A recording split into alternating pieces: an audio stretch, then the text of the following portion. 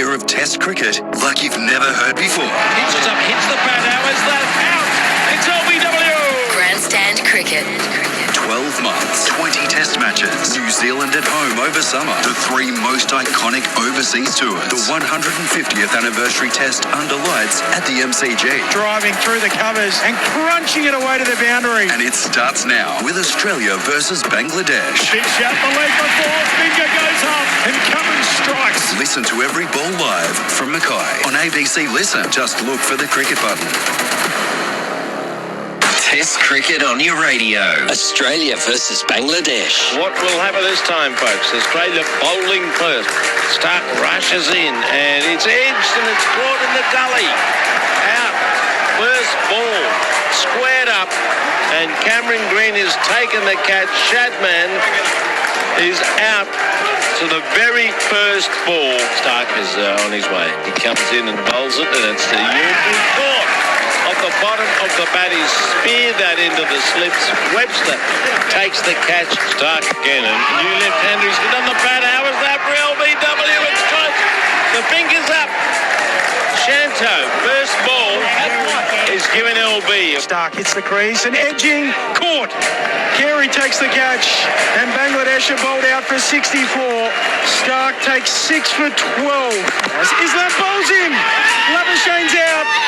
He's bowled. Bring on 13. Hassan to him now. He's pulling again. Full-blooded pull shot out towards the boundary, and he gets another one there. 4 more for Green. Gee, these Australian batsmen, they look like they're in now. Smith awaits. He's struck on the pad. A shout the leg before. Shoreful runs down the wicket, and the finger comes up. And Shoreful Islam gets Steve Smith. Shoreful to him now. Gets one to hop up on him. Catches the shoulder of the bat. Linton Das takes the catch. Cummins is out for his second ball done. Nigel Islam into the attack and gets one to turn, but Green goes on the back foot. Punches away to bring up his 50. ABC Sports coverage of Australia versus Bangladesh. Live from Great Barrier Reef Arena on your radio. ABC Sport Digital and ABC Listen.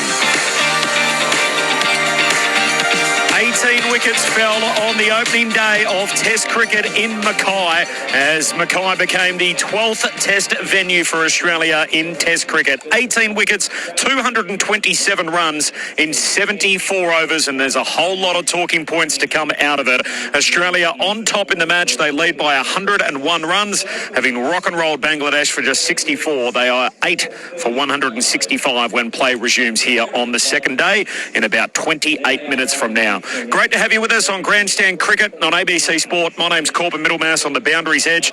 It is a pretty mild morning, it must be said. It's 21 degrees. The feels-like temperature is 19, and the forecast top is just 24. So pretty cool day today. 2 first innings wickets in hand for the Australians, leading by 101 runs. Jason Gillespie's down here, a man who took 259 Test wickets for Australia. Hello, Diz. Morning, Corbin. Morning to everyone. Stuart Clark, the man who terrorised the Poms in the 06-07 Ashes series. Hello, Saf. G'day, Corbin. G'day, everybody. It's a glorious day up here. A bit breezy today. A bit more breezy than yesterday, but good day's cricket ahead, I think. And Phil Jaques, the man who averaged 47 in Test cricket, scored 100 in his last Test match. Jakesy, there's a lot to talk about on the batting front. Morning, Corby. Morning, listeners. Yeah, there's lots to talk about on the batting front, isn't it? It was a wicket-a-thon yesterday. Beautiful day here in Mackay, though. There's a nice buzz around, a nice sunshine. Expecting the wicket to get a little bit harder as this second day kicks on. 18 wickets falling on the first day of a Test. Ordinarily, we would sit here and say that's unbelievable, and it's the third time that it's happened in the last 50 years in Australian Test matches. So you think, 3 times in 50 years, what a crazy event. It's happened 3 times in the last 7 Tests now. So Perth last year, Melbourne on Boxing Day, and then again here at Mackay. So 18 for 227 runs. Do the conditions, or did the conditions, Diz, justify that kind of scoreline? No, they didn't. I thought the batting yesterday from both teams was very poor. Simple as that. I understand. The ball can nip around a bit. It can seam, it can swing. But 18 wickets in a day. And bear in mind, it wasn't 90 overs, Bob. 74 overs. 74 overs, Corby. 18 wickets in 74 overs. I think it was disgraceful batting, to be perfectly honest. Yeah, it's a new ball wicket. There's no doubt about it. And swung yesterday, but there were some pretty ordinary shots at times and a bit of a lack of footwork from both teams. Busy, wasn't it? It was, I think it's going to be a little bit the same in this second innings. I think the new ball is going to be a crucial time of the game, and how many wickets fall will depend on how long this game falls. Jaques, the bowling's been good. We acknowledge that. But it hasn't been 18 wickets in a day good. No, it was a 13, 14 maybe. At most. At best. 18 wickets was overkill. No, shocking batting. I think, look, the wicket bounced a little bit more than the Bangladeshis are used to. So that's always going to be hard when you come to Brisbane or Perth for Bangladesh, because they're just not used to it. And then it did swing a little bit. So, but some of the shots were interesting to say the least. And then the Australian batting, well, let's have a look at, they lost head chopped on, Marnus pad, but Smith's going well. He gets a fairly rough LBW. The shot that Alex Carey played, Alex Carey's been a wonderful player in his whole fifth. I'd say that's the worst shot he's ever played in Test cricket, because there was just nothing on. You just hit one up in the air and basically walked off. I think Smith and Green, the way they went about it, showed that you can make runs if you apply yourselves. And those two guys put on a partnership, and they made it look like a different pitch to everybody else. I don't think Alex Carey will play a worse shot in his Test career than he played yesterday. The bloke's he's a star of this. He's the salt, he's the rock behind the stumps. I reckon he walked off and went, what have I gone and done? You know the amazing thing though, Stewie, is that if he hit that in the middle of the bat, that one bounced 4, went for 6, everyone just goes, oh, great intent. Absolutely. That's right. We can all jump ship. That's why we commentate, mate. That's why we don't play. We can jump ship really, really quickly. It was two left-armers yesterday that dominated the day. They took 12 wickets between them, 12 for 47 collectively off 21 overs. So 6 for 35 for Shariful Islam, who was the left-armer and the only change to the Bangladeshi team. He came in for Ebadot Hussain. And then Mitchell Starc, who was just an absolute demon with the new ball again. So 6 for 12. He had a 5-fer in his first 22 deliveries. It's the first time since 1951 in Test cricket that two different bowlers have taken 6-fer on the same day. So that's a long way back since the last time that's happened. Sorry, that's on day one of a Test. Day what one. A stat, Corbin. 1951. How did you come up with that one? I just pinched it off somebody else's ears. As Dennis Committee always says, the best stuff's always plagiarised. So that's I've just stolen that from somewhere else. But Mitchell Starc was one of the two stars yesterday, along with Shariful, and we had the chance to chat with Mitchell Starc post-game, and understandably we're pretty keen to chat about the conditions here on the back of 18 wickets falling on day one. Well, I think it's a good wicket. There's obviously some swing in the air. I think while the ball's new and we saw it across both innings today, there was some sideways movement when it was hard and new, and as that wore off, there was still swing throughout the day with that breeze across the ground. But I think it's a really good day one wicket. It's got to give credit where it's due, some good bowling. I wouldn't say it's a bad wicket. Is it an 18 wickets on a day pitch? People are going to look at that and go, there's something wrong with the wicket. I would say it's very similar to a Gabba wicket in terms of the way it played. You might get quick throughout tomorrow. It's a bit greasy underfoot to start the game, and then obviously with the weather we've had and the wind, it's gotten a little bit drier, but it's still playing well. It's probably quicker than last week in Darwin. Obviously we've seen some good carry and some good bounce. I would say it's a good wicket. When you looked at the wicket this morning, we all went out and had a quick look. You're right, it does look like that Gabba wicket, but it's got good carry in it, and when the ball swung, obviously the batters found that a bit difficult. Yeah, it's funny when the ball doesn't go straight, the batters don't know what to do. So, look, again, I don't think 18 wickets means it's a bad wicket. I think it's been some good bowling. Some balls went in the right spot. They nicked some half volleys. There was some chop-ons and some thigh pads on the stumps. Is there a sense of frustration? We've seen the reports around the fact that the bowlers have seemingly carried this group for a long period of time now, that the runs just haven't been there in the way that I'm sure the team would have hoped. Everyone wants more runs and wickets, don't they?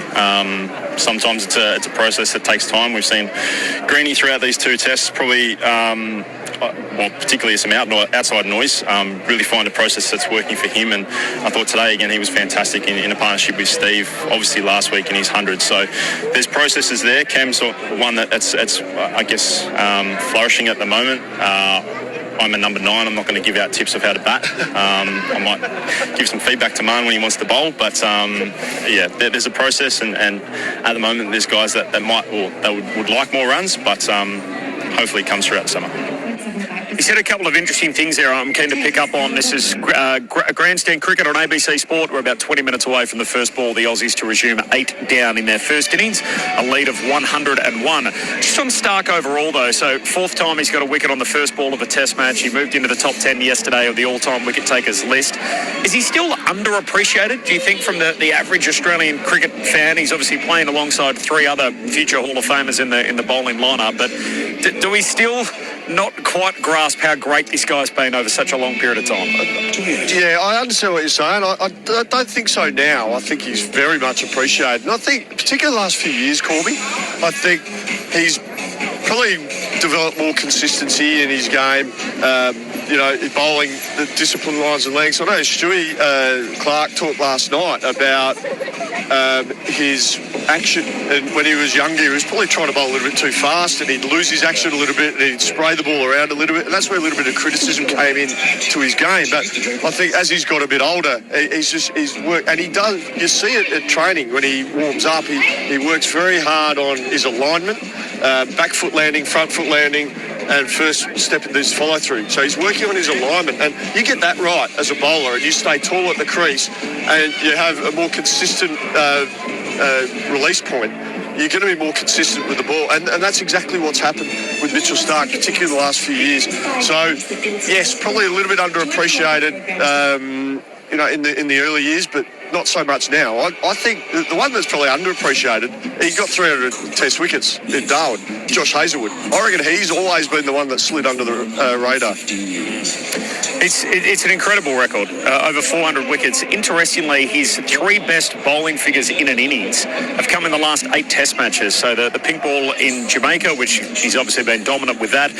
The effort over in Perth where he took 7 for, and then yesterday where he ended up with 6 for 12, and they had no answer for him yesterday. He was phenomenal. He has been over such a long period. He was devastating. Look, remember in the Ashes series, he had 20 wickets in the first 2 tests. Yeah. He basically went 10 for 10 for. Yep. So he's been, at the top of his game. Dizzy alluded to it the last couple of years. Everything he's doing at the moment. The other thing is he doesn't seem to get injured. Like as bowlers have got injured through the history of the game, as they've got older, they've got injured. He's a bit of an Iron Man at the moment. They were, during the winter, we're talking about handing out 3-year contracts to all these people. I'd be handing him one because we actually need him to play. He's been arguably our best bowler for the last 3 or 4 years. If I was handing out a 3-year contract and he was physically able, I'd be giving him one. He's done it the right way, as such, in inverted commas, for the average Australian cricket fan who really values Test cricket. He's turned down the IPL riches multiple times to make sure he's available to play for his country and play long-form cricket. So hats off to Mitchell Starc, who did it again yesterday.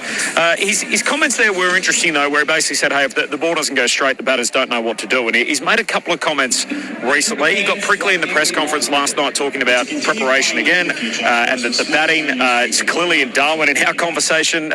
He wasn't all that chuffed about it. Nathan Lyon made a comment in Darwin about the batters and said, look, I'm not going to sit here and comment on poor shots. I get the sense there is a real growing frustration, and if you read between the lines on all of this, that the bowlers, Dizzy, have had enough, that they feel like they're sick of carrying this team and that the runs just haven't been there. There is no doubt there is frustration. Just you mentioned it, Nathan Lyon's comments at Darwin.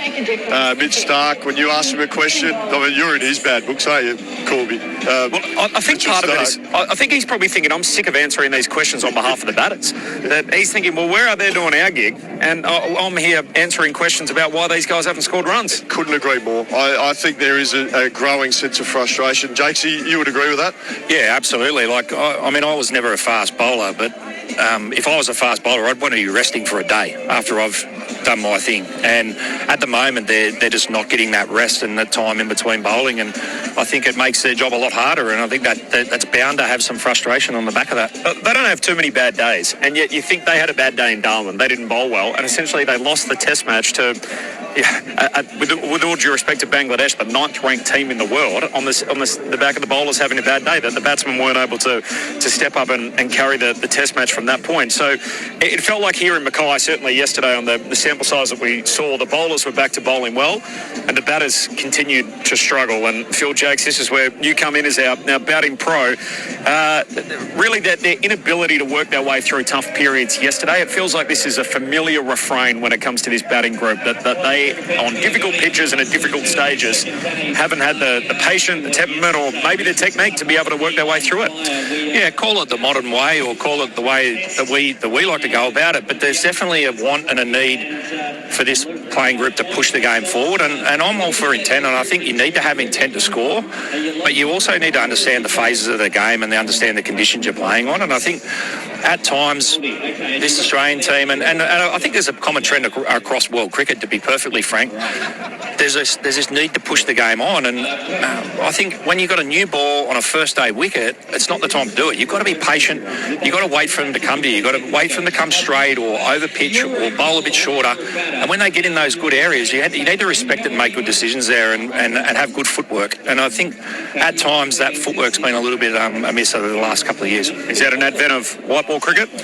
I think it's probably a combination of a few things. I think there's the pattern of getting these kind of wickets quite a lot. So they're thinking, well, I'm going to try and get runs before the wicket gets me, as opposed to trying to ride an hour or two to get through it. But I think also, white ball cricket, getting a nice still base in white ball cricket, which is what you want on a wicket that doesn't move and you're trying to hit over the top, it doesn't lend to good footwork. Corbin, Jaques said something in Darwin that really resonated with me as a bowler. Like, we talk about intent, and we hear that word a lot, don't we, about intent. And everyone assumes intent is like looking to score quickly, but intent can also be, and this is what you said, Jaques, and I thought it was a really good point. Intent can be keep the bowlers out there for longer, getting bowling their second and third and fourth spells.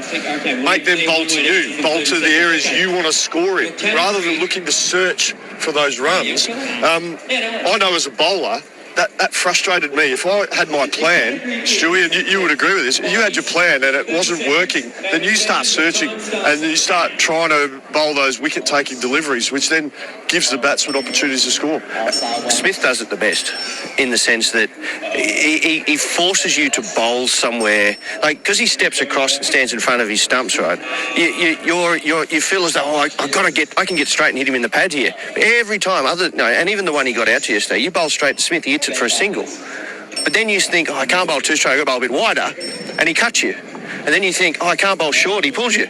Or he drives you. He forces you, and he creates intent by the way he goes about his batting. And that's what I think you're alluding to. He's a really good example of it. Whereas some of the other guys, it's a bit like, that's my game, or that's my role, and they come out and just start playing shots, as opposed to, well, why don't we just let the ball get old for a little bit? And I never bat at the top of the order. It's got to be easy when the ball gets older. Oh, 100%. and this new Kookaburra ball even more so. Like, it moves for 30 to 40 overs, and then between 40 and 80, it's how many do you want to score? The ball doesn't reverse, but in that first 40 overs, it'll swing and it'll nip a bit. So you need to respect that. The thing that Smith does well is he creates angles for himself to keep the scoreboard moving because he moves around the crease so much. And as you said, it's hard when you've got a moving target to sort of line up as a bowler, but it's the bowler's job to get wickets with a new ball as well. And, it's that game of cat and mouse that is Test cricket, that you need to be more patient than the bowler, and the bowler needs to be more patient than the batter. And whoever's more patient wins. Phil Jaques alongside Jason Gillespie, Stuart Clark and myself, Corbin, Middlemas, Grandstand Cricket on ABC Sport.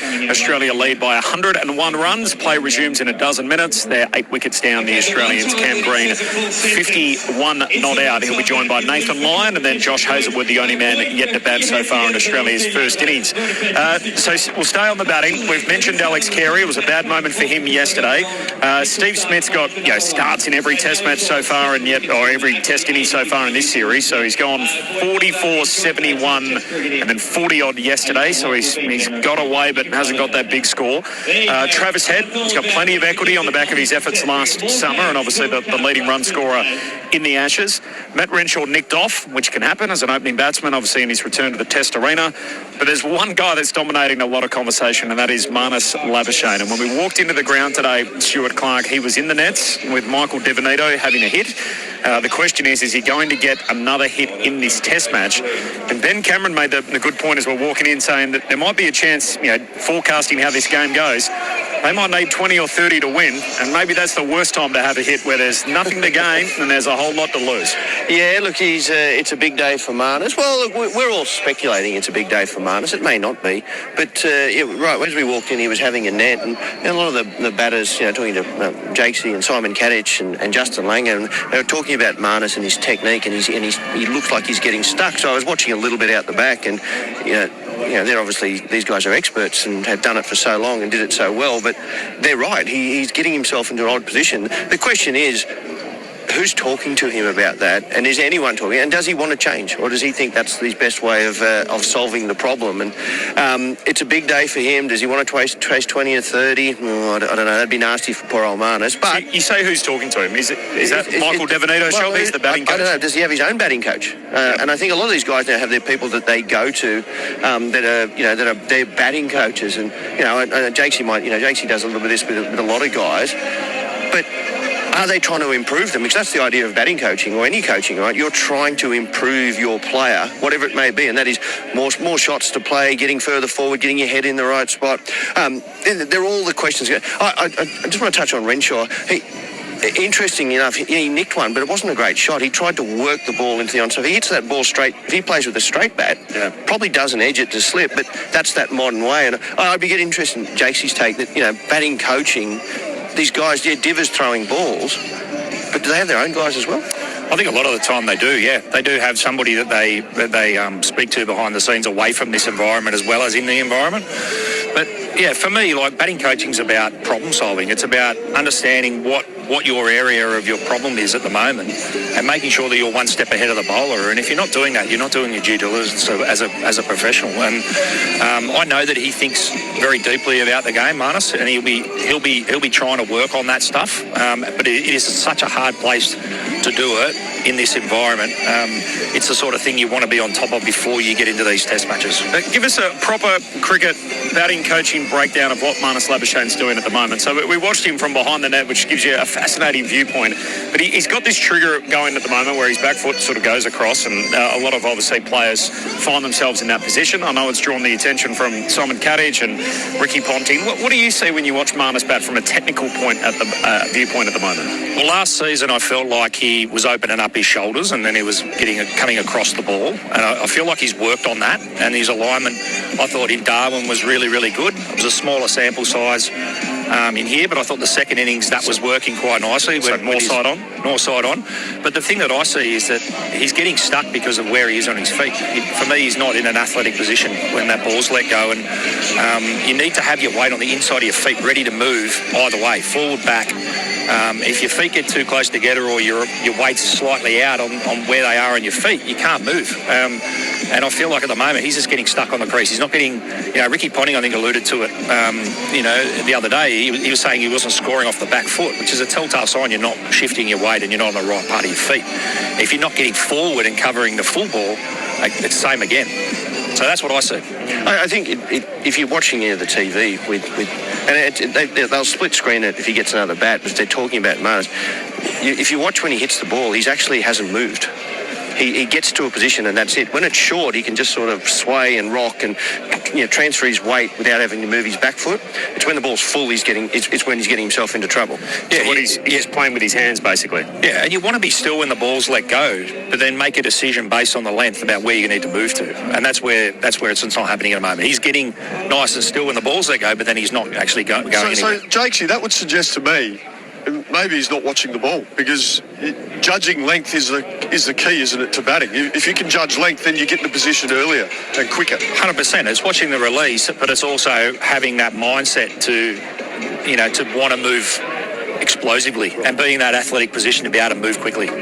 It's incredible, even coming out of Darwin where he got that 30, and I think in the end Andrew McDonald said, look, at the end of the day, it's 31. He needs some big runs, which is absolutely true, but it felt like there was a lot of this optimism that it's about the turn. It's around the corner. You can see it in Marnus Labuschagne, and yet if you were to plot his scores on a graph, and cricket at the end of the day, batsmen become prisoner of the numbers pretty quick.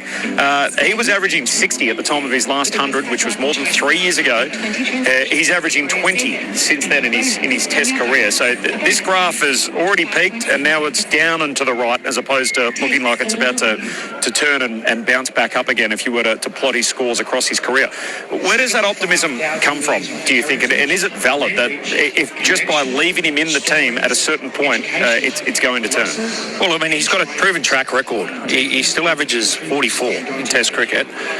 He was number one batsman in the world, so there's evidence there to say that he is a good player. And he's obviously hitting the ball well in the nets. The guys have said, Pat Cummins has come out and said that he's been hitting the ball beautifully in the centre wicket scenarios and in the nets.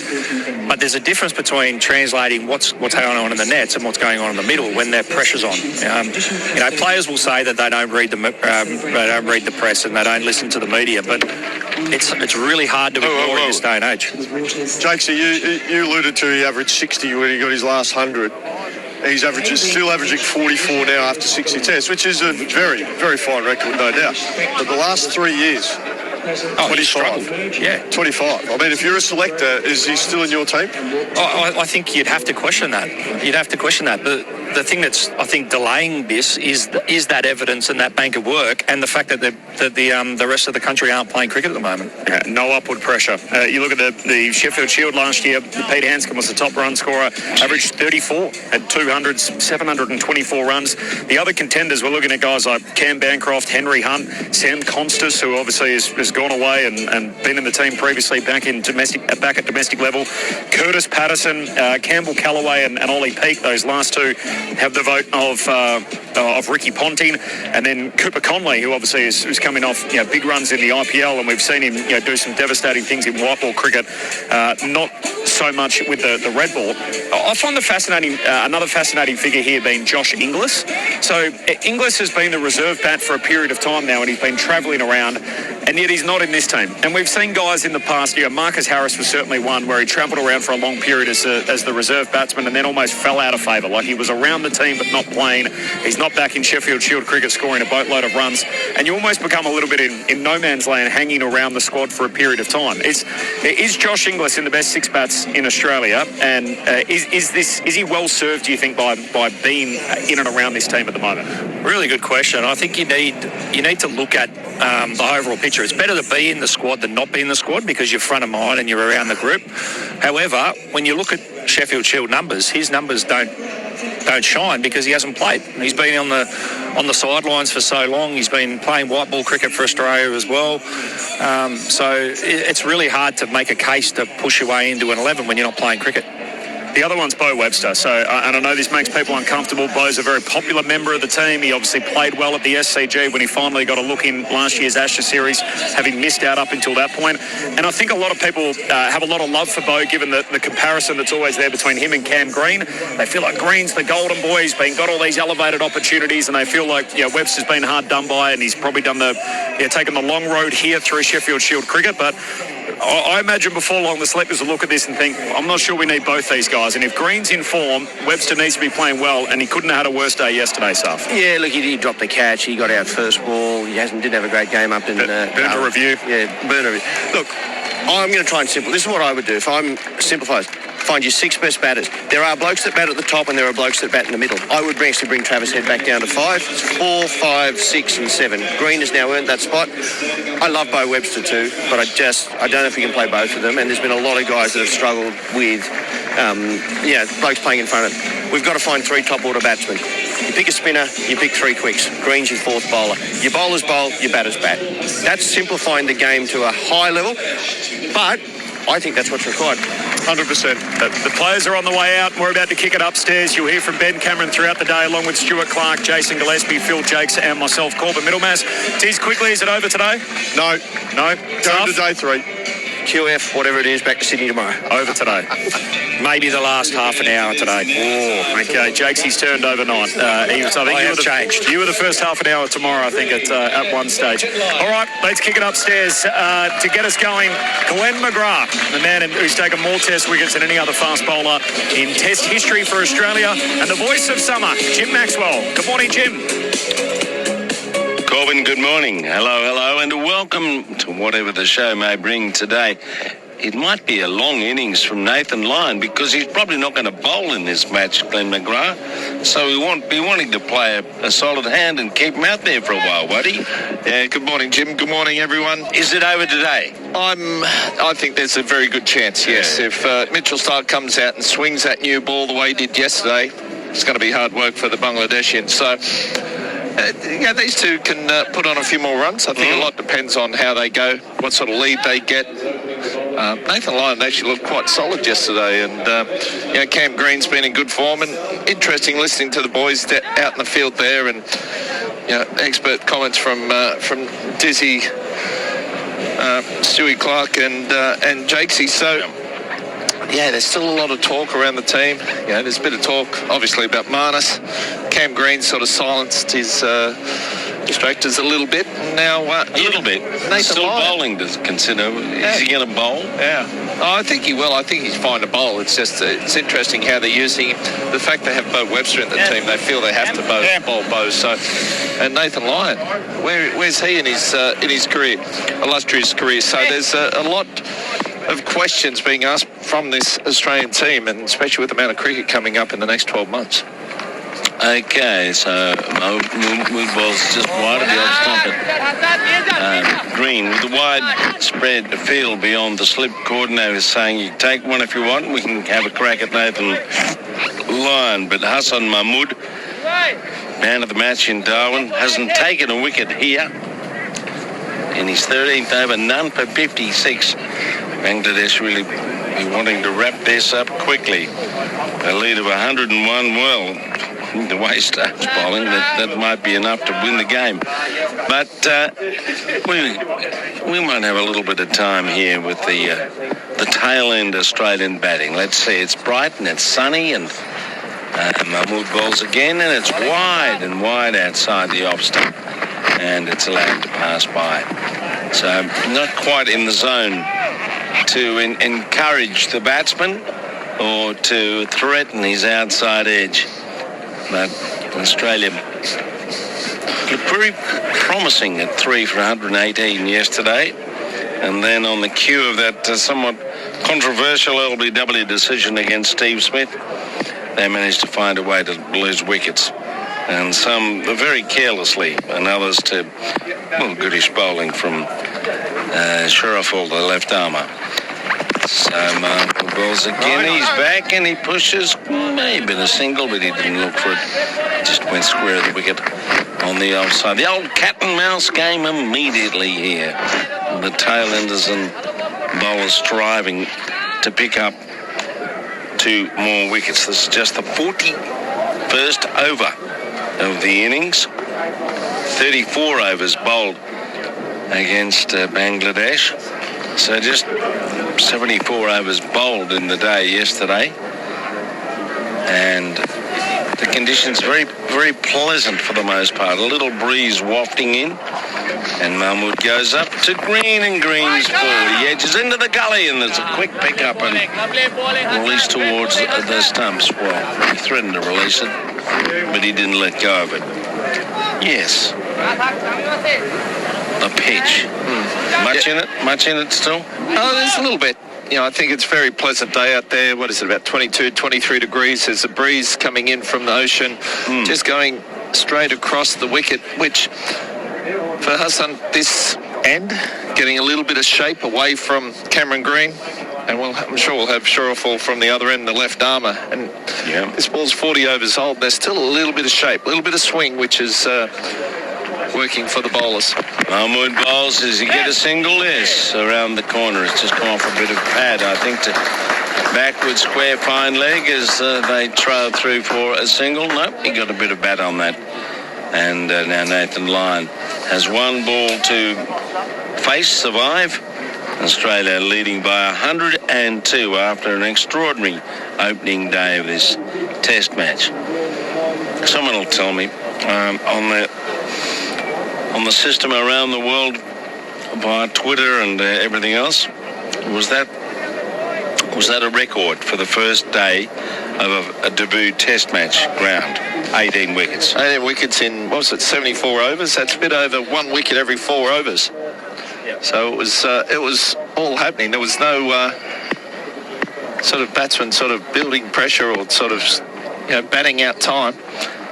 Yeah, well, Green's probably the pick of that as the line is back and behind it and looking every inch the best number 10 in the world as he pushed that away. A fairly harmless looking delivery out onto the offside. So Green's the star of the batting show here. He's 52. And that's 1 over gone and 1 run added. Yeah, we've got the tall left armour, or tall for Bangladeshi standards. You've got some of the batsmen out there. Not the tallest guys going around. So Shariful here, left armour, has picked up his best figures yesterday, 6 for 35. There's still 2 more Australian wickets. Can he add to it today? He didn't play up in Darwin, but he's really come back and bounced back well, hasn't he? He sure has, yes. He got a bit lucky perhaps in his first over with the 2 wickets, but from there on, he kept annoying the batsmen, hitting the pads, getting decisions, knocking people over. Here he comes now. He's bowling to Green, and Green said, yeah, come on, let's have a quick one. We might get 2. They will out to deep mid-wicket. That's where he sent the ball. Easy 2 runs. And that, of course, is what happens when you spread the field and you don't have anyone within 30 yards of the bat on the onside. There's a long on, deep mid-wicket, deep backward square. So help yourself, take 2, which they did. Yeah, the Australian plan here is to Green to take most of the batting, most of the balls, hopefully turn 1, get a single on the second last ball. Shariful comes into him and he's hit on the body. That ball bounced a little surprisingly and went away on the offside. I know this is the way the game is played when lower order batsmen, or one of them with a good player, drop the field out, try to get the other fella on strike. But I think it demeans the bowler. Yeah, you wouldn't have stood for it, Glenn. You try for a little while. Get the bloke out. You try for a little while. If it doesn't work, then go back to normal cricket. So, you've got to think, okay, how are we looking to take a wicket here? We're hoping to get the other guy on strike for 1 or 2 balls, and Nathan Lyon's looking pretty solid in defence. Shariful goes in and Green leans forward. No, there's a single, but he won't take it out to deepish point way on the offside. But then the Australians are looking to keep the Bangladeshians out there for as long as possible. And I think if they do that, then it may go into a 3rd day. I think the officials are looking forward to them batting for as long as possible. Yeah. So we see a 3rd day. And there'll be quite a few people here who've probably got tickets for tomorrow as it is. And came up here thinking, we'll get 3 or 4 days of cricket, won't we? Well, you might get 3. It's not like the Ashes where they travelled halfway around the world to get here. And it's pitching up inside edge to boot away on the offside. They can almost take 2 out there as it rolls away, but they get 1. And Lyon's on strike with 2 balls left in the over. Those poor supporters who were getting all ready in Perth, they decided, we might miss the first 2 days, but we'll be there for the 3rd day. So they turn up and they spent the next 3 days in the pub. Yep. Same with the Boxing Day test. So here you've only, I've heard there's a lot of this crowd has turned up from Victoria. So it's not as bad as travelling around the world. So it was better to be here than in Melbourne. It's 11 degrees, for goodness sake. A bit fresh down there. Yeah. You'd be migrating, really. Now, there's a short square in position here as Shariful bowls, and it's whipped away by Lyon. That's a batsman stroke wide of mid-on, and it's racing away to the boundary for 4. Oh, yes. One of his strengths around the line of middle and leg, and Shariful pitched it up, and he punched it to the boundary. Lyon with this extraordinary record of playing more innings than any other tail ender without getting to a half century, and he's now 14. Yeah, no, he's looking pretty good. Normally Nathan Lyon's a compulsive hooker. They bowl short at him, and he plays it reasonably well. But we saw yesterday he was getting underneath it. I'm sure he's going to get tested out here with the short ball now after getting hit through mid-wicket, mid-on for a boundary now. Is he going to play it today, Jim? Well, it was the last ball of the over. There's two men on the onside nearby, and he's now leaving a ball up and outside the off stump. So he's doing his job. He's faced 3 balls so far, and Australia have moved to 173. So they lead by 109 after 2 overs on this sunny day in Mackay, and another full house of 6,000 or 7,000 expected here. They're dotted all over the place, some under cover, some under a broad-brimmed hat, and some doing the slip, slop, slap to make sure they don't get burnt. Yeah, well, Nathan Lyon, he's faced 30 deliveries now, which is the 3rd most by any of the Australian batsmen in this innings. He hasn't played any big extravagant shots. He's got him behind the ball. It shows that you can do it.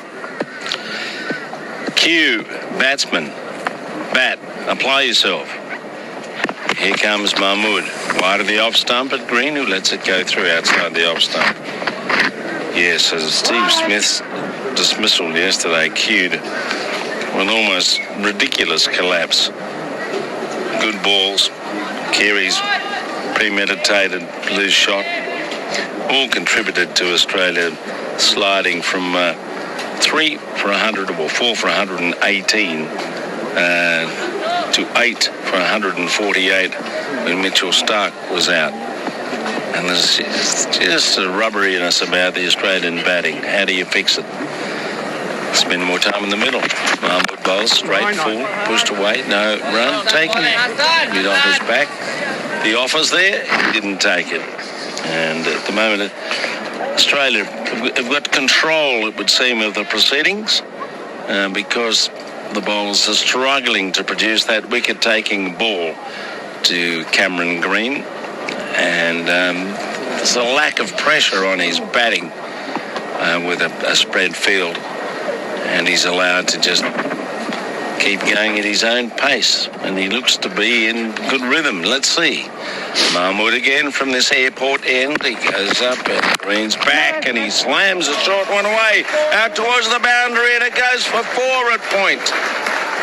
That was an offer there. It's short and a bit wide. And it goes for the right on the punch of Green. Yeah, even a deep set field wasn't going to prevent that ball going out to the boundary. Yeah, no.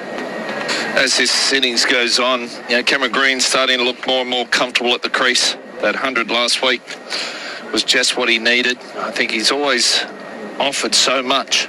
There's been a little concern about what he can deliver, and I think he's now starting to feel a little bit more comfortable. A guy that tall that bats the way he does and then bowls good pace. There's not too many around. He's 59. Mahmood has him pushing forward and taking the single down to a deep mid-on. And Lyon will have the strike with 2 balls left in the over. Well, they're going to have to review their tactics, the Bangladesh team, if this continues. I think they've got to get the spinner on at Mahmood's end. He's looking pretty innocuous at the moment. But I shouldn't speak too soon. Lyon might miss one. But he's 14 from 31 balls. Green is 60. It's 3 for 178. A useful 114 ahead.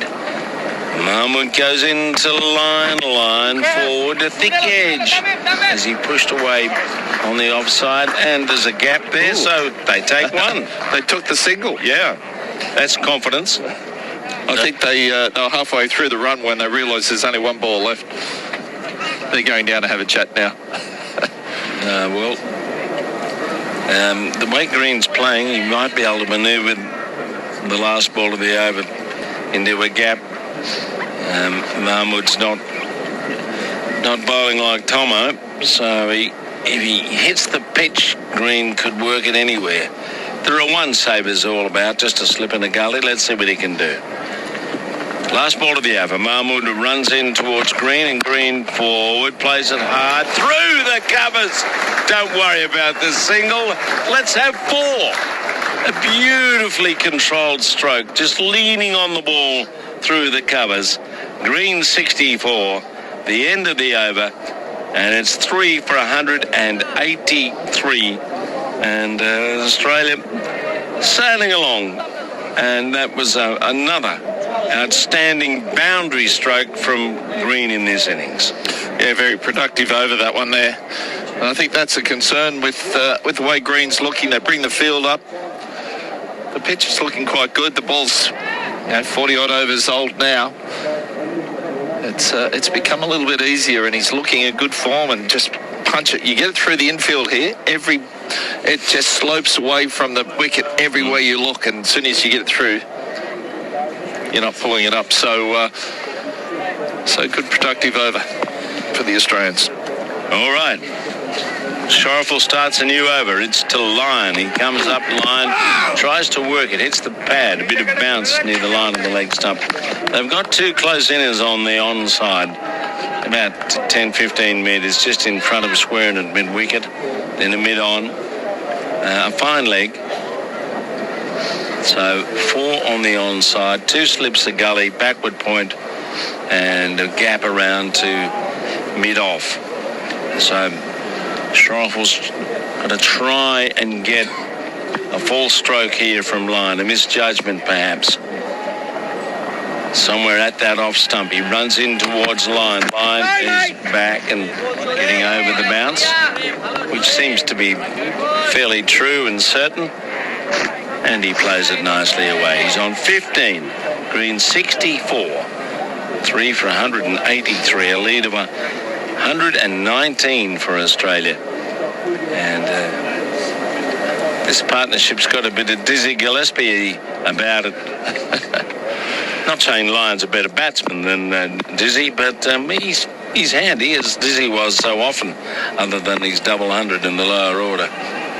Sharfel goes in and Lyon ducks. Bouncer didn't take on the shorty there and allowed it to go through.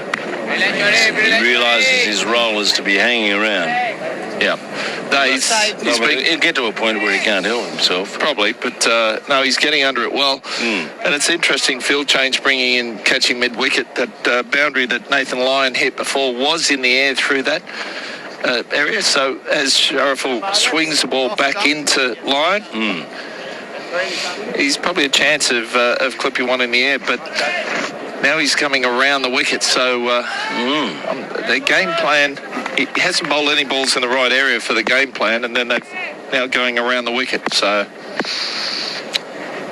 Shariful left arm around it. Line, taken on the pad and appeal for LBW. I think that's going down. Kumar Damasena keeps a gun in his pocket. And I don't think they're going upstairs for a review. It'll look to be sliding in at that leg stump from our oblique angle at fine leg. Shanto, the captain there, was saying that was it too high, but coming around the wicket, the ball swinging in. It's going to be tough to get an LBW from there. Hit him high, as you say. Hit him high, probably, yeah. Clearly hit the top of the pad, so that's going over the top. And is it sliding down? A bit of both. A bit of both. Last ball of the over. Shariful coming in towards Nathan Lyon, and Lyon back, and he whips it away off the pad, trying to zip it through the onside. And still one more to come in the over. Shariful 6 for 42, doing a superb job yesterday. Lyon 15, Green 64. And this partnership is annoying Bangladesh, helping Australia to some useful runs and a better lead. They've put on 35 so far. Right, Shariful about to come in again from that northern end. Here he goes at line forward, and he plays the ball away on the onside down to mid-on. So Lyon survives, and Australia looking pretty comfortable And when Green's batting, prosperous. 3 for 183 at the end of the over. Yeah, just looking at Sharaful there, not sure why he came around the wicket. I think he was looking more dangerous over the wicket. A few more options. So it's, they're changing their game plan. A little bit too often here, the Bangladeshians. So they've been listening to you, Jim. Hassan's getting a break, and Tajul is going to bowl a few. The left armour is coming on. Tajul Islam, left arm spinner, with a very strong Test match record. He didn't bowl a lot yesterday. What did he have? 5 overs for 13. Mahidi bowled 1 over and took a wicket. So we might have both of them in action. Sharaful 13 overs, Mahmood 14 and Tuskin 11. So here we go. Spread field. There is a slip. And there's a push by Green. Square the wicket on the outside. There's a deep backward point almost round to third man. A deep cover, a long off. A man at cover. Deep mid-wicket, long on. Deep backward square. And again over the wicket he bowls. And yes, let's have one. Might get two. No, only one. He's hit it a bit too well towards deepish mid-wicket. And they take the single. Now this will be interesting. We know, as you suggested, that Nathan Lyon has this sort of predilection for a cross-batted shot called a sweep or a swipe. He loves the sweep, doesn't he? Yeah, and sometimes it's premeditated, and he's got a pad in front of the stumps, and if he misses the ball, he's dead. Absolutely. But he can hit them there. Let's see. Short cover is in for him as he's bowled, and he goes back with the bottom hand. Way on the onside. So lots of one-savers and a few catches nearby at the moment. And Islam bowling his little finger spinners around the wicket. Short leg and a slip. He goes to line forward. Pushes it out to cover. How long will it be before he's tempted to play the sweep? Now, short leg goes into silly point. Islam goes in again. Another foolish ball at the stumps. Not going to sweep that, or try to. 3 for 184, 120 ahead, Australia. And they've been pretty productive so far today. Last ball of the over coming in here. Go on, get it in near the leg stump. He might have a dip at that. He comes into line. No. He's doing his job. He said, I'll just hang around. You get on with it at the other end. So that's it. 1 run from that over. Glenn McGrath's alongside me. And Corbin Middlemas is going to come in and join you in a moment. ABC sports coverage of Australia versus Bangladesh, live from Mackay, Queensland, on your radio, ABC Sport Digital and ABC Listen.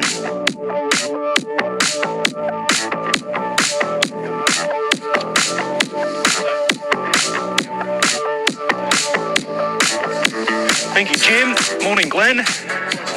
Morning, Corbin. How you going? I'm very well. Enjoy your Japanese last night? Yeah, nice little food. Some decent restaurants up here in Mackay. Yeah. So little treat afterwards. Close the meal out.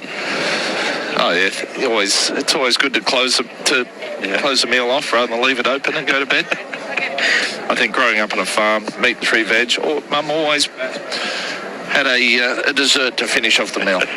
He's Sharaful Islam with 6 foot to his name, a short one to Green, and he ducks underneath it. And the Aussies 8 down. The lead is 120.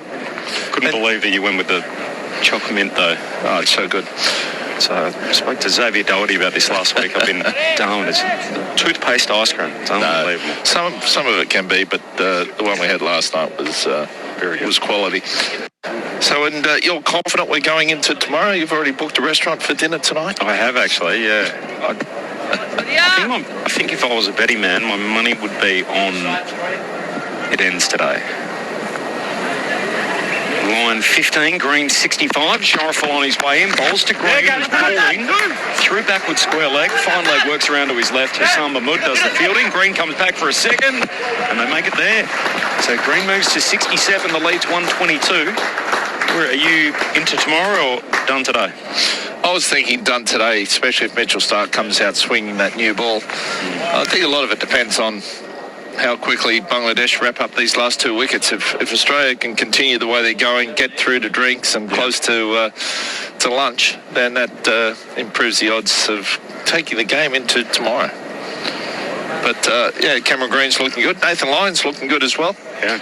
There was that last over, Tajul left arm offie, a little bit of turn and bounce, but he gets through the over a bit quicker. Sharifel bowls wide on the stumps. Gee, that popped up. Good carry through to the keeper as it slaps into the gloves of Lytton Das. Head height. Yeah, that ball's in its 46th over, and that really bounced through nicely.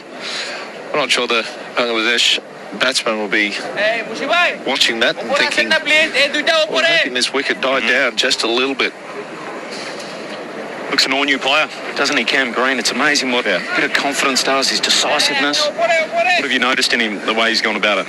Yeah, no, I think he's starting to feel more at ease. Yeah, you look at his stats for WA and how he is around in that dressing room. I think he's a lot more relaxed, knows his game and feels very comfortable. Sharifel bowls and confidently defending out on the leg side is Green.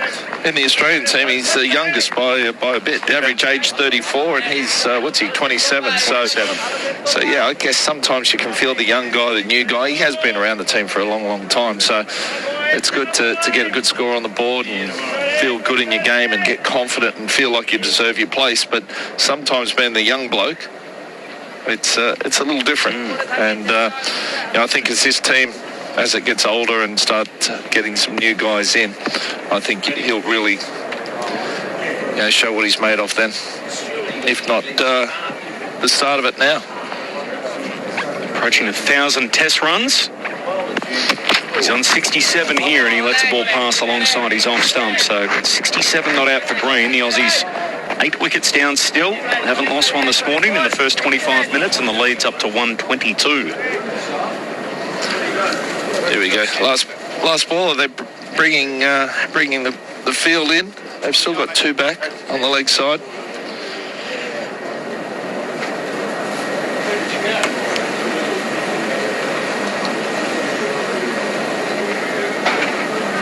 Got 100 late in the Shield season at Cricket Central, as it's been dubbed, out near Homebush, the New South Wales facility. Got a ton to win the season there for WA. Went away to the IPLs on a mega contract playing for the Kolkata Knight Riders. Sharifel bowls, and again, Green lets it pass. So through to the keeper. 8 for 186. Lions 15, Green 67. The lead is 122. This is Grandstand Cricket on ABC Sport. Corbin Middlemas alongside Glenn McGrath. I also felt like there's always seemingly this guy in the lineup. It's often the all-rounder where, the search for the next great all-rounder, and Shane Watson lived it and so did Mitch Marsh, that it's like the guy that's elevated almost ahead of his time, and then it feels like they're also pushing against the Australian cricket fan base too, that are almost feeling like they're the golden child, they're the anointed one. But I've also found what's happened, and this was the case at the IPL, he struggled at the start and everybody wanted to shout out his failures and say, he's struggling miserably. Then when he had a run of success, you didn't hear a word. He actually played okay in the back end of the IPL for the Knight Riders, and it wasn't hyped up as much as Lyon on the back foot looking to cut, can't break the infield, and you over starting from Tajul Islam. It was almost that confirmation bias that he struggled to break out of, that the narrative was working against him, and really through weighted performances he's been able to change that script. Yeah, when you quieten them, it's sometimes easier to criticise than compliment these days. Tajul awaits, and Tajul delivers, and Lyon awaits, who now defends to cover. Yeah, and he's sort of always been earmarked as not so much a golden boy, but the next big thing. And he's got so much ability, so much potential, and Tajul delivers, Lyon's back, Bristolly whips it away, but straight to mid-wicket. And until you deliver, everyone's on top of you. So, and you've got to handle that pressure too, and half the time it's better not to read the media, or within yourself how you're going. And he is something pretty special, I think, Cameron Green. Nigel around the wicket line, dead batted on the offside. I was lucky enough to be in Wellington and covered the test when he got the 100 there. And it's funny with young batsmen that every now and then you'll see them play one innings and you think, yep, that's the guy. And I can understand why the patience is there and the belief in him as Nigel on off stump and off the back foot line can't break cover. Back foot punch. And his best performances early in his career all came away from home. He got 100 in Ahmedabad, got 100 in Wellington. Before the innings up in Darwin, that's the first time he's broken through on home soil. Nigel darts one in and Lyon just pushes it back down the pitch. So that's a maiden. Nigel Islam, the man who's taken more wickets than any other player in the history of Bangladeshi Test cricket. 8 for 186, the Australians. The lead is 122. Well, cricket is very much a confidence sport. You know, when you're confident and playing well, it just seems to flow. There's no noise in your head. You're running in, you're bowling well. You're just watching the ball when you're batting and you're finding the gaps. But when your confidence is down a bit, you start that noise is a bit louder in your head. You start questioning things. You get away from the basics. And, I think Marnus is a good example yesterday. His confidence is way down.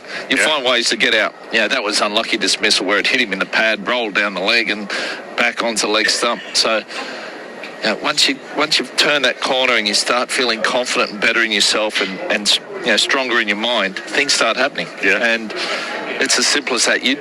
Cricket, and I think most sports are very similar, you bring it back to its most simplest form. Do the basics and do the basics very, very well. You're going to be successful. It's when you start complicating, that voice in the head starts telling you things, different things. Other people always have advice.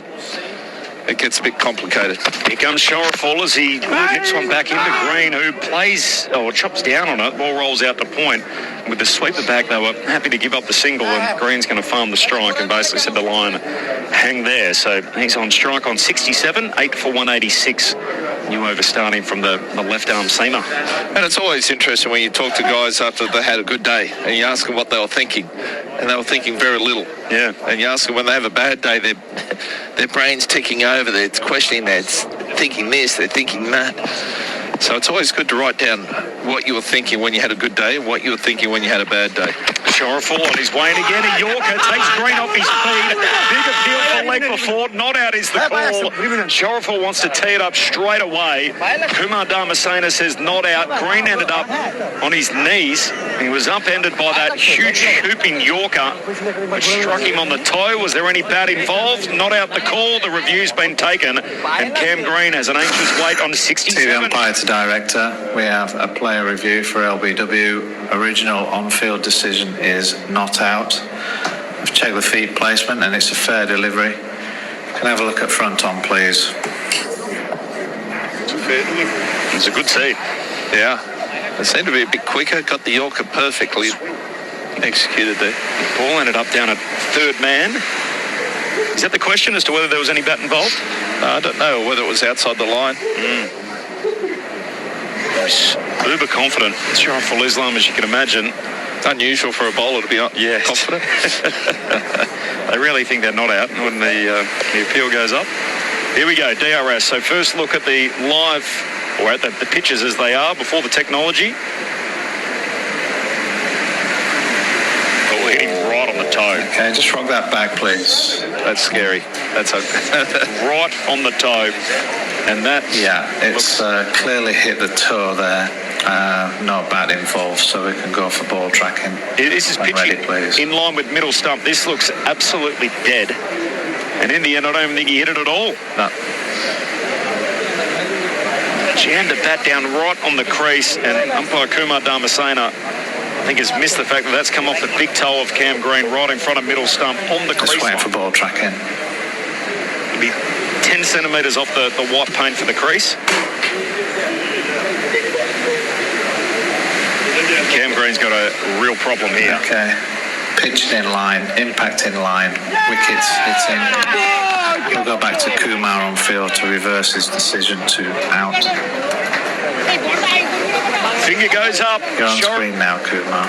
The finger goes up now, and Sharaful Islam has got 7. A 7-wicket haul for a man that had never previously taken more than 3. Cam Green is out. for a well-compiled 67. The Aussies 9 down. The lead is 122 in the test. Well, that was a good cherry. That was a very good ball. It came in a lot quicker, perfect length, a perfect Yorker. And this ball being 48 overs old, that still swung. And no wonder Sharaful was confident there. Yeah, that was missing leg stump, and it was missing off stump, and it was hitting about a foot up the stump, middle stump. So absolutely dead. Really good delivery there. Just surprised Cameron Green. You'd be flat, wouldn't you, if that was given not out and there was no technology? Oh, the old days.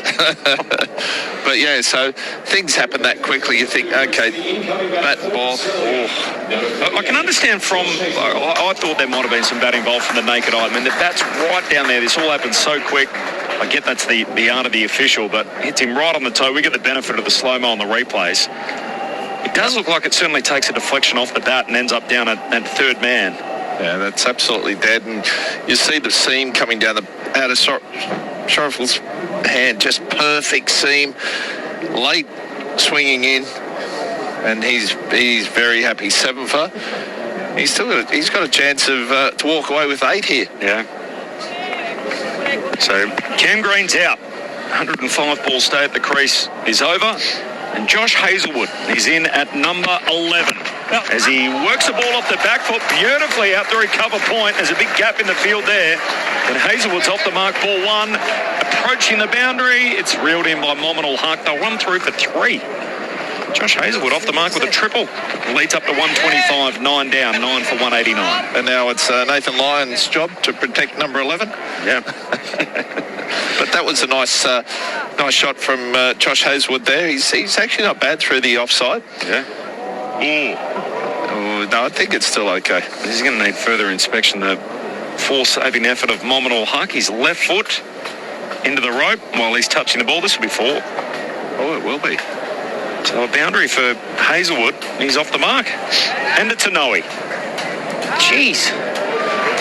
Only 5 more to the total, so at the boundary, that makes the lead 126. 1 more for the no ball makes it 127. Yeah, a little bit short there, Sharaful, if you can get it a bit fuller than that. How's that a no ball? Did he call a no ball? Surely not, because his foot was miles behind the line. He might have just had his arm out there getting just ready for signal 4. Signal 4, my apologies. Yep. So just 4 more. 126 the lead, and Hazlewood off the mark, ball 1.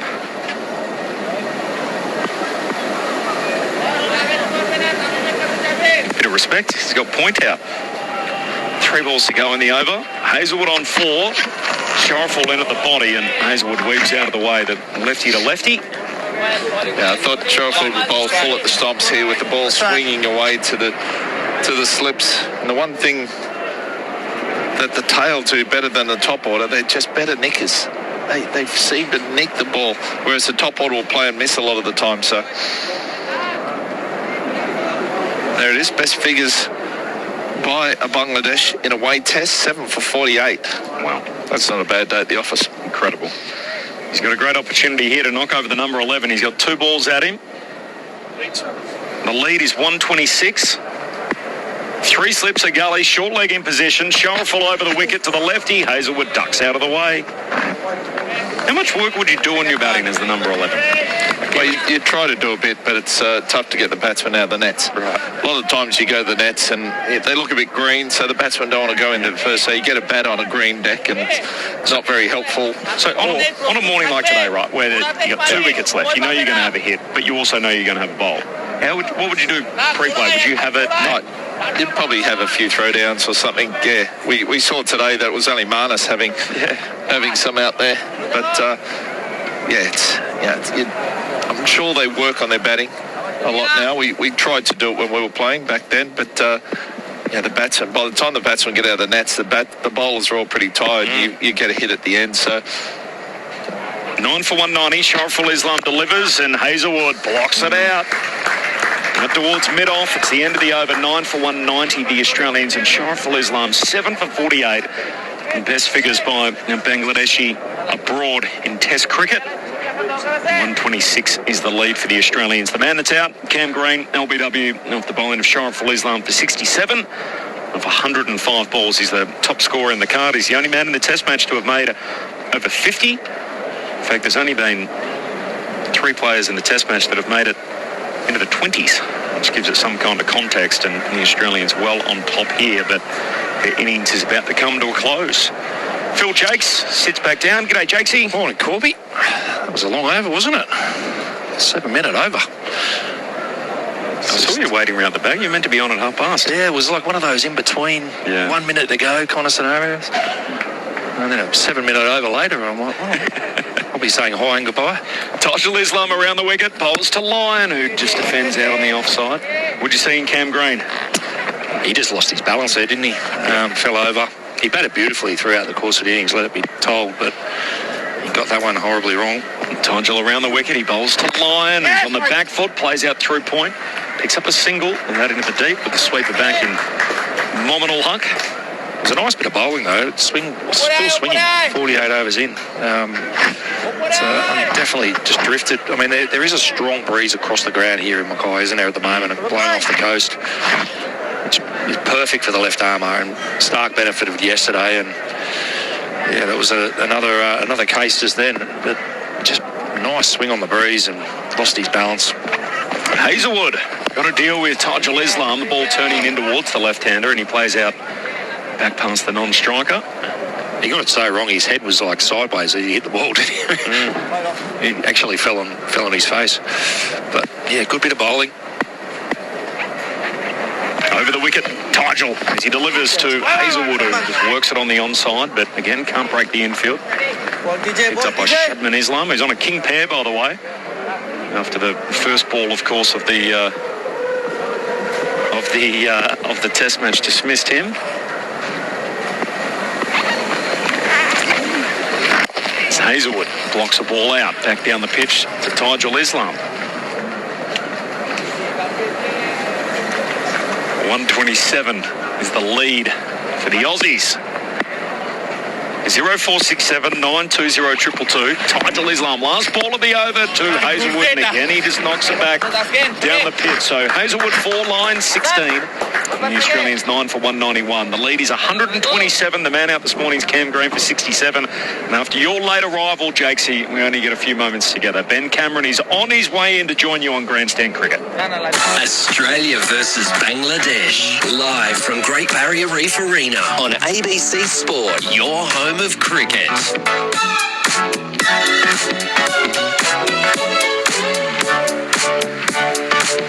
Thank you, Corbin. Hello, Jaques. Good morning to you. G'day, Ben. How are you, mate? Very well, thank you. A beautiful day here in Mackay. Blue skies, green grass of the outfield. The banks are full. Asymmetrical grandstand at the northern end of the ground is packed to the brim, and people are enjoying their cricket. Yeah, it's a picture of regional cricket, but a really modern day stadium, isn't it? And it doesn't hold a lot of people, but it's a really good atmosphere for Test cricket. Change in the bowling as well. Taskin bowling here to Lyon from that northern end, and Lyon's on the pull. Doesn't time it perfectly, but through mid-wicket, 2 more to the Australian total and 2 more for Nathan Lyon. And moves along to 18 with that. Australia 9 for 193. A lead of 129 for the Aussies. Yeah, nice control from Lyon. Shuffled inside the ball and didn't try and overhit it, just kept it down, hit the gap. It's playing a nice little hand here. Very valuable runs for Australia. Moves along to 18 now. That lead 129. These are valuable runs for Australia. Didn't contribute with the ball. Didn't bowl Nathan Lyon, so doing it with the bat. Taskin bowls to Lyon, who's defending a ball off the off stump, pushing it out into the cover region. Grandstand Cricket on ABC Sport. Great to have you with us. Day 2 from Mackay. You got a bit of a bee in your bonnet, don't you, Jaques? Which I think we're going to address in a moment. I do.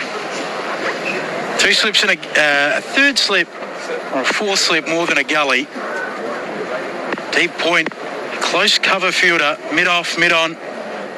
Deep square leg and a fine leg as Taskin bowls to Lyon. He lofts it back down the ground, and that'll be runs. That's a nice stroke from Nathan Lyon. 2 more at least. They'll likely tap and come back for a third. They do. They trot through for a third. So the Aussies 9 for 196 On the back of that, a lead of 132 as the scoreboard ticks over. So what's your issue here, Jaques? DRS. What's your problem with it? My problem is I think it's becoming a real bugbear for fans, for players, for coaches, for everyone. And it was brought in for the howler. And that was the reason why, administrators said, let's use the technology. And it's getting used more and more now.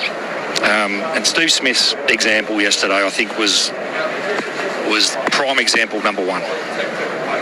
Field flips for the left-handed Hazelwood. Right arm over Taskin. 2 slips in a gully to Hazelwood, who's fending at a ball away from his body, but plays it to that deep backward point. Takes the single on offer.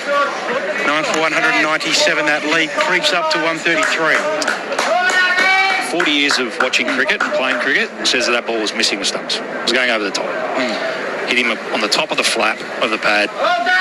And even if he was standing right on his stumps, I think that ball's still going over the top. So there is known variance in DRS, in the technology. And it's only a matter of millimetres. It's not centimetres or metres.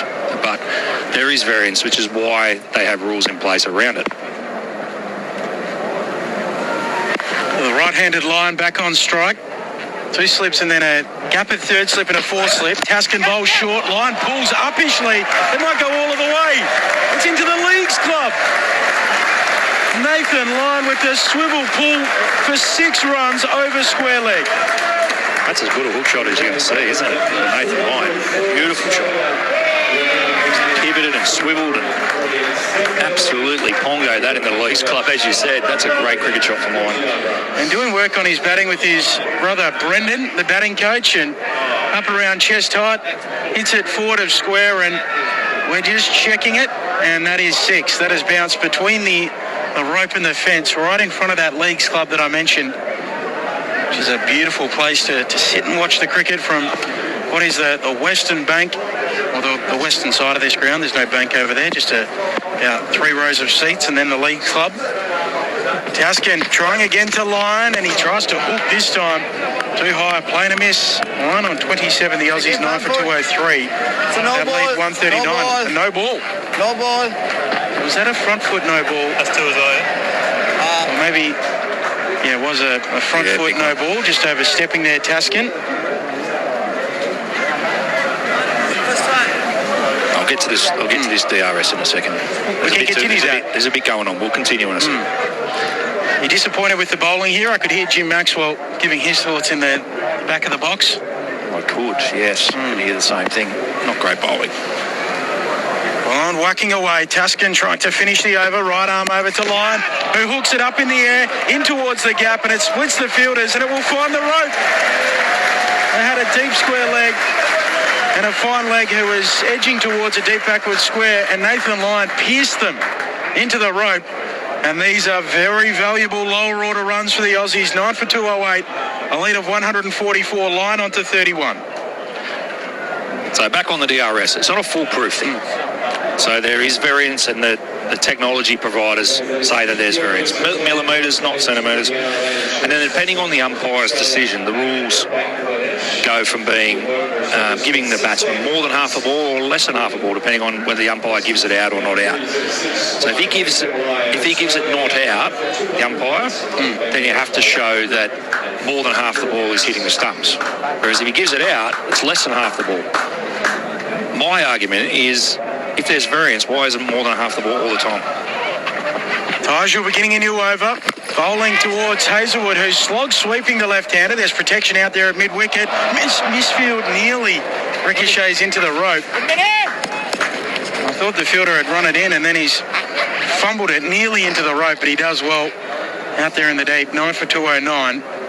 Lyon 31, Hazelwood onto 6. Just a single there. What do you think? I'll come back to it in a moment, because this is just piling up here for Bangladesh. Tajul around the wicket to the right-hander line for defensive. And silly mid-off right under his nose there with the helmet on. Slip in place. Short third man, that deep point. Close cover. Long off, long on, mid-wicket. And then a deep backward square. Tajul around the wicket. Straight delivery, and Lyon tucks it away towards mid-wicket. Nothing doing there. I would present the devil's advocate view, not necessarily my view, but the counter to the point you're making would be that if the technology predicts that the ball is going on to hit the stump, or any of the stumps, it's not a howler from the umpire. That would be the ICC's argument, I'd imagine.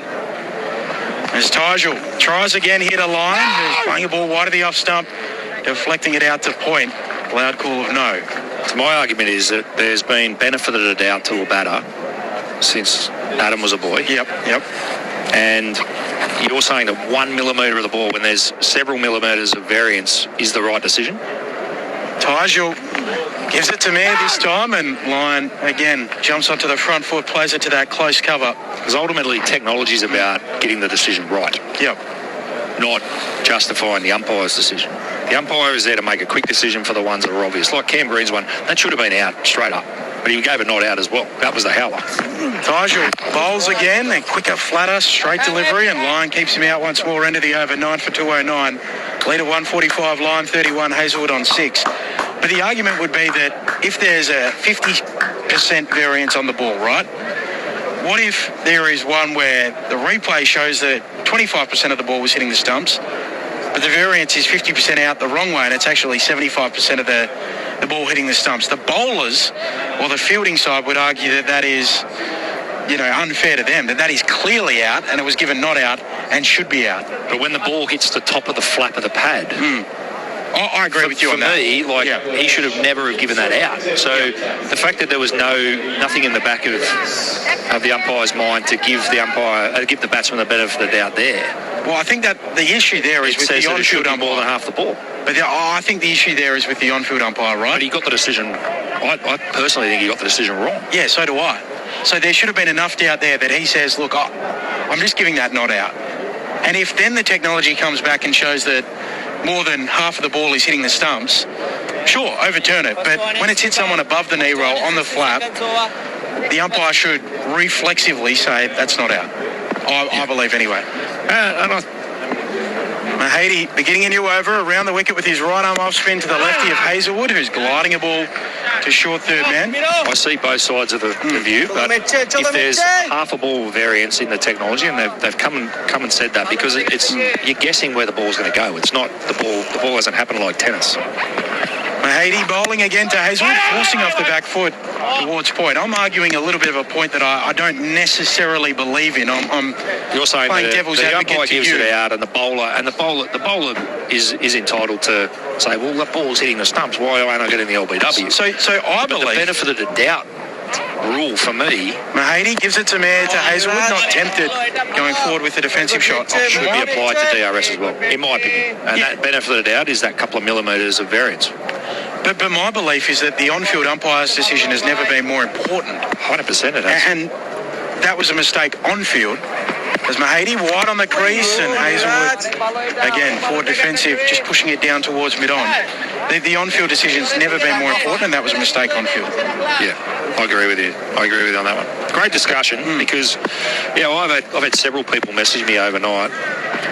Trying again, Mahady, quicker, flatter, angling in at the stumps, and Hazelwood goes forward, bat and pad close together. Cricket people, and they're just going, how is that? How is the technology saying that that's out? Like, everything that they've known, and they've watched the game as long as I have, and saying the same thing. Mahady to Hazelwood, and again, very watchful, the Australian number 11. 9 for 209, end of the over from Mahady, 145 the lead. Lyon on 31. The Aussies resumed at 8 for 165. Green the wicket to fall this morning. He was out for 67. LBW absolutely plumb off Shorefall. And that is what DRS is for, that dismissal. Because 100%. That was plumb. That is plumb as Dizzy's rabbit. Yeah. And it was given not out, and the DRS overturned it. Like, that was on the toe, on the crease line, hitting middle. And even that one had said it was hitting halfway up. I don't think it was ever that way up. Tygel starting a new over from the airport end, giving it some air. Line hits it uppishly down towards that long off fielder on the bounce. Hassan Mahmood fields and fires it back into the keeper. Line on to 32, 9 for 210. The Aussies have added, my quick math here, 45 on this on their second morning after resuming at 8 for 165. But you could see the dismay on Steve Smith's face as he was walking off. There was no malice in his disappointment. You can see he was genuinely disappointed because he knew where it had hit him on the leg, and he's going, how is that hitting the stumps? It's just not. Tygel unfurls and Hazelwood goes with it around the corner to that backward square leg. He's never out. If you took the batsman away, though, and you said, right, we're going to have a fire at the stumps, we're going to land that ball on this wicket, on that particular ball, that ball is not hitting the stumps on any time. So I agree with you on that. Like, you could be right back on your stumps. If they hit you on the flap of the pad, it's not hitting the pegs. Tygel coming around the wicket to Hazelwood, who gets a top edge. It balloons up in the air. Catch should be taken. Shadman pouches it. Takes the catch at mid-wicket. And the Aussies are all out for 210. That first innings lead of 146. Hazelwood perishes for 6. And Nathan Lyon will be unbeaten on 32. And Australia will have the whip hand heading into the second innings of their second test here at Mackay. Phil Jaques. Yep, Australia all out. It's been a pretty productive morning from Australia's perspective. That lead, as you said, 146, should be a tough ask for Bangladesh to rein in.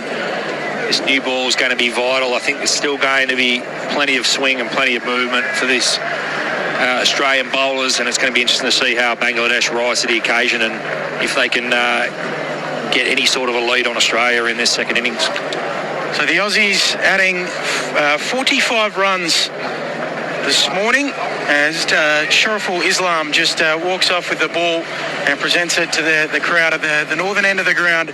15 overs, 7 for 48 with 3 maidens. An incredible bowling performance from Shariful Islam, who had never previously taken more than 3 wickets in a test match innings. And in this test, across yesterday and today, he has now taken 7. Phil Jaques. Yeah, massive day for Shariful, and justifies the selection change from the Bangladeshi selectors, doesn't it? He's come back from injury, and he's been wonderful, and having the left arm has just benefited from these Mackay conditions and the breeze that's presented here and the wicket.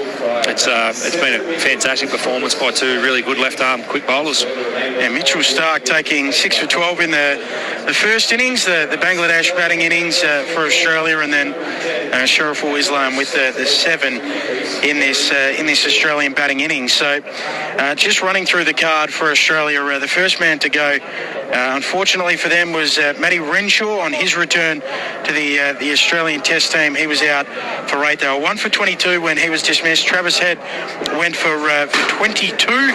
Marnus Labuschagne, very unlucky, trying to turn a ball that hit the underside of his thigh pad, ricocheted onto the stumps. He was bowled by Shariful for 4.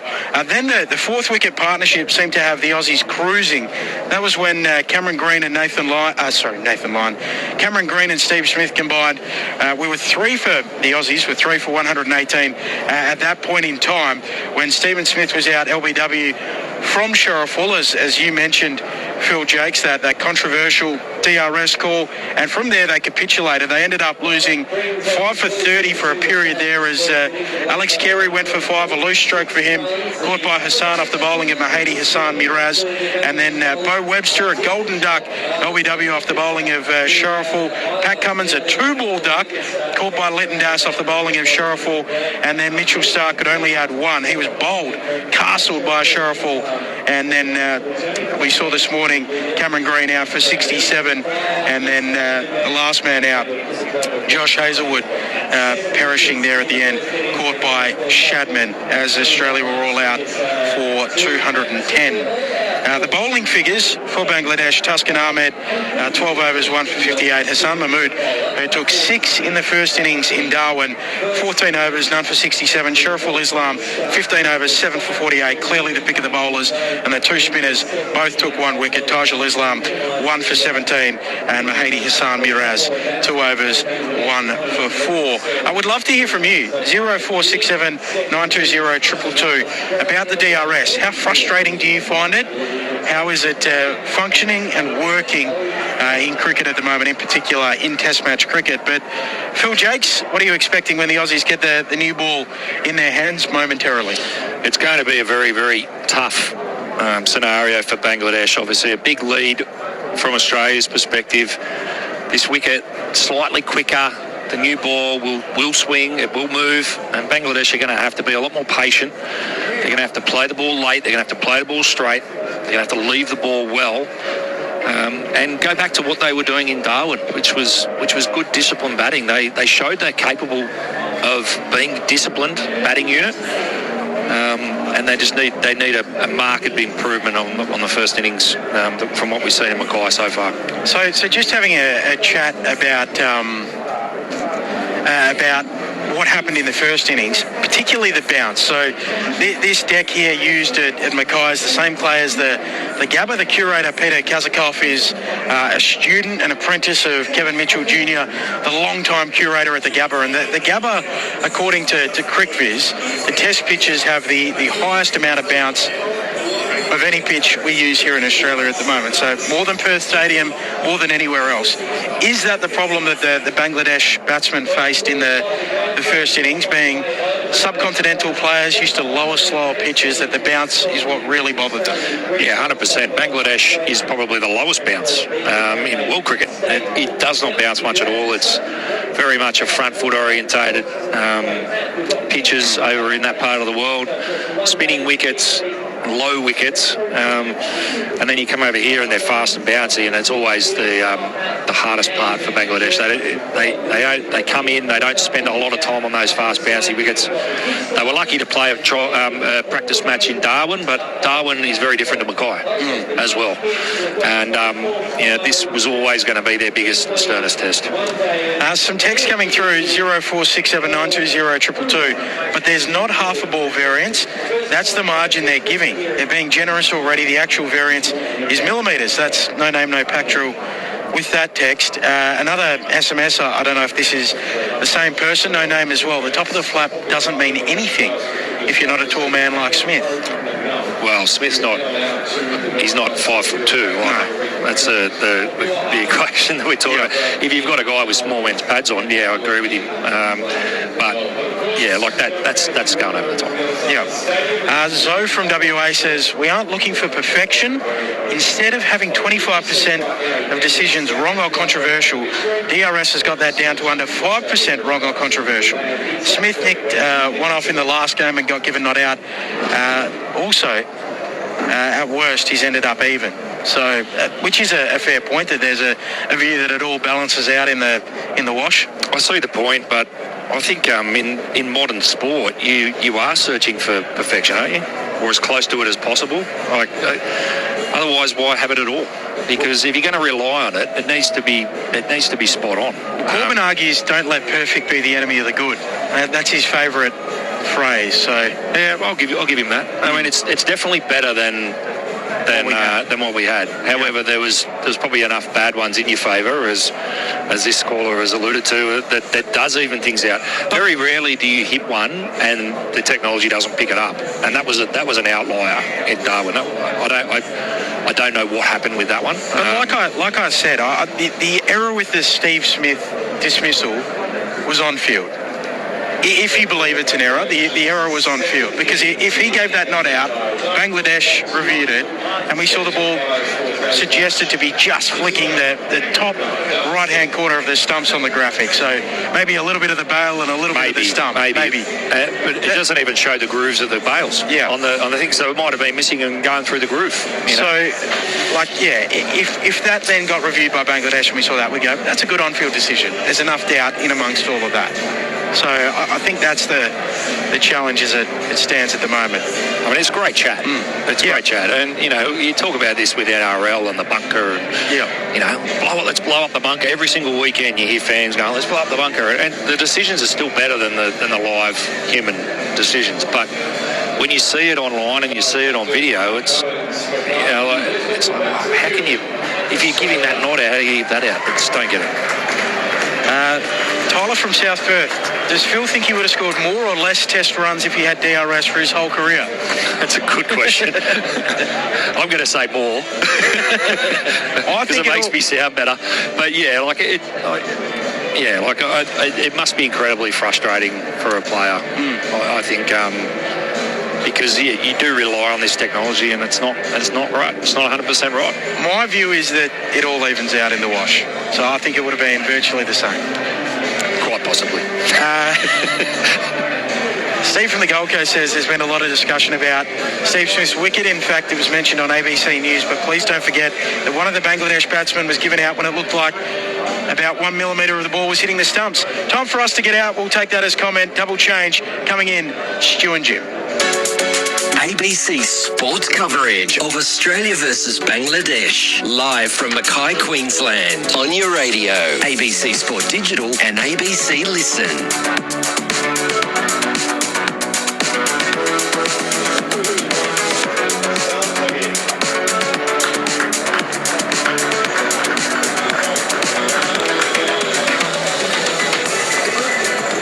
And good afternoon to you all.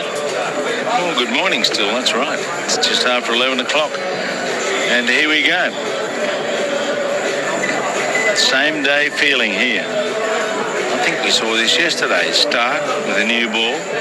But this time it's the second innings for Bangladesh, trailing by 146. And Stuart Clark's already booked his flight tomorrow morning. You might be proven wrong. How are you, mate?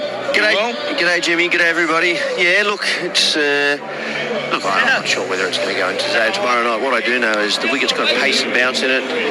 Mitchell Stark, well, he was a destroyer in the first innings, and if he gets it right in this little nasty little period of an hour here before lunch, anything could happen with the Australian bowling attack. 3 slips, 2 gullies. Just wonder if he gets the ball in the right spot. There's every chance he could go straight flying away into that slip cord and they're all waiting eagerly. Tell you what, if I was in the slips, I'd be ready at the moment. Anything could happen here for this next little bit. Yep, it could. So Stark at the northern end. First ball, second innings. He runs in and he bowls a ball which is punched straight down the ground between the bowler and mid-on for a couple of runs. In fact, it goes all the way to the boundary at long on for 4. The counter punch from Bangladesh, and Tanzit, who was on a pair, has hit the first ball for a boundary. Stark, so expensive. 1 ball, 4 runs. It took about 4 or 5 overs to get 4 off him in the first innings. Tell you what, it's a full, very full as a full toss when you just punched it down the ground. Ball did swing. That's not a good sign for the Bangladesh top order. The ball's swinging. Three slips and the gully are watching. Stark strides in now. Tanzit behind it. Plays it well. Back down the pitch. So Australia all out this morning. They lingered for a while. They got to 210. Cameron Green out for 67. Absolutely plumb to Shoreful, but umpire Dharma Sanamust, I thought he nicked it because he didn't give him out, and the third umpire did that. And then Hazelwood had a swipe or two, and so did Lyon, who finished on 32 not out. Hazelwood, the last one out, for 6, 210. And Shoreful took 7 for 48, and they took him off after he took his 7th. Now Stark is running in, Tanzit forward. That was the Yorker right up in the block hole, and he punched it down towards mid-on. What about that? You got 7 for, you bowled absolutely, maybe the ball of the match to knock over Cameron Green. Big, full in-swinging with the old ball. Get 11 in. Hazelwood, not a noted batter. And they took him off. I don't only bowled 4 overs. Yeah, that's what I mean. I don't understand that. Did they see something that maybe I didn't? I know if I had 7 for, didn't happen a lot. I'd want to get 8, especially when 11 came in. Grab the ball and put it in your pocket. So I just walked to the top of the mark and said, give it here. I'm bowling the spinner. No, you're not. I'm bowling. It's an 1 for 4, second time around. Stark is coming in to bowl to Tanzit. The lefty's beaten outside the off stump. So are we going to see the same zest in the bowling and maybe conditions in the pitch as we did a day ago? Have things changed much since then? I think, look, the wicket's flatter. Like, it had a little bit of moisture in it yesterday. It probably quickened up a bit. What it's doing is bouncing. It's got good carry in it, which is a typical Queensland-style wicket. Ball's going to fly through The challenge for the Bangladeshis is, can they leave the ball? They've got to get through. Listening to Phil talk this morning, listening to all the commentators around the place, that it's a very much a new ball. That first 30 overs, it's hard. You've got to bat well. Stark again, and Tanzit, that's pitched up again, and he pushes forward through the line down to Cummins, who's there at mid-on. So he's giving the ball a chance to swing and bust through the batsman, but so far we've gone 5 balls without a wicket, remembering that Stark 4 times first ball and 9 times one in the opening over. Well, he's got 1 ball to get it right. See if he can keep it going. He's been an absolute destroyer, Mitchell Stark. I've got to say, he's probably a bit stiff and sore. Didn't expect to be bowling. Correct. Just can't, he's a machine. He doesn't get injured much, but he just can't keep going and going and going. Here he is, last ball, and it's punched away towards mid-off extra cover. And that is the end of the over. 4 runs from Stark. No excitements, dramas or wickets. And Bangladesh, none for 4. Pretty much bang on the money, though, Mitchell Stark. He was nice and full at the stumps, getting the ball to shape away from the left-hander. Tanzit played the ball pretty well, nice and late under his eyes. Mitchell Stark, it's a good first up start. He'll sort of get down a fine leg. Just get that body a bit looser. Looked a little bit stiff and sore, which you can imagine after bowling a lot of overs yesterday. Expected to probably have his feet up for a day or two once the Australians go to work with the top order dominating, and it didn't happen. Same thing's going to go for Josh Hazlewood and Pat Cummins. They haven't played a lot of cricket and working their way back into their season. That body just got to get used to bowling, and Hazlewood, will see how he goes from down at commentary box end. So Shadman on a king pair. He's facing Hazlewood. A line of slips in the gully and away from this airport end. Hazlewood goes in, Shadman's forward, and he's off the mark. Well done him. Punched it just wide of mid-on. Did they go in the end? Yeah, single taken. Good, right on the money again there from Hazlewood, just shaping back into the left-hander. So Shadman off the mark. 141 behind. Another very good crowd in this open ground. Love to see cricket in this environment. It's more like the sort of carnival cricket that used to be played more often years ago, as Hazlewood bowls just outside the off stump, particularly in England at places like Scarborough. They used to have a wick, and I just think cricket's so much more pleasant game as a rule when you've got a ground like this. It's open. Arundel Castle, have you ever been there? Oh, I played there actually. Yeah. We had a win against the Sussex Martins, they were. I still remember. Did you get any? Got a few, yeah. Knocked them around? Well, were you a dasher or were you a bit of a... what style were you back in the day, Jim? Yes, tried to be. Hazlewood bowls. He's bowled. See, not quite. Inside edge that, I think, into his pad. It sounded like a clunk of the stumps. Big thick edge. Right up into Tanzit.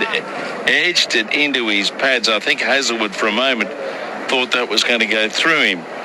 But he got a thick edge, as you suggest, into his pad. Yes, my memory of Arundel is like this place. Look at the outfield.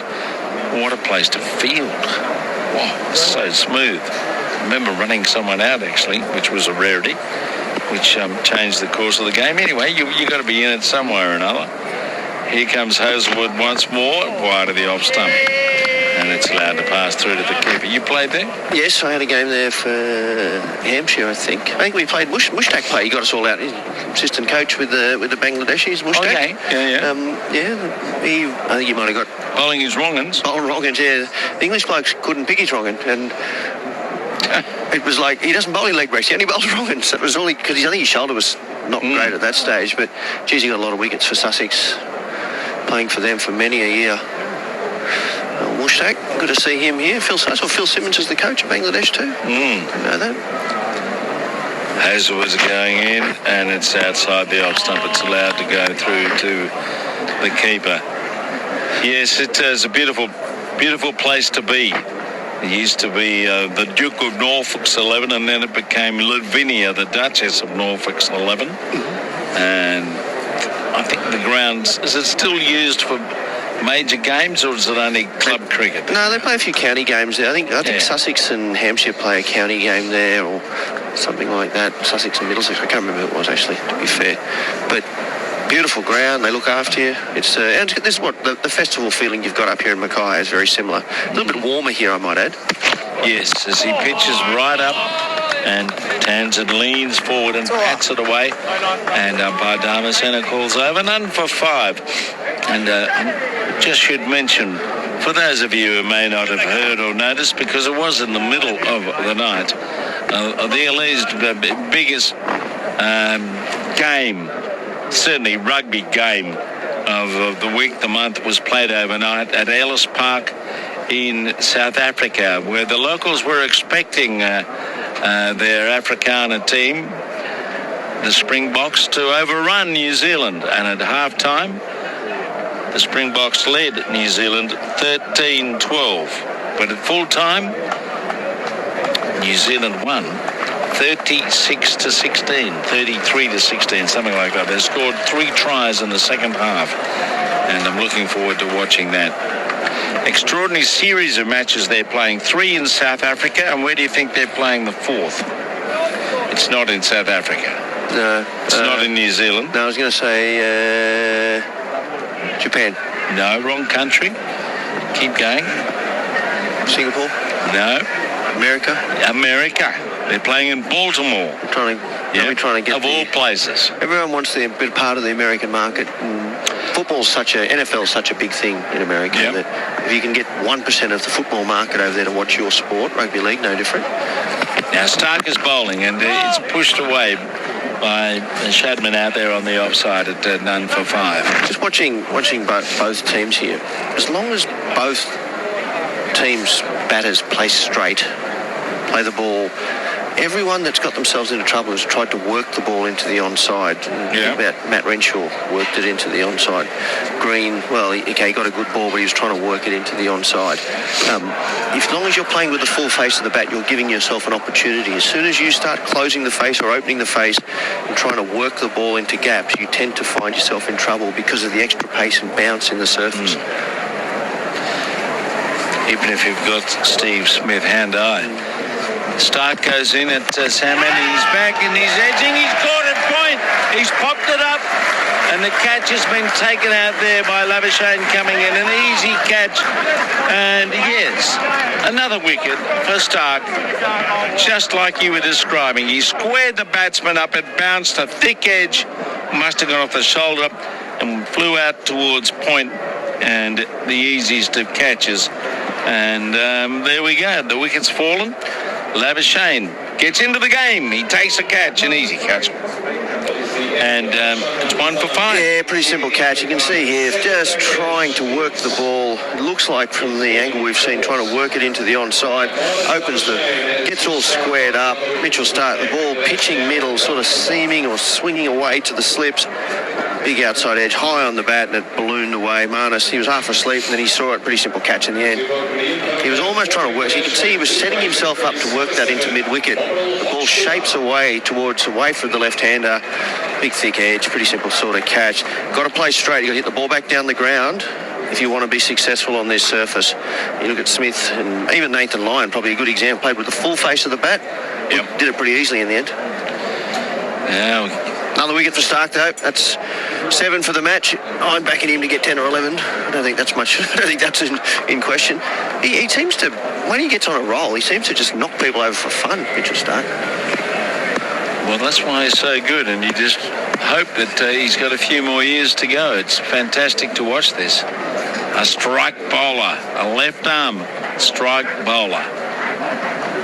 New man is in. Mominol is out there. And he bowled! First ball! He's played it into his stumps. Another wicket for Stark.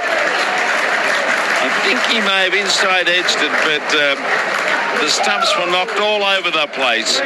It's 2 for 5, and Stark is on a roll again. Geez, that's hit the stumps hard. I'm not sure I think he's let that. It's just crashed into the stumps. Yeah. That's the old top of off. Where's McGrath when you need right. him? That's the perfect spot to bowl. Top of off. He went to leave it. Well, that was not the wrong. That was the wrong idea, and it smashed into the top of off stumps. Mitchell Stark, he gets his tail up, and unfortunately another wicket down. Oh, Jim, here it comes. You can hear it. It's getting nervy. Very nervy, and he's on a hat trick again, as he was in the first innings. Geez, that hit the stumps hard. Wow. Well, he wasn't late on it. He was just indecisive, leaving it alone, whatever, and lost the top of the off stump. He's a destroyer, this fella. Oh, to be fair, it started to shape and then just held its line. And still, early on, you don't want to be letting that one go. And bad judgment, good judgment. I'm not going to sit here and criticise batters. They get it wrong from time to time. But good bowling for Mitchell Stark. You get the ball in the right spot enough times, force the batters to make a decision and make a mistake. And the captain comes out, who's on a king pair here. He was out LBW in the first innings to Stark. A bit stiff, I thought, in the first innings. Yeah. He was a bit unlucky in the first innings to Stark, but he got done on the techo. Yeah. Watch your front pad here. So 4 slips in the gully for the hat trick ball potentially. Watch your pad here, Shanto. It's coming at it very fast. Mitchell Stark on a hat trick. Runs into Shanto and he leaves the ball wide of the off stump. Right idea, wrong direction. Just wide. Coming at 139, it flew through Alex Carey. That was a full delivery. Alex Carey caught it well above his head. Ball flying through. Get your tail up in this game. Amazing when you get a wicket or two, how much better you feel. After that sloppy first over, which cost 4 runs. No, it wasn't the first. It was the first ball. Got good after that. And this over, he's gone dot, wicket, dot. 2 balls left. He's still a chance of having 3 for inside 2 overs a la the first innings. Yes, it's 2 for 5. Stark bowls, Shanto plays and scores. Through mid-off, that'll go away for 4. That's well struck. Stark went for the fuller length delivery, and Shanto was onto it and drove it, and he's off the mark. Lovely shot that, full delivery. Yep. Again, full face of the bat seems to be the key on this surface. Play with a full face. Timed it nicely. Yes, they need a fair bit of that stroke play for the next couple of hours to at least make Australia bat again in this game. It's 2 for 9. Bangladesh second time around. Stark goes in again, Shanto. Forward beaten outside the off stump. He went for another drive. That one was a bit loose. And it completes another brilliant over from Mitchell Stark. 2 wickets down here. And Corbin Middlemas is going to come in and join Stuart Clark. Test cricket is on your radio. Australia versus Bangladesh. Live from Great Barrier Reef Arena on ABC Sport, your home of cricket.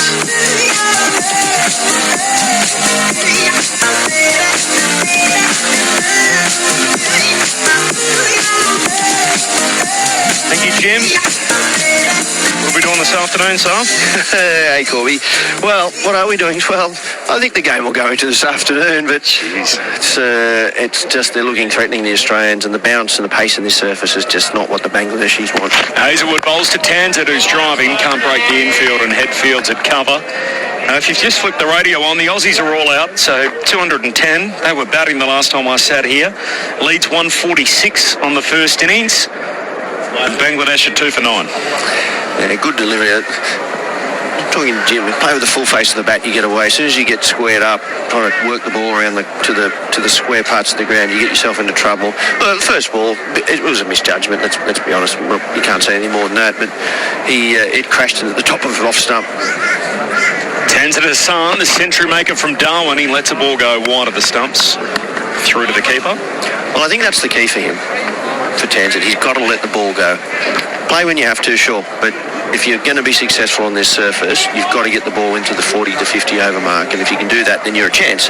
Your eyes in, you've been out there, the bowlers are a little bit more tired, the lacquer's coming off the ball, all of those things we talk about, constantly.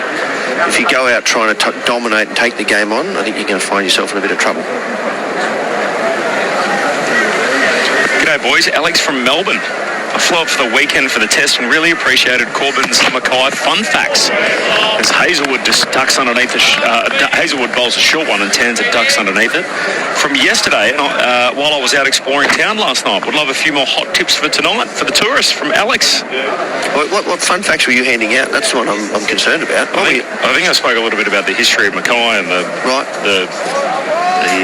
we were on the Art Deco architecture and okay. And is that when you were talking about the famous athletes from here as well? We were chatting about that yesterday morning, weren't we? On that.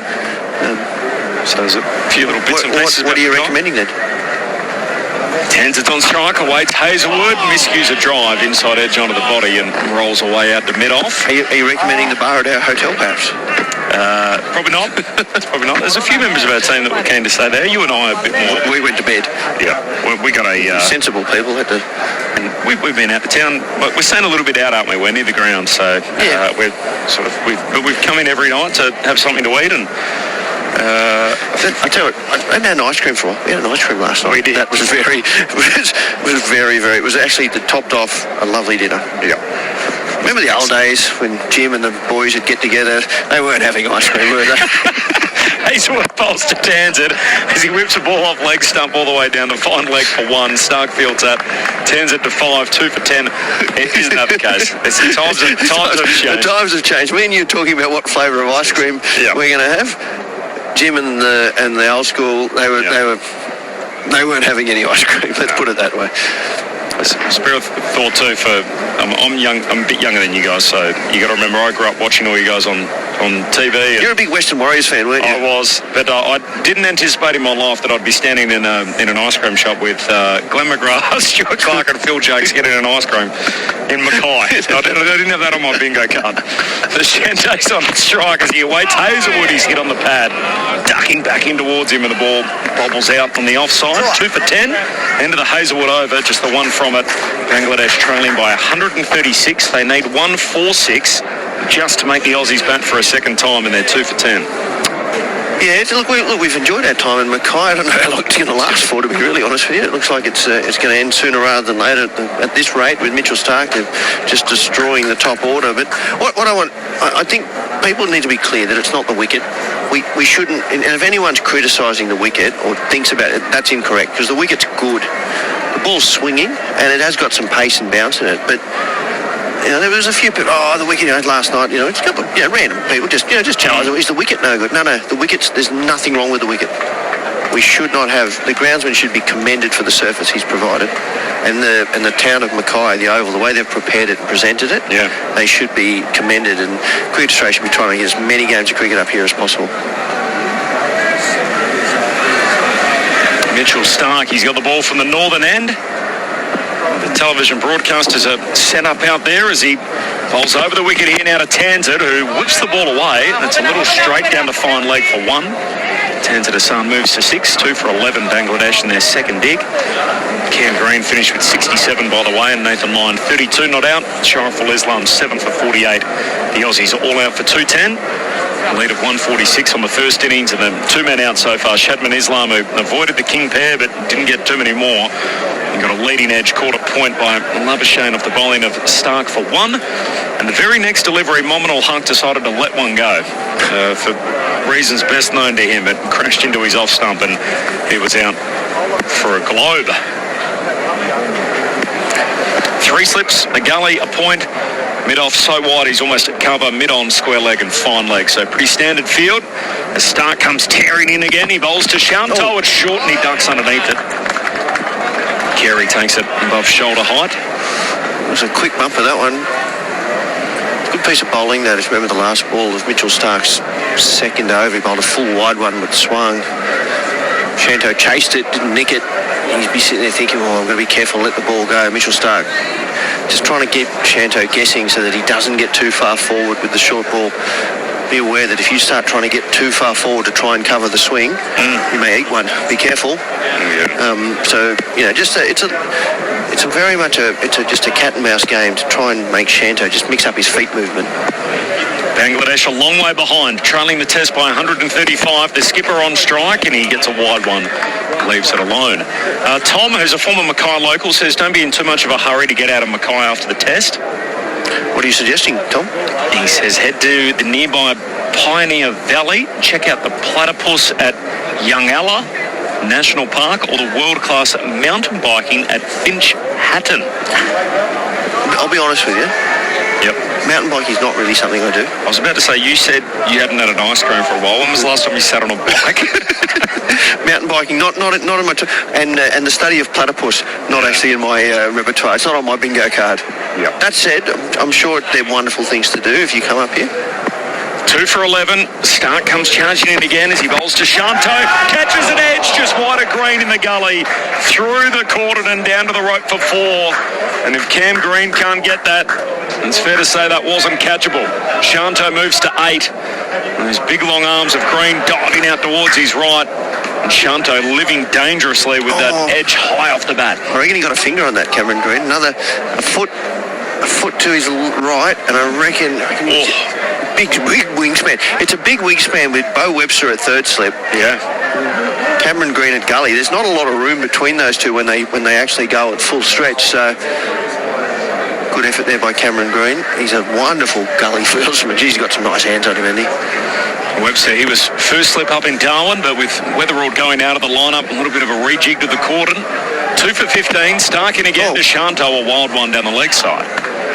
So 2 for 15. So we got Renshaw at first slip next to Carey. Then Smith, Webster, the gap to the gully fieldsman Green. Labuschagne's out of point. And Travis Head now finds himself at on the offside. He's almost at cover, it's a wide mid-off. And then you've got Josh Hazelwood, Pat Cummins, who currently stands at mid-on. Lyons now on the onside, fielding at square leg, and Hazelwood who bowled the previous over down at fine leg. Smith actually looks small standing at second slip because you've got Webster on third slip. Matt Renshaw's not small either. No. Smith just looks like he's out of place. Like they've just put the little guy in the middle of them both. Here comes Stark over the wicket and driving back down the ground. Shanto, that's a nice shot. That'll go all the way to the rope for 4. Little bit over pitch. Shanto picks up the half volley and a beautiful straight drive for a boundary. 4 more. Bangladesh 2 for 19. Shanto to a dozen. Stuart Clark's out of here. More from him throughout the day. Grandstand cricket on ABC Sport. 0467 920 222 is the SMS number. Chris in the Adelaide Hills, technology is ruining all sports. Look at the frustration and debate it causes in the AFL, the NRL and soccer. It's turning many sports fans off. Thanks, Chris from Adelaide. James in Albert Park, sport reflects life, so the use of tech for objective decisions such as line calls leave humans to make the judgments. Life is not perfect, from James in Albert Park. So just picking up on that conversation earlier from Ben Cameron and Phil Jaques over the DRS. Hazelwood continues, bowls to Tanzit. He leaves another short ball alone outside his off stump. Jason Gillespie sits back down on grandstand cricket. He's the answer to Cricinfo's trivia question of the day yesterday. You wouldn't believe it. Hello, Des. Morning, Corby. Morning to all our listeners. Yes, I was. What was that? A double 100. Who's got the high score? Only man to have a double 100 in an Australia-Bangladesh test. I love that you've brought it up again. Yes. I haven't had to. It's an interesting discussion that the DRS that Jaques and Benny Cameron had. Here comes Hazelwood around the wicket now to Tanzit Hassan, who lets it go. Do you have a view on it all? I'm all for having technology if it improves decision making, but take it out of the players' hands. I don't agree because it is used as a tactic. Yep. And that's not what having technology is for. The technology is there to have more decisions being made that are correct. So just take it away from the players. If the third umpire is just sitting upstairs on a couch, there's a Hazelwood around the wicket again to Tanzard, who defends the ball back down the pitch. How would it work in practically? So we get what we happen today, right? So Green gets hit on the toe, absolutely salmon. The umpire gives it not out. Yeah, why can't the third umpire just have a look and then radio out going, hang on, we're just going to have a look at this. This looks pretty close. In fact, that's actually out. It's hitting middle stump halfway up. You need to change your decision. Don't we have a problem already in the game, though, that the ball's dominating the bat too much? Like, if we go to the review on all these things... Yeah, no, that's a good point. As Hazelwood's on his way in again, bowling around the wicket to Tanzard at San, who gets a thick inside edge and the ball runs backward of the square leg umpire. He wants 2 square legs out, so I'll get a couple 4 at line, trots in off the rope. Tanzard moves to 8, 2 for 21. Corbin, you make a really good point there. I acknowledge that. However, the reason that technology was brought in the first place was to get rid of the howler. Yep. So you could argue that was a howler. Yes. It's hitting halfway up middle stump. Yep. Right. So that's a howler. So the umpire will go. But I suppose what you're saying is, where do you draw the line? Like, it's either out or not out. So it's a tricky one. I can see, but I just don't like that players can use the technology as a tactic. I just don't like that. Here's Hazelwood, rumbles in again around the wicket, bowls to Tanzard, who lets it pass. It's interesting, Jaques was hot on the Steve Smith one yesterday, basically said, hey, that shouldn't have been out. Yep. It was clipping the outside of the bail. It's a pretty stiff one for Smith, came back as umpire's call. I was happy enough with that. And probably my most controversial opinion is, I actually don't mind the system the way it is at the moment, which it feels like a lot of people want to try and make changes and tweak it, and I think it adds another element to the game. I know what you mean, that it has become a tactic. It's almost... it's part of the show, isn't it? So, waiting for them to tee it up and call for the review. Yeah, they call for it because they've got 2 left. Hazelwood on his way in again. Last ball of the over. Oh, he's got Tanzard chasing a full wide one. A plain a miss. Through to the keeper. 2 for 21. 6 overs down in Bangladesh. Bangladesh's second innings. They need 146 just to make the Aussies bat for a second time. They're 2 for 21. Tanzard 8 and Shanto on 12.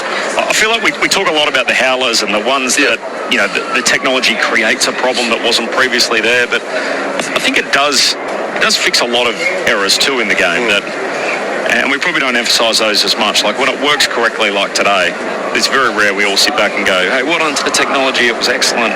Whereas when the technology stuff's up, we'll talk about it for a day and a half. Well, okay, so give you an example. So Steve Smith in the first test. Yep. He felt he nicked it. Yes. And then he was walking off, wasn't he? Because he thought, they've, reviewed it, it's going to be out. Stark begins a new over. He's got both wickets so far as Shanto just pushes out in the gap at cover and takes a single. Gets down the other end. That's the way to do it. 2 for 22, Shanto to 13. But I think what's also been highlighted, and I think we need to give umpires a lot of credit, is that it just shows how often the umpires are actually right. So I think it's north of 90% of the time. They actually get decisions right. And I think it's even higher than that, like close to 95%. So I think we need to give umpires a bit of credit. They do get a lot of, everyone highlights the bad ones, but, geez, there's a lot of good decisions made as well. Yeah. 3 slips in a gully. They all crouch down next to the keeper as Stark delivers down the leg side, and Carey with his blue gloves on takes it low down to his right. Down the leg side, 2 for 22. The other thing is too, maybe until the advent of technology, we often think, the batsman knows whether he hits it or whether he hasn't. Maybe they're not as good at judges as what they thought they had been, though, particularly for the ones that they feather through. We saw in this instance, Smith thought he'd hit it, the technology didn't show that. Maybe that's an error in technology, sure. But there's other occasions where you see batsmen uber confident review it, and sure enough, the technology comes back to show, actually, no, you did hit that, and the rotations on the ball change, and there's clear evidence to show that that there was a tickle on it, but the batsman didn't necessarily feel. Shanto on 13, Tanzard on 8. Bangladesh 2 for 22, approaching lunch on day 2. Down the leg side again. Stark's just lost his radar a little bit here. Off the SMS, by the way, this is from, I hope it's pronounced Tomek. I hope I've got that correct, from Welshman's Reef. Blown away by just how the best of Stark is on a different plane, even at the highest level. I wonder what Australia are learning, having him play here with 20 tests in the next year. I'm not suggesting test caps should be handed out as freebies, But there is an era where, without the big four coming fast, so who's next? Tomek, I hope I pronounced your name correctly there. It's a good question. Will Stark play all 20 tests? I think it's a bit of a stretch. I think it's a lot of cricket in a short space of time. 2 for 22, Stark on his way in again. Well wide of the stumps, this time outside off. He did sorry to just jump in here, Corby. Starkey last night did allude to having a bit of trouble standing up on this surface. So is it a bit of dampness or just maybe the spike's not embedding in on that front foot landing? It just looks like he's just looked. The last couple of deliveries have been a bit wayward, as you mentioned, and he's looked at the popping crease a couple of times. Square leg's still out for Tanzan Hassan. 6-3 field. 4 in the grippers. Stark on his way in. On off stump. That's better. And Tanzan defends out on the offside. Do you know why the front crease is called the popping crease? Cool. No. So, back, and look, maybe one of our listeners can text in and correct me, but my understanding of it is there used to be when you'd run between wickets, like in front of the stumps, there was a little groove, and you had to pop your bat into that. Oh, wow. When you ran, so you'd run and you'd tap your bat down and pop it into the crease and then run back, so... Maybe one of our listeners can either confirm or if I've got that wrong, please let me know. But that's my understanding why it's called the popping crease. Stands to reason. 2 for 23. Stark outside the off stump and Tanzan a play and a miss. Looking to try and drive. Ends up in Carey's gloves. He's 8 off 28. That was Tanzan Hassan chatting to his captain Shanto at the other end. 13 not out. Stark's done the damage so far. He's got the 2 wickets to have fallen in the innings. Shadman caught it for leading edge, now by out at point by Marnus Labuschagne. He went for 1, Shadman the opener, and then Mominul Haq, a first baller, knocked over, let a ball pass, straight into his off-peg. Yep, as they say, Cool, there's 2 types of leaves. It's either a good leaf or a not so good leaf, and that one was a not so good leaf. Stark hits the crease again here, bowls to Tanzan, who works the ball on the leg side, just tucks it down to fine leg for 1. 2 for 24, end of the over. Tanzan on 8, Shanto on 13. And we're 20 minutes away from the lunch break on the second day. All right, changing comms coming up here. This is Grandstand Cricket on ABC Sport. Bangladesh need another 122 from here just to make the Australians bat for a second time. Ben Cameron is on his way in. Test cricket is on your radio. Australia versus Bangladesh. Live from Great Barrier Reef Arena on ABC Sport, your home of cricket.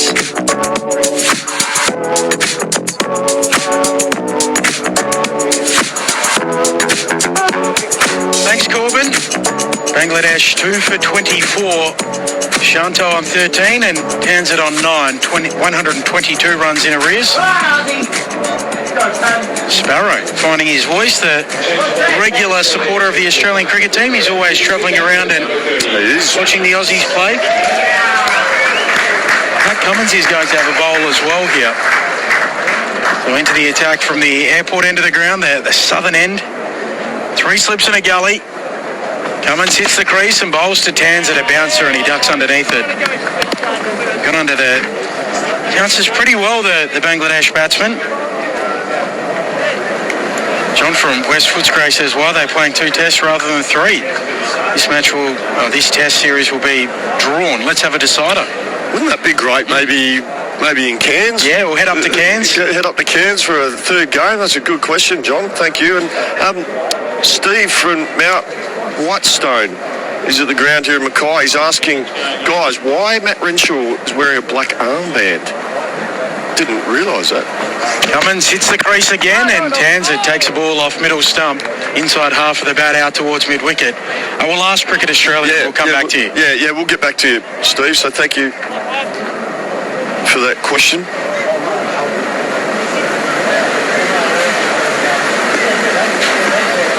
I'm on it immediately. I'm onto the text to find out. Just got a couple of other texts here. Benny, listening to the cricket on Inkerman Station, 8 kilometres from the beach of the Gulf of Carpentaria. Shout out to my dad Kev back home in Warwick on the dairy farm. Pat Burke.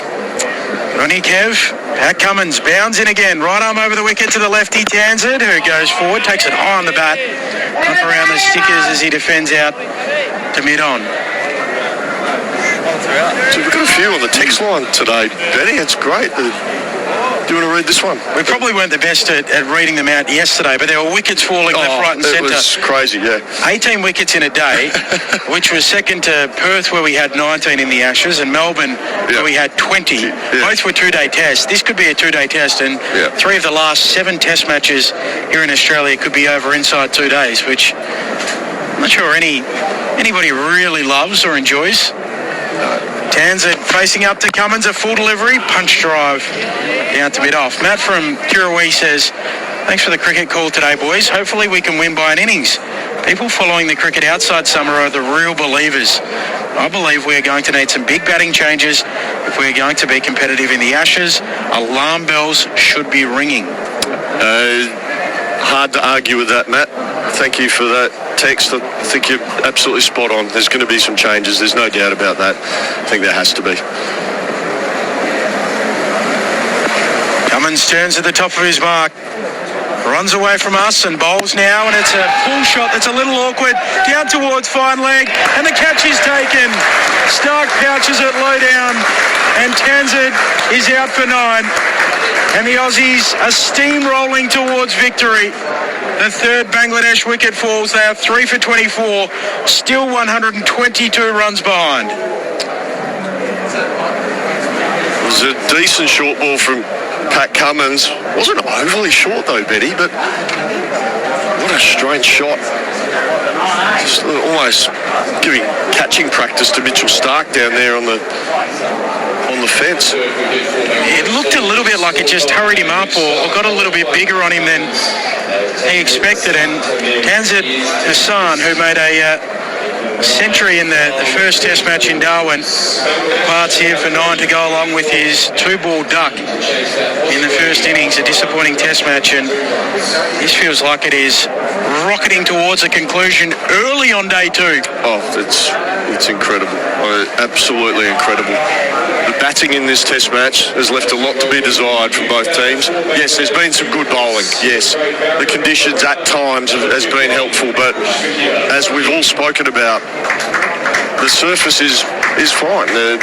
We saw it. Nathan Lyon applied himself, finished with 32 not out. But, as Phil Jaques has been harping on about, and he makes really good points. Get through the first 30-odd overs of the innings. You get through that, the ball gets a little bit older, the seam isn't as pronounced, and you do the hard work early and you cash in later. And it just seems modern batters aren't willing to do that hard graft. And this feels like it's a frustration that I've heard you air your grievances on over and over and over. The modern batsmen, you felt like when you were coaching them, they thought defence was to keep the cows and the sheep in the paddock. Defence is to keep the sheep and the cows in. 3 slips in a gully. Cummins bowling to Mushfiqur Rahim, the new batsman, very diminutive, and whips the bat out of the way as he lets it go through to the keeper Carey. Michael from Canberra on the text line, you've spoken a lot about conditioning and not playing much cricket. Why don't these Aussies play county cricket? Labuschagne's success partly came off excellent form for Glamorgan as well as Queensland. Well, I think, Michael, it just comes down to opportunities. Maybe who knows? Maybe Marnus's agent has reached out and there wasn't an opportunity in county cricket. I don't know.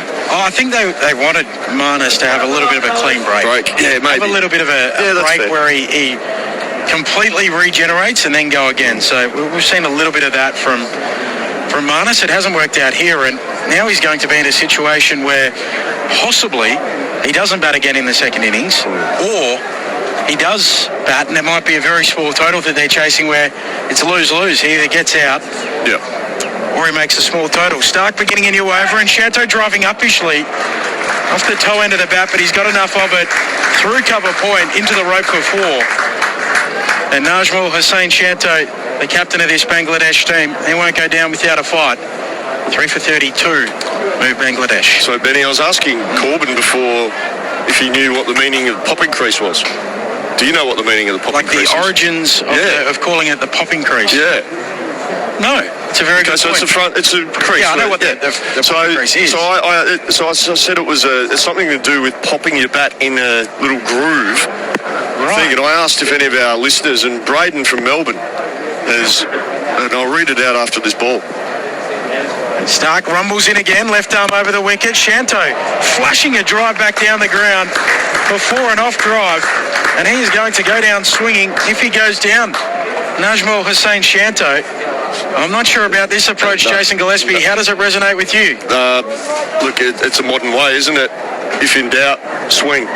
So that's what it looks like. You know, we're just going to go hard. You know, it's almost that attitude that, there's going to be a ball with my name on it, so I may as well cash in while I can before I get out. So there's no thought to, you know what, I'm going to grind it out here. I'm going to fight hard. I'm going to get through tough periods. I'm going to leave the ball well. I'm going to stick to my plans. No, none of that. No, we're in a bit of trouble here. We're 3 for 30. Let's just slog. Nonsense. Back-to-back boundaries. Shanto with 3 slips and a gully behind him, facing Stark full and straight, and he digs it out. Stark just angling in on the pegs. So just the popping crease. So Braden from Melbourne, thanks for sending this in. The popping crease was a small divot, and it was a ball or bat in first to decide a run out, but fielders kept getting their fingers crushed for close ones. Top end cricket is the greatest. Thank you. Thank you, Braden. Go away and do some further research on it. But my understanding is the batters had to pop their bat into the crease to into a little groove. Yeah, into a little groove to signify that acknowledged a run. Yeah. Stark hits the crease again, bowls to Shanto, hits him on the thigh pad and drops down on the wicket right alongside the popping crease, and then dribbles down the pitch. Jim Maxwell saying a popping hole. The popping hole, yeah. He said back in the 18th century, back when he was born. So.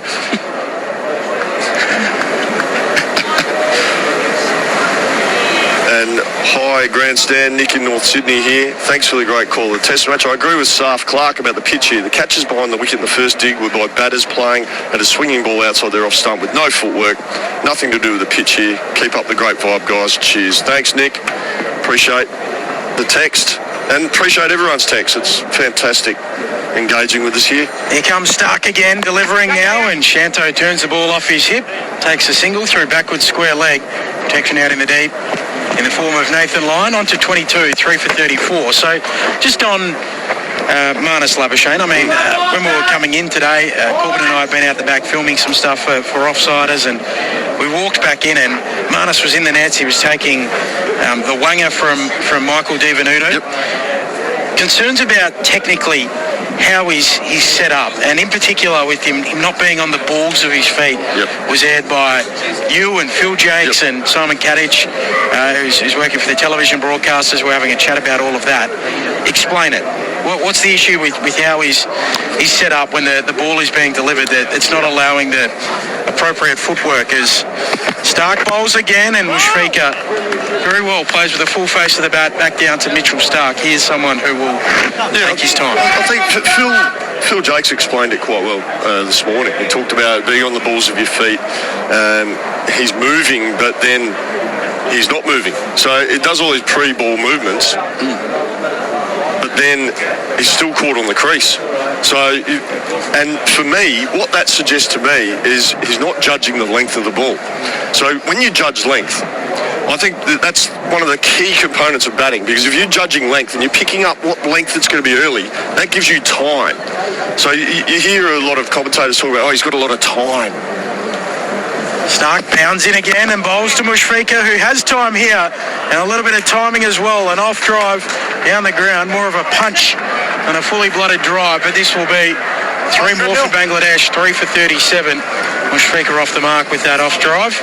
Onto 3, and Shanto back on strike. They trail by 109, end of the over. So you hear a lot of commentators, Ben, talking about batters who, he seems to have a lot of time. Yeah. And what that means, in my opinion, is that a batter's been able to judge the length of the ball really early. Well, they speak about Bradman as being he judged length the best, the quickest. Right. Yep. He could identify length, and we saw that with Ponting. Yeah, and judging that length, so you've identified what the length's going to be. So that buys you time. So you're able to, and we're talking split seconds here, right? But that just allows you that little bit of time to get into position to play the ball, whether it's back foot, front foot. You're not going to make big strides forward or big strides back because the ball's just coming down too fast, but it's the intent of getting forward or getting back on the balls of your feet, as Phil Jaques spoke about, and then watching the ball and reacting to it is for me, is key. Mushfika on strike to Cummins, who delivers full and straight at the stumps, and an on-drive this time from Mushfika. And just a single as Hazelwood tracks it from mid-on, and we're obliged as commentators to say that when a batsman plays an on-drive, it means their balance is good, Diz. Oh, that's your go-to, isn't it? That's your that's a lot of people. But it's right, and the reason we say that is because if a lot of players, they won't play the on-drive. They'll look to hit it a bit square. And we saw that with Matt Renshaw yesterday. And I know Phil and Stuart Clark talked about it. Had he looked to play that straighter with a full face, his head position's good. Because sometimes your head goes over to the offside. Cummins to Shanto. On a length, he's driving up his very thick outside edge. It bounces to line at point. So it's basic biomechanics. If your head is going over to the offside, then your bat path changes. So you're trying to balance yourself out because your head's falling over. So naturally, the other parts of your body are trying to balance yourself out so you don't fall over. So you try to overcorrect it, in essence. But if your head is in a really good still position, then you can access the ball, play with a full face, and that's why we say if you're on driving well, you're balanced. Shanto awaiting Cummins, captain to captain, and a good length delivery on the stumps, but he goes forward. Shanto prods it away down to mid-on. Just on the Labuschagne planting his feet as well. I was clearly not a very good cricketer. Otherwise, I wouldn't be doing this, probably. But I had a very good batting coach who coached the likes of Damien Martin, Mike Hussey, David Hussey, amongst many others. Yep. And the same thing, I remember him. So it worked for them, but not you? He couldn't overcome my lack of talent, unfortunately. That was a bridge too far. But I used to put my front foot forward and I put it flat. He said, mate, you can't move it after that. So then you're playing a wide delivery. But if you go onto the balls of your feet, you move it again. As Cummins bowls to Shanto, tucks it away. Forward of square leg, easy single. They trot through for one. Passes the umpire at square leg. And a single. Well, you think if you plant your foot and it's flat, then for you to move that again, you have to move your back foot to then transfer your weight onto your back foot and then transfer it back onto the front foot. Which is happening too fast. And that takes time. That's the issue. So this is where, like, you want... If you're expecting the fuller delivery, so most deliveries are pitched at the top of off stump, so you expect the full ball. So if you ever watch the greats of the game, they have most of their weight on their back foot and very light on their front foot. Mushfika picks up his bat, Cummins hits the crease. Full delivery on the leg stump, knocks it to that wide mid-on. And it's almost every single elite player does the same thing. They will get into different positions. Everyone's got pre-ball movements, but at the point of release, they got more weight on the back foot, less weight on the front foot because they're looking to go forward, right? And then if it is full, they can go forward and play their shot and move and do what they need to do. But if it's short, then all they do is transfer their weight from the back leg to the front leg, and then they push off the front foot to the back foot to be able to play the ball effectively. Cummins goes in, strikes the speaker on the pad, big appeal for leg before. Umpire Dharmasena unmoved. Maybe just sliding down, is he? Yeah, Pat isn't going for it. 3 for 39, he has a little chat, the DRS timer ticks out. Mushfika lives on 4, Shanto on 23. We're 4 minutes away from lunch here on day 2 and accelerating towards an outcome in this match. Just get through a few of these texts before lunch. Benny as well. Jamin from Good to Windy. If Smith scores a century in every match until the Ashes, would he overtake the great Ricky Ponting? Oh, I don't know about that. It's still a bridge too far, I would have thought, Jamin, but thank you for the question. We spoke about this yesterday, that he was... still a couple of thousand, isn't he? Yeah, he was 50 away from Steve Waugh leading into this test match, so he's fallen slightly short of going past Steve Waugh. He's currently on, he's 7 runs behind Steve Waugh now, 10,920 Steve Smith. Ricky Ponting atop the all-time run scorers for Australia, 13,378. So it's still a fair way. We're getting a bit of love for having a third test here. Pam in Cairns. Hi, Ben and Jason.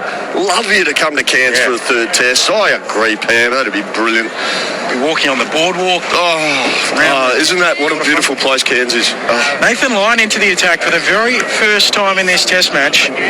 Contributed handy runs with the ball, with the bat earlier on today. 32 not out from 62 deliveries. First look with the ball. Matty Renshaw goes under the lid. Travis Head avoids those duties. So bowling from the northern end.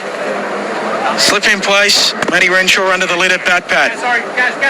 One is about to start, but we're just not quite ready. Renshaw still trying to sort out his helmet. He'll come around the wicket to the left-handed Shanto. Shanto awaiting line. He's bowling for the first time in the test. A straight delivery. A little bit of fight from Gaz and nurdled away on the onside from Shanto. Another message here, Benny, from Chris at Harvey. I'm guessing, is it Harvey? Maybe? Harvey's in WA. Oh, is it? Okay. Yeah. Good idea to have a test decider. Why not use the spare days when the match finishes today? Take a break and start the third match. Line bowls again from right on the crease, angling in, and Shanto smothers it. Well nice forward. start.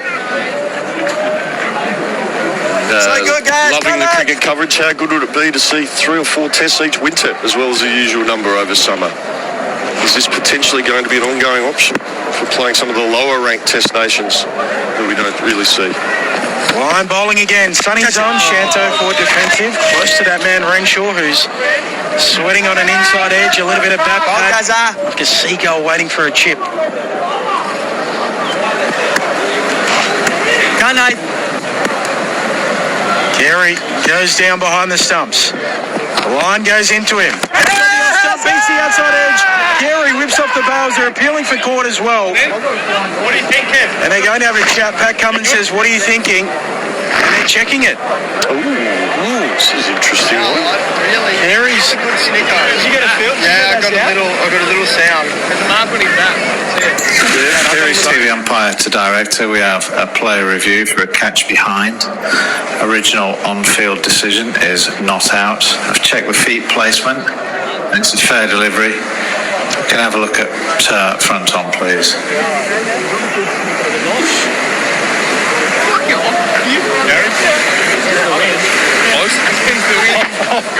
That's incredible. That's incredible. Looking at the replay here, passes the bat very close to the bat. Very, very close to the bat. Carey's pretty happy with this, isn't he? Very close to the outside edge. Can we have a look at echo, please?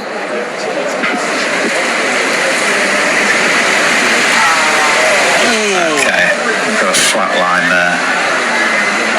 Okay, roll it through nice and slowly. Okay, and roll it through, all the way through, please. Thank you. Okay, we'll go back to Nitin on field. Stay with his original decision of not out. You're on screen now, Nitin. So not out. No little vibration or spike on what they're calling echo nowadays. 3 for 39. One. Trots into bowl to Shanto again. Well flighted outside the off stump, and Shanto lunges forward. Defends it back nice, out into the covers. Just finishing a text, Cam in Victoria is that playing against lower ranked test playing nations we don't really see tour Australia. Would happily have a winter holiday to go and watch the cricket. Absolutely, Cam. It's a great option. Couldn't agree more. Silly mid off now as line bowls to Shanto, and it's like it's on repeat here. Shanto goes forward to defend, and a maiden to begin for Nathan Lyon.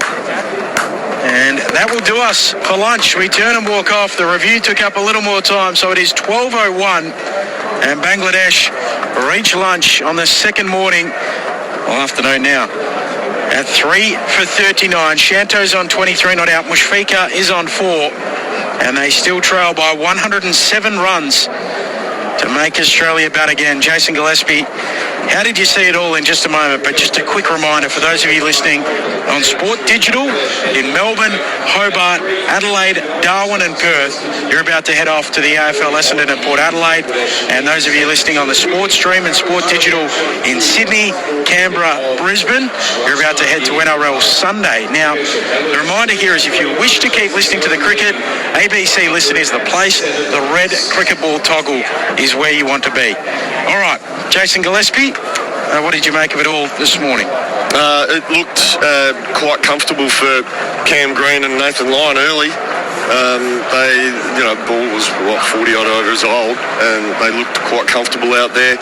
Some good bowling for the Bangladeshis. An excellent ball from Shuraful to remove Cam Green for his best test figures of 7 for 45. A beautiful in-swinging Yorker. But then the Australians taking some early wickets. Mitchell Starc leading from the front was on a hat-trick, I think. He was on a hat-trick and he removed 3 wickets. He removed firstly Shadman and then Mominal for a golden duck. Yeah, so look, 3, and they've picked up 3 wickets. So Pat Cummins getting the other wicket of Tanzid, caught down by Mitchell Starc down at deep fine leg. So look, 3 down. It looks a long way back for Bangladesh. I was very optimistic before play that this was going to be more than a 2-day test. I'm not quite as optimistic now. I do hope that Bangladesh actually play well, get this into a 3rd day. As much as anything for the people here in Mackay, it's people have come from far and wide to watch this. There's a beautiful crowd here, wonderful crowd, great energy, great vibe. Love to see a 3rd day. It does feel like it's going to accelerate very quickly now, doesn't it? It really does, mate. And look, it's a shame. We want to see Test cricket. I hate the fact that we've commentated on a number of 2-day tests in recent times, and I think it's quite sad that teams can't apply themselves and they don't even get the full 90 overs in each day anyway. So, how many overs has been in this game already, Benny? I'm not sure. We'll get that number for you. Yeah, it's extraordinary. It certainly is. We're going to have 3 2-day test matches in the span of 7 tests here in Australia, which is it was unfathomable. It was such a shock in Perth, and yet we're going to have seen it 2 more times in the next 6 test matches. Crazy. Just a reminder, a lot of you in Melbourne, Hobart, Adelaide, Darwin and Perth, you're heading off to the AFL. Some of you in Sydney, Canberra and Brisbane on the Sports Stream and Sport Digital, you're heading off to NRL Sunday to keep listening to the cricket. Red cricket ball on ABC Listen, that's how you do it. Bangladesh 3 for 39 in their second innings. They trail by 107 runs to force Australia to bat again. Grandstand at lunch is coming up. We've got some very special guests. That's all to look forward to. It'll all be hosted by Corbin, Middlemas. Bangladesh 3 for 39 in their second dig. Are there any winners in the cost of living crisis? Has gambling become our national sport? How much more can our farmers survive? What's causing the algal bloom? Can we afford the energy transition? Questions. They've never been more important. So the one thing we'll never question is our duty to keep asking. ABC News. Keep asking. ABC Sport. End of the over. Bails are flicked off. We're heading off for a refreshment and a meat pie. And that ends the morning session. That is lunch. On ABC Sport, this is Grandstand at Lunch on ABC Local Radio, Sport Digital and ABC Listen. Grandstand at lunch on ABC Sport. Corbin Middlemas with you at the lunch break on day 2. And yet this game is in fast forward. We're in the 3rd innings of the match and Australia well on top. All out for 210. They led by 146 on the first innings. Then Mitchell Starc in his second over was back to his old tricks. Starc goes in at Salmon. He's back and he's edging. He's caught at point. He's popped it up. And the catch has been taken out there by Labuschagne coming in. An easy catch. And yes, another wicket for Starc. So that gave him 7 wickets for the match. It soon became 8 on the very next ball. Mominal is out there. And he bowled. First ball. He's played it into his stumps. Another wicket for Starc. He was also involved in the third wicket to fall. Pat Cummins removing Tanzit Hassan, the century maker from Darwin, out for 9. It looks like he was in a hurry to move things on Tanzit, and in the end he just spooned the ball right down to fine leg. Stark able to take the catch, and Bangladesh reeling. They were 3 for 24 then, they're 3 for 39 now. They still need another 107 runs just to make Australia bat for a second time in this game. Najm Shanto, the captain, is 23 not out, and Mushfiqur Rahim, the most experienced player at 39, is not out on 4.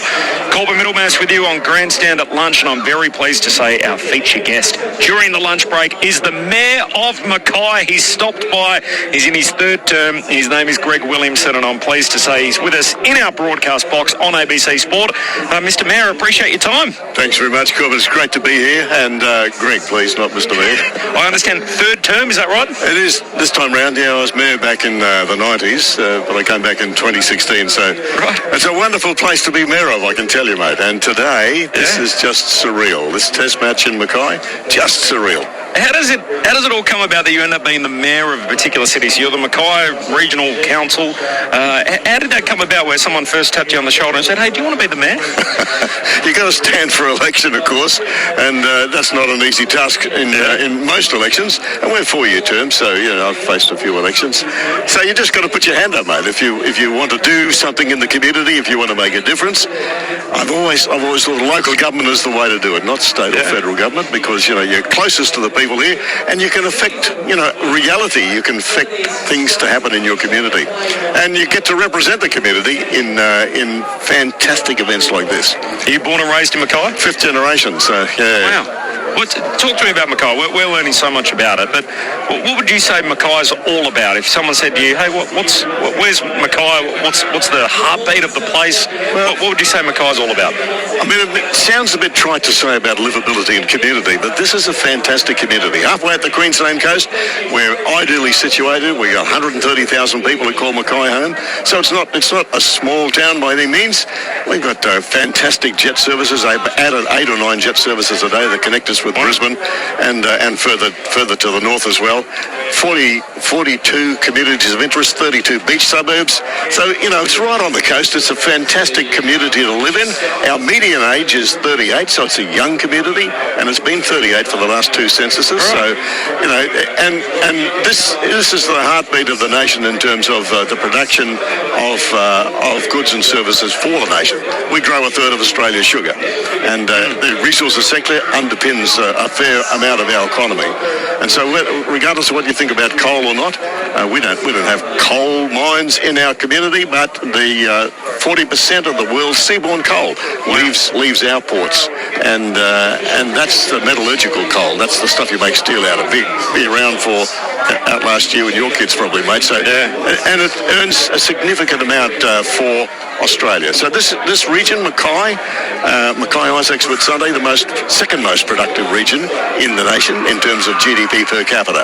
And we're only pipped by the Pilbara, I think, in Western Australia. Right. And there's more dingoes than people in the Pilbara. So, and but this is a great place to live. And just look at the kids out here. These are all Mackay local kids. Yep. And how good is this for them to see on this ground their superstars for cricket?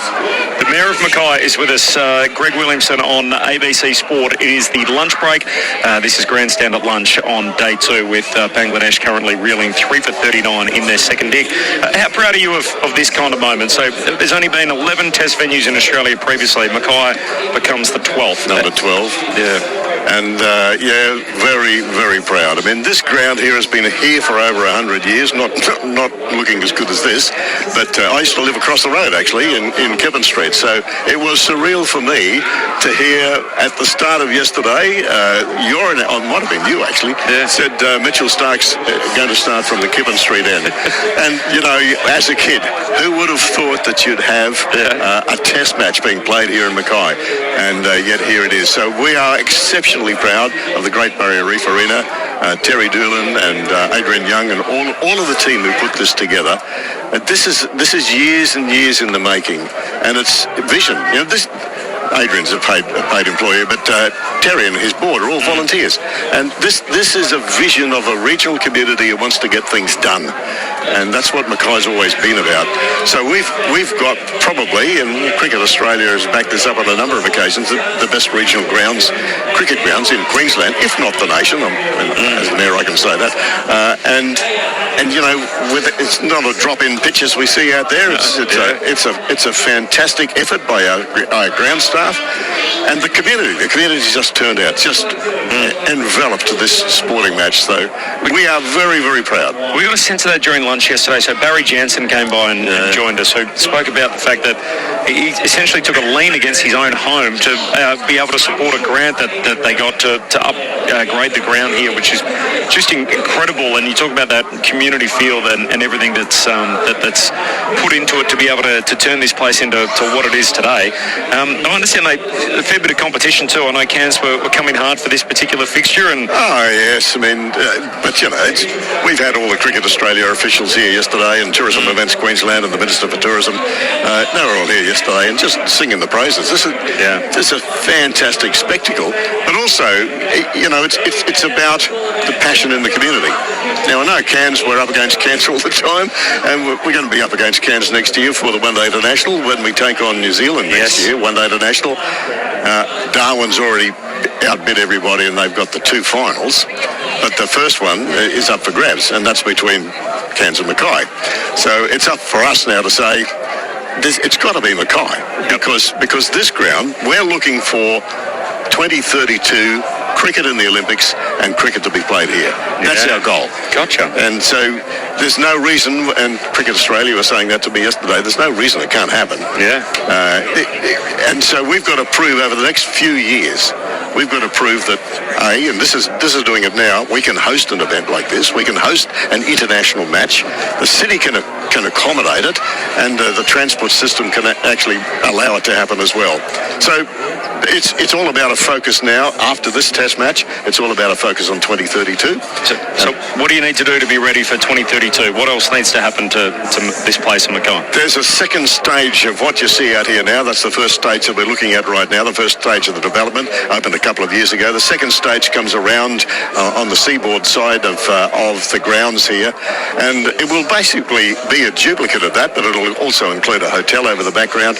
It'll Cricket Academy, hopefully, if Ian Healy gets his way, a Cricket Academy and some indoor sports type arenas. That will then allow this grounds to become self-contained.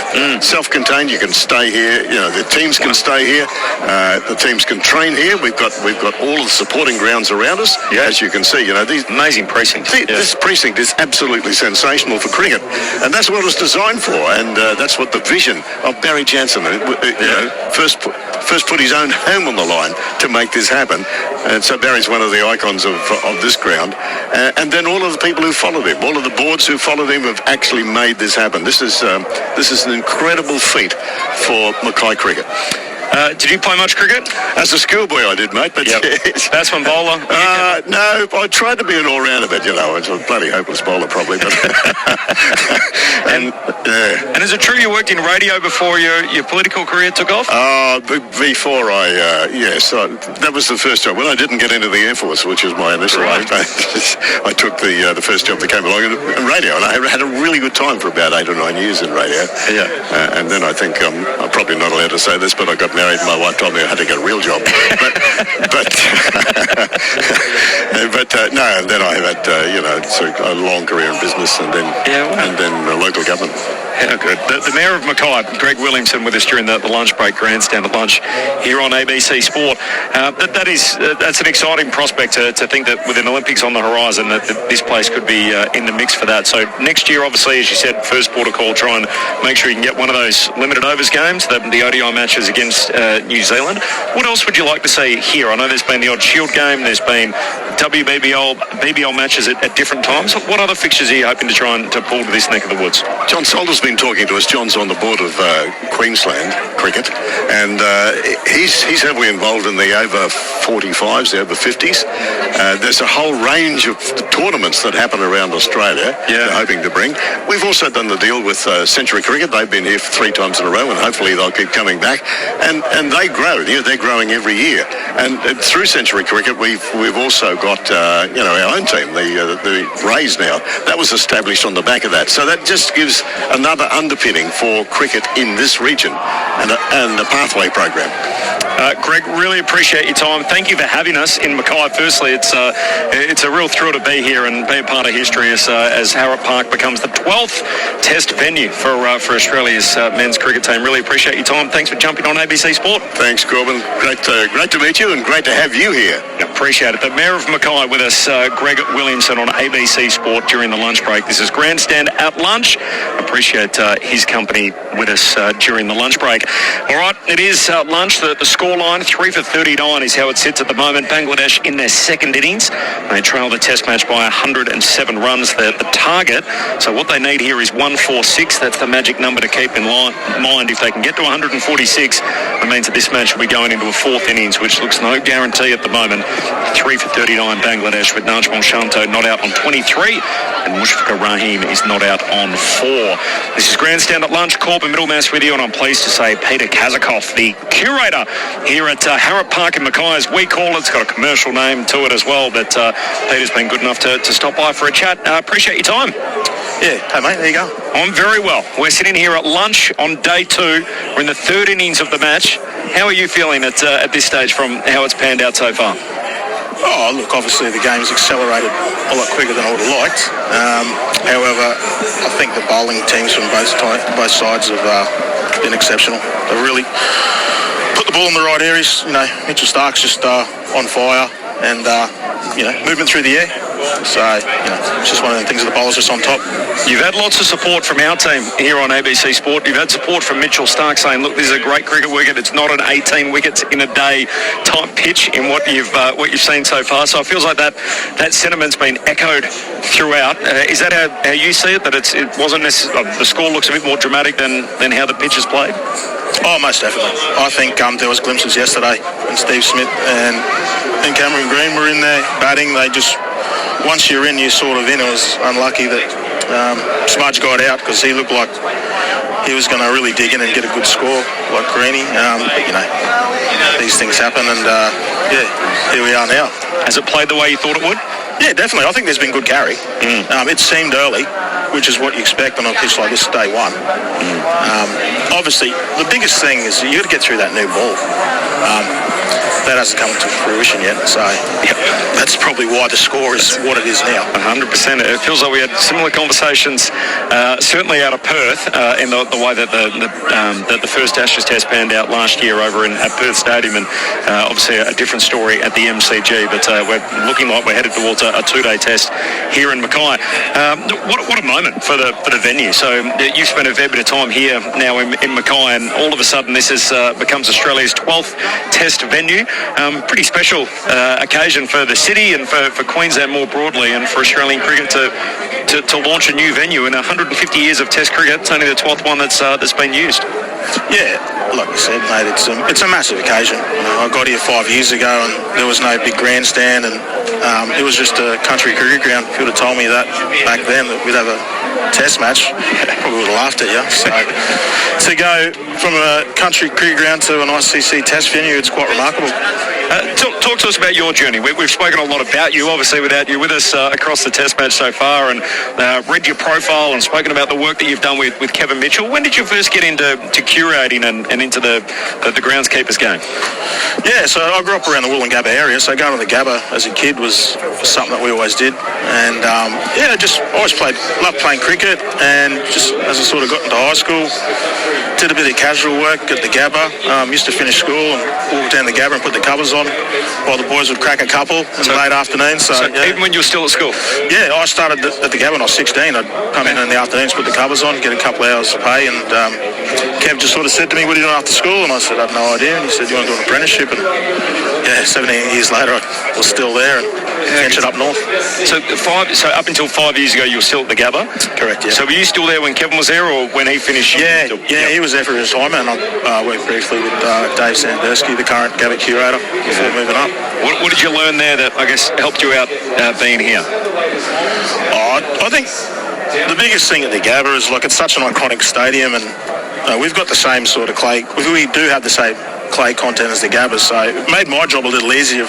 What I knew, what was expected for for first-class cricket and how the wicket's going to play. It's obviously different grasses which comes into it, but, I feel like we've adapted pretty well. Batsmen, not so much. But, all in all, like I said, obviously the game's accelerated faster than we like, but all in all, I'm happy with what I've produced. Yeah, absolutely. I think you got plenty of support on that front.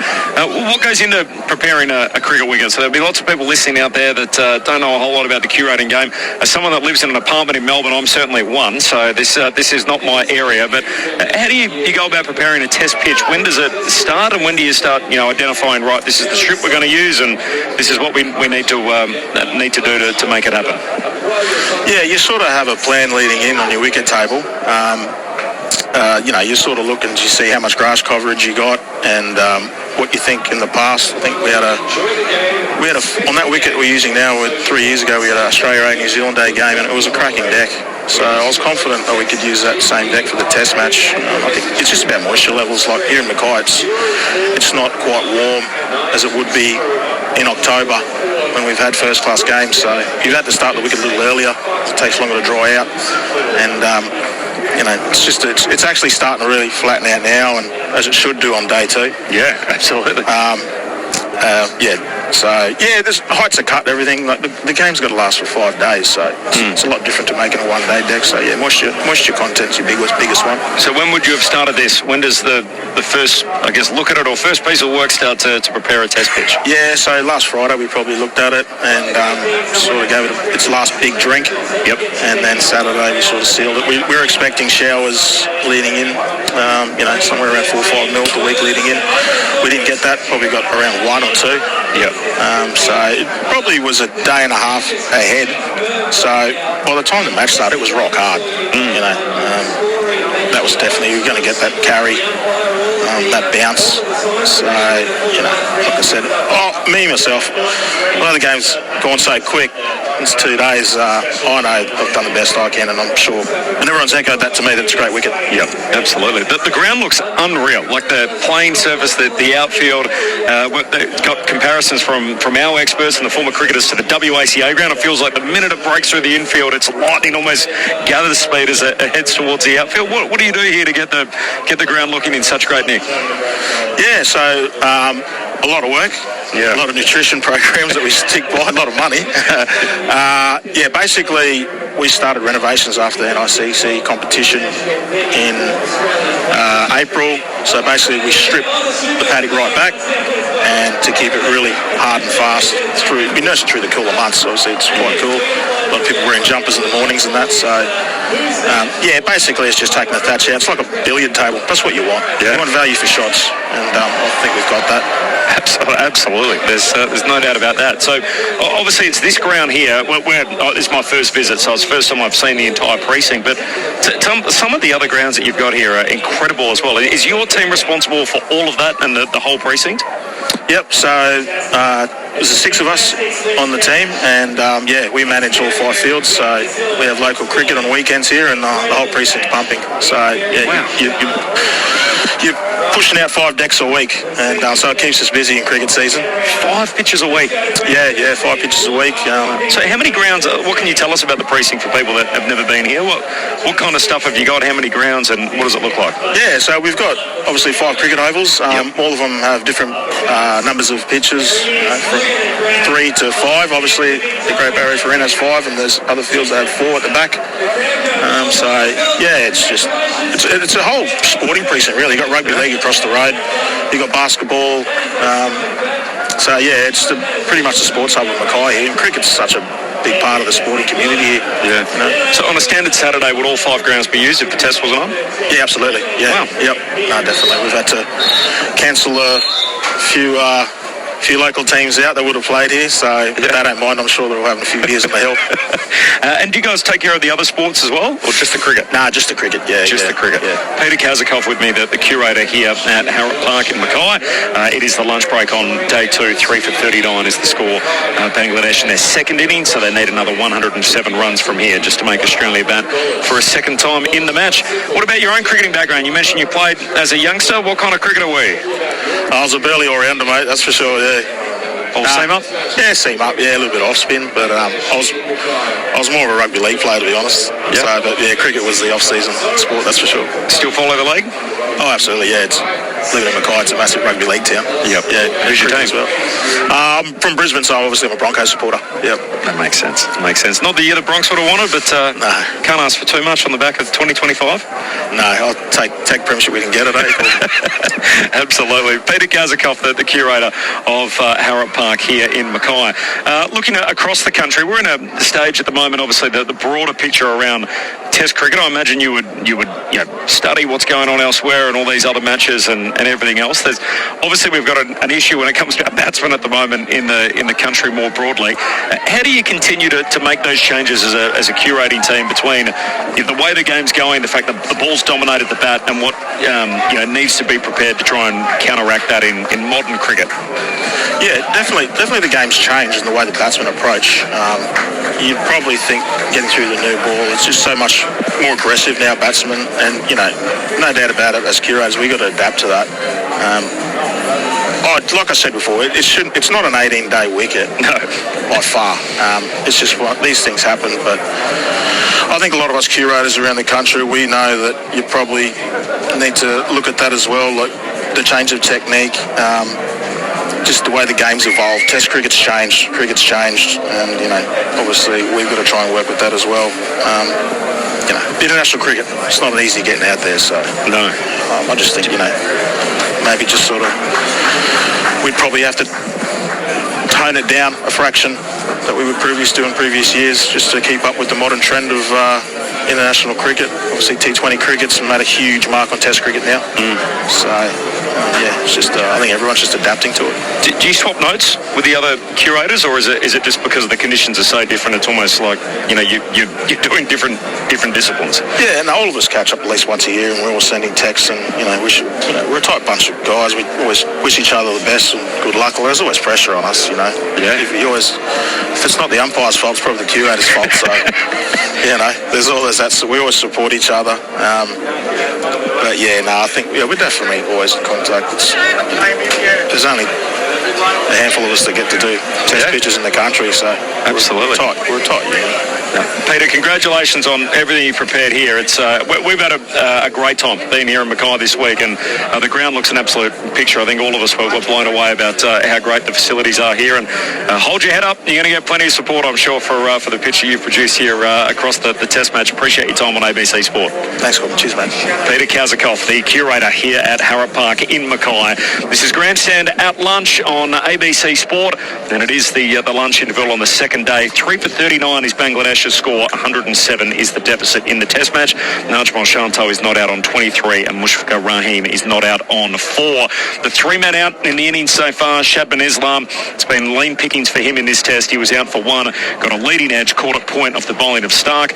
Mitchell Stark struck on his very next delivery as Mominul Haq let one go, cannoned into his off stump, and he was out for a golden duck. And then Tanzit Hassan caught down at fine leg off the bowling of Cummins for just 9. 3 for 39 Bangladesh. They need 107 from here just to make the Aussies bat again. News time.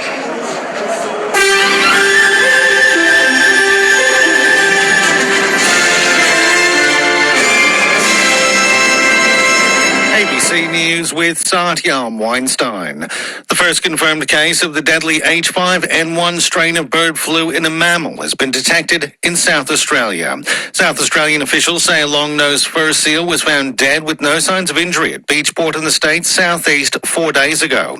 Authorities say it wasn't reported as a suspected case initially, as the site-based testing was inconclusive, but samples sent to the CSIRO have since confirmed the virus.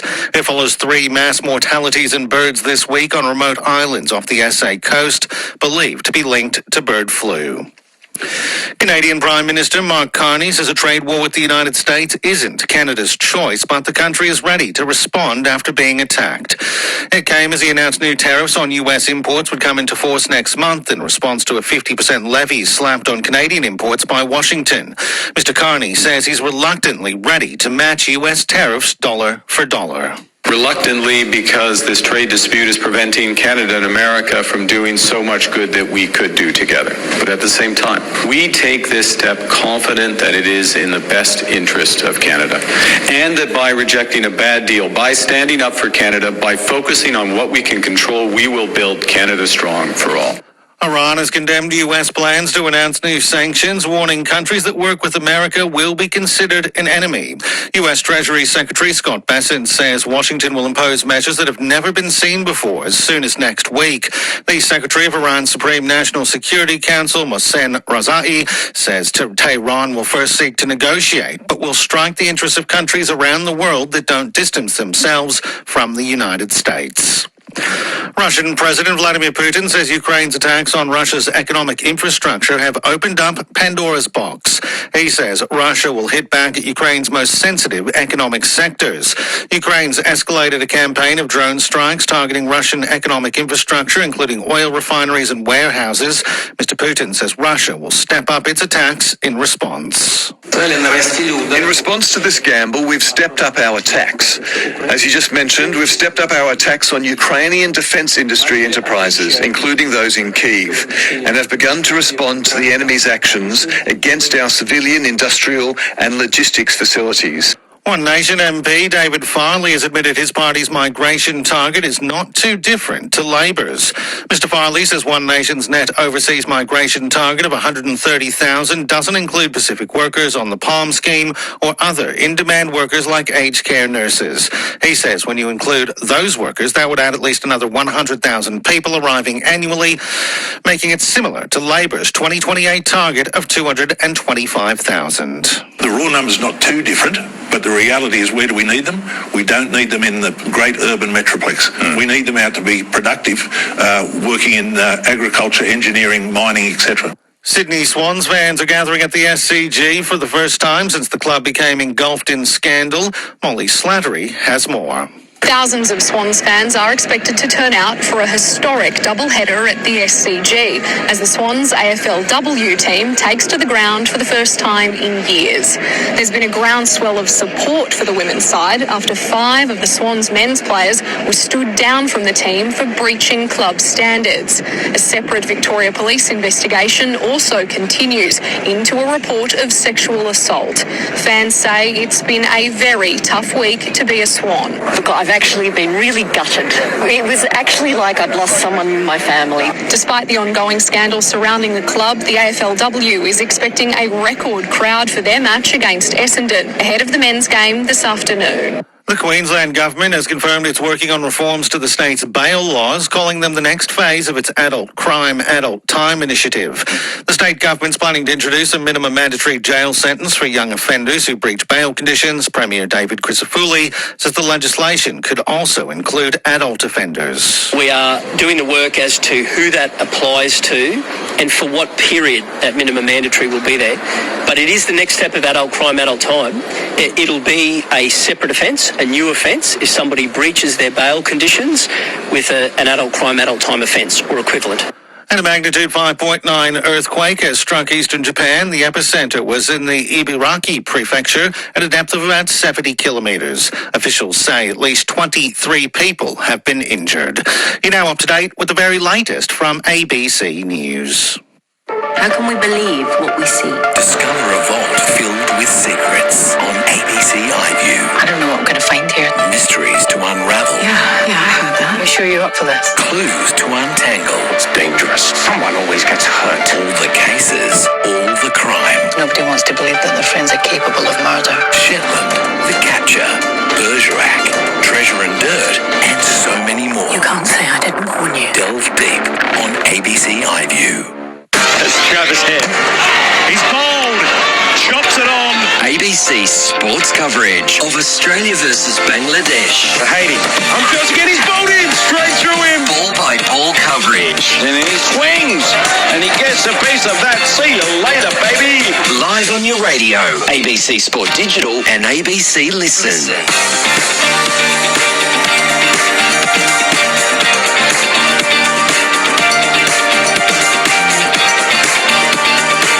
And welcome back to the Barrier Reef Great Barrier Reef Arena, that's what we must call it.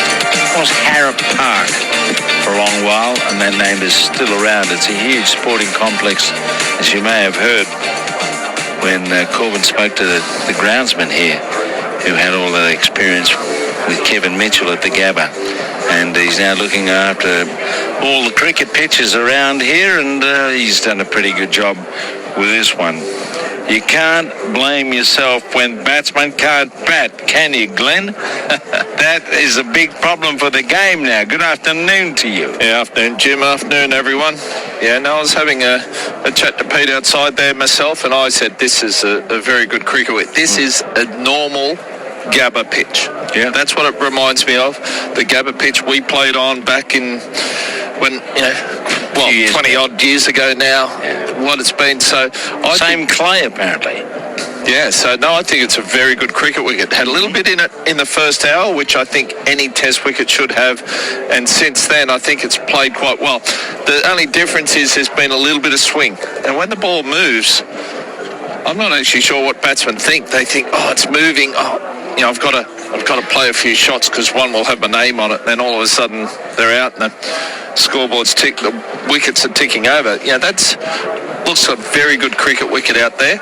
And yesterday was 1 wicket fell every 4 overs, which is unbelievable. T20. Do you think the batting has changed in terms of, approach, technique, whatever, a lot since you were playing the game 25 years ago? Oh, I think so. You look at recently with England with the Bazball and their intent to go out and score at 6 runs more and over. It looks great when it happens, and it looks pretty ordinary when it doesn't. You look at the Australian batting lineup. Travis Head, since he's come up to open, there's been a bit of revelation when it happened. But, is he an opening batsman? If we had 2 solid opening batsmen, he could bat down the order, which he may even be more effective. So that top 3 Posies there, I think that's always been the key. If you've got 2 really good opening batsmen and a good number 3, it sets up the whole innings. I think back when the team I was lucky enough to play at the end with Matty Hayden, Justin Langer, 2 very solid all-rounders, opening batsmen. You nearly hate us and that. You could nearly put them in the great category. Then Ricky Ponting, number 3, one of our best of all time sort of thing. So you've got those 3 at the top. That just sets a solid foundation for the rest of the team. So I think that's been Australia's issue for a while now. And as good as Travis Head is, he's an attacking player. Yeah. That's the way he plays at his best. Jake Weatherall had opportunities. Matty Renshaw, when he came out the way he got out yesterday, he was looking to be aggressive, walking at the bowler, looking to work it on the leg side. If he just played that straight, he would have been in perfect position. So, it's just listening to a few things. Justin Langer saying that these batsmen don't face the bowlers in the nets anymore. They have throwdowns. So all this, it's got to have an impact. So, you got to practice hard so you play easy. I think that's with the bowling. Batting's the same. And I think, with the South African tour coming up, and South Africa are a decent team, I've got a few concerns here. So we'll wait and see. We hope to be talking to you, covering that series as we get there. And that's during really the month of October. The last test in Cape Town finishes, I think the first of November. We're speculating about all of that and who's going to be in the Australian team. And if you look at the history of any team, particularly Australia, going back to Woodfull, Ponsford, Bradman, Arthur Morris with Brown and Bradman. And then, as was mentioned by Glenn, Langer and Hayden and Ponting at 3. So long history of the top three being crucial, and at the moment that looked very, very wobbly, inconsistent, and even really since the time Warner retired quite recently, Australia has looked to be less convincing than it needs to be at the top of the order. So we'll keep following the discussion. We're going to follow Pat Cummins. He's about to come in and bowl from this airport end. 3 for 39 for Bangladesh. Second time round, Australia bowled out for 210. And Mushfiq is on 4. And Shanto, the captain, 23. And the diminutive, I keep saying that about these fellas, but they are short. And Mushfiq is there on 4. Mominal was out for a duck. Shadman 1. All good. And Tanzit Hassan 9. 2 wickets to Stark, 1 to Cummins. Ready to go. Cummins rattles in and bowls just wide of the off stump, and it's allowed to pass. So what are we seeing here on this surface? Bangladesh, in the predicament they're in, not necessarily out of this game completely. Can they get in long enough to make Australia bat again? Well, that's the question, isn't it? You know, this ball's only 11 overs old. It should be still carrying through nicely. It's day 2 of a test, and to be honest, I don't know if we got through 90 overs yet. Is it really day 2 of the test? We haven't, not yet, as he bowls short, lifting wide of the off stump, and it's taken behind. Let me see, 86.3, 97.4 plus 2. 2 lots of 2. Yeah, so 98 overs so far. Yeah, so it feels like we're into at least day 3 or 4, not day 2.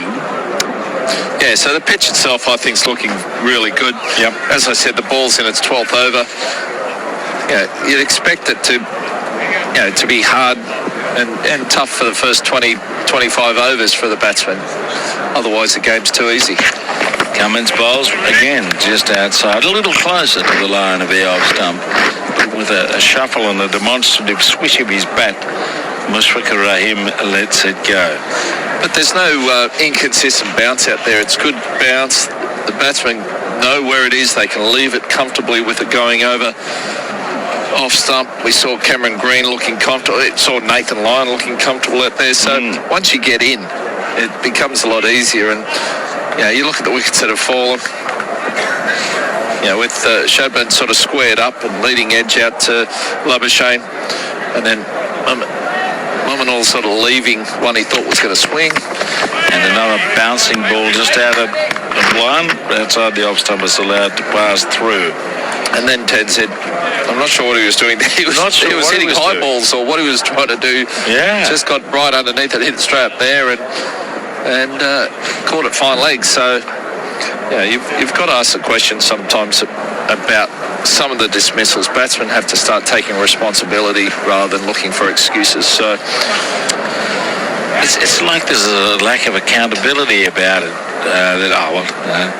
I'll be back tomorrow. It's like a T20 attitude. You miss out today, get it tomorrow. Cummins bowls it, and he pitches up and squirted away to the onside.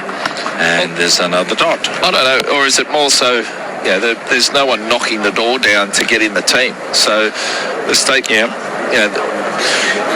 was always a fan of the Australian Cricket Academy, where young players would come into Adelaide and then Brisbane, and they'd be there for several months working together. They'd play together. It's living away from home, just cricket 24/7. And I thought it was a massive positive. A lot of other countries have taken a leaf out of the book of Australia, and we've got rid of our National Cricket Academy, and I think that's has widened the gap between state cricket. Back goes the little right-hander to Cummins, ends the over, a maiden over, first up over lunch. So how can that change? It seems like a bit like COVID. All the states have too much power. Well, they're telling the bosses what to do. Well, the states have their own academies now, and they like to have sort of control over that, and sort of to a degree, rightly so, but it should be about Australian cricket. So I thought, for my career personally, I thought the Cricket Academy played a Australian Cricket Academy played a massive part in that. It taught me what it meant to be a professional cricketer, live, breathe, eat, sleep cricket 24/7. And at the end of the day, we should be producing cricketers to play for the country. And I think sometimes it gets a little lost in translation there, and it's so you need the state competition. It used to be the strongest in the world, preparing great players. Now Lyon starts up at the far end of the ground, and he's played away on the back foot by Shanto into the covers. Lyon has bowled 1 over 1 maiden prior to lunch. Had a review for caught behind, which didn't go his way. As Lyon around the wicket draws Shanto forward. He plays quietly up there, the offside. So 107 runs is the deficit. It's another very good crowd banked in on the grass and under cover in various places around this big ground. Shanto again, 4 wickets an edge along the ground down to third man. Controlled, I'm not sure whether it was intentional, but they get a couple of runs as Green chased it back. Bowled that in. He bowled that in, yes. There's no... that was interesting. But yeah, no, there's still a long way over, 105 runs till they make Australia bat again. 2 more to Shanto there on that nudge. Beaten outside the off stump. Well, Lyon and Stark a bit the same. They like bowling to left-handers, and that very nearly hit the edge as it went past to Carey. Yeah, a little bit of turn there, and it's bounce. Yeah. It's the bounce that spinners like, and especially Nathan Lyon, the way he bowls that extra bounce is what gets him a lot of wickets. Lovely, Garrett. They've now brought in 2 slips. A 1 and a 2. And a line comes up. Shanto's forward. Trying to get out there. Down the offside. So Lyon getting his opportunity. He batted for a while today. Come on, guys. He ended up being the 3rd top scorer in the innings with 32 not out from 62 balls. And he hit a 6. Here he comes again. Shanto leans forward, got to the pitch and killed it away on the offside. So Sri Lanka push on to 3 for 41. We're just after lunch here on day 2. And some expectation about playing to a 3rd day, but Bangladesh need a partnership or 3 to make sure of that. Yeah, there's still 7 wickets in the shed, so they showed up in Darwin what they could do. They posted a very good first innings total there, so they can bat. But this pitch here is more like your standard Australian pitch. It's the bounce that they wouldn't be used to. Cummins starts in for another over, and Mushfiqur leaves alone outside the line of the off stump. Now, you've noticed, Glenn, we haven't talked about it so far. So it's the Dorothy Dixer that comes to this point. I'm in pink today. Yes, I'm sure maybe I'm having a net for the Sydney Test. You're looking sharp. Pink's your colour, I think. I've got a few of these. So, it's good to see. The Sydney Test is still a long way off. New Year's. Yeah. Against the New Zealanders. But, it's always a pretty incredible time of the year for myself, my family, and a lot of other people. Cummins bowls just wide of the off stump. How's business going in the McGrath Foundation? Yeah, no, the expansion of it. Yeah, no, it's going well. We've got some good people there, and the nurses are just amazing people. We're up to 423 nurses now, and as we've moved What was the start number when you got on board? Did you have? When we started the foundation? It was 0. But when we 250 was our goal. Yes. 250 was our goal with breast care nurses, and since we've moved into all cancers, Cummins bowls it, bouncing over the head of the batsman. Yeah, so how much has that changed the dynamic of what you do? Quite a bit, but I think it's a natural evolution. It started off, we started off the foundation because Jane had breast cancer. We looked to put breast care nurses on. But the story is Jane had cancer. Her type was breast cancer. Our nurse was Alison. So, it's now providing support for all cancers. And it was always in the back of my mind, I wish we could do more because breast cancer had a lot of support, whereas other cancer streams didn't. Cummins runs in, and another ball outside the off stump is allowed to pass. So it's nice to have an impact there. So, we're now sitting at 423 nurses. They've supported over 181,000 families across this great country of ours. So when you say it's expanded the coverage, we're talking about all forms of cancer, male and female? Yes. Yes, across the whole country. We're sort of in the process of doing a needs assessment to work out what that number is. So it's going to be, I think, 1,100 plus, which means we still have a long way to go. The support's been incredible, but we need to continue that support. Cummins bowling back and across and over the line of it. He plays square of the wicket on the offside. Has government support increased during this change to a bigger coverage? It has, and it was, off the back of, they came to us and asked us if we'd now take that support to all cancers. So they were sort of behind us, sort of changing or evolving, I guess you could say. And they've been supporters, as some of the state governments as well. But the Australian public has been absolutely incredible. So, very proud. Cummins bounces in again, and the little fella's behind it. Tucks up, pushes down towards mid-on, and that's another tidy maiden over bowled by Cummins. 4 overs, 1 for 2 for him. It's 3 for 41. Jim Maxwell and Glenn McGrath here at the airport end, as it were. Roundabout deep, long off, slightly oblique to the pitch itself, and about half a level up above the spectators, a handful of them in front of us in the shade, enjoying all of this carry on. But Bangladesh, a big job ahead of them to stay alive in this game and to a third day. Shanto, the captain's 25, Mushfiqur 4.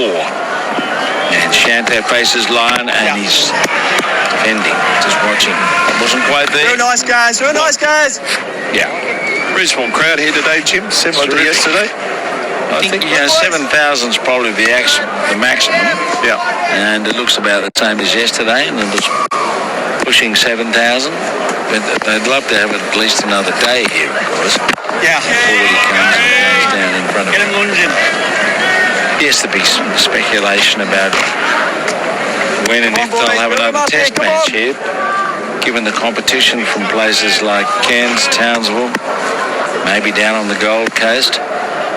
There's plenty of options in this state. Line off the back foot comes Shanto, plays one of the covers. Good guys. Yeah, every other state still has their cricket ground, though Perth has changed from the WACA quite a few years back. On the go. Yeah, but still, it's in Perth, isn't it? We haven't graduated to another place. Comes forward, just back up the old side. It's hard enough just getting a test match for Perth these days, and the way the rota is going, as you know, there's no test match in the middle of the summer as there normally is in Brisbane. Only 4 tests against New Zealand. Perth, Adelaide, Melbourne, Sydney. Catch it! Now he goes forward, hits it, obviously.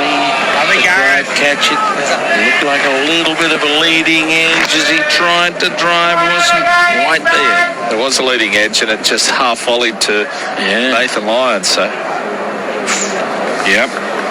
This is where Lyon's so effective. When he's in control, and he must be relishing this opportunity as he goes in again. Yeah, Shanto defends.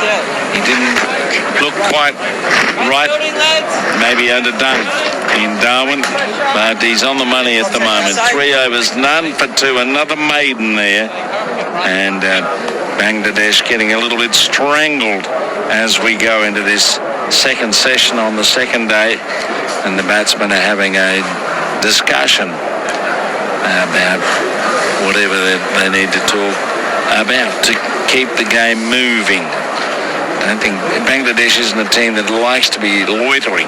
No, the last 5 overs has been one scoring shot that edged down towards us for 2. So the Australians are building a bit of pressure here. Pat Cummins bowling very well. Nathan Lyon getting in a bit of rhythm. So Cummins starts a new over. He bounces in to bowl it, and it's off a thick outside edge up near the glove as he ripped his right glove off the bat there, Mushfiqur Rahman. He's 4 not out. Cummins in his 5th over, 3 maidens, 1 for 2 so far, and Bangladesh absolutely pacified here, but calmed by some accurate bowling, and Mushfiqur Rahman's removed his glove. He's looking a little apprehensively at his right paw as he shakes his hand down at that far end. He's just standing away from the stumps. He makes an adjustment or two as he does a little jig before he goes back over his bat. Cummins runs in towards him, and he's beaten. Ooh, that's a good one. They had a good pace. The line was perfect to attract a poke to push, and he very nearly nicked it. 140 clicks. The pace was there, and the bounce. Yeah, a little bit of extra effort there from Pat Cummins at that bounce. That's what Bangladesh wouldn't be used to. Over in Bangladesh, you don't get that sort of bounce off the pitches over there. More like the Indian conditions, a little bit lower. They don't do as much. So when they come to these conditions, that bounce is what really unsettles them. Cummins again, pitching up, pushed away into the covers. There's a squawk of no from Mushfiqur because he could see the field on parade. So Australia all out earlier today for 210. Green LBW to Shuraful Islam for 67. Hazelwood last man out for 6. Line 32 not out, and Shuraful Islam took 7 for 48. He only bowled 4 overs today, and then he was actually taken out of the attack as soon as that crunching number 11 Hazelwood came out. Scared him off. I was sitting here thinking, what is happening? If you're bowling, you've just got rid of Cameron Green. Cummins bowls again back and across and pushing. Away goes on the offside. He got him out with a good one too. Yeah. He had to get the LBW on review. And then he doesn't get another over. There's no way. If you're bowling at that time, there's no way that getting the ball out of your hand. And so I'm not sure what that was. We're all sitting out the back there, you know, Dizzy, myself, Stewie Clark, all thinking, what is happening? Here's a chance to get 8 for in a test match, and your captain said, oh, yeah, you've done the hard work, just put the feet up now, we'll give someone else the ball. Cummins is running in again, and Mushfiqur drives it, but not powerfully or hard enough to get past the left hand of Cummins in his follow-through. So it's a slow boil at the moment here in this innings. It's still 3 for 41 as it's been for a few overs now. And some good wicket to wicket and just outside off stump bowling from Australia has forced them to be watchful, to wait. Cummins tries once more. Mushfiqur bounce up, ducks underneath it, got out of the way of it. And that's another Cummins maiden. 3 for 41. Glenn McGrath's alongside me. And the young fellow over there, what's his name? Corbin is coming in to join us. Live Test cricket on your radio. Australia versus Bangladesh. On ABC Sport, your home of cricket.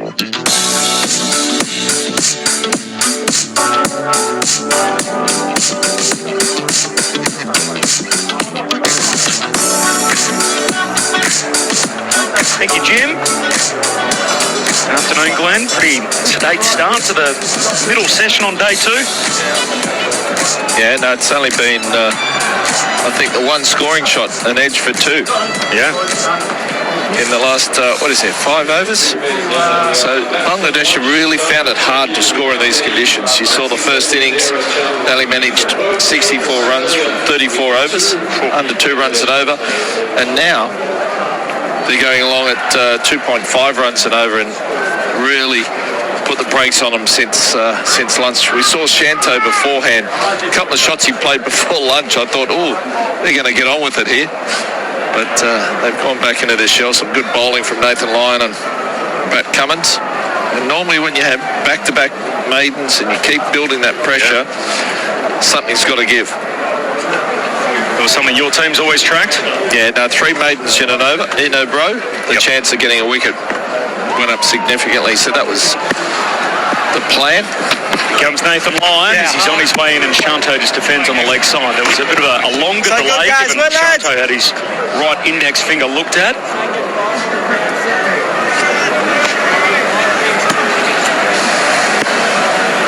Yeah, Nathan Lyon, he didn't bowl in the first innings, but he's getting a little bit of purchase, a little bit of toe, but some good bounce.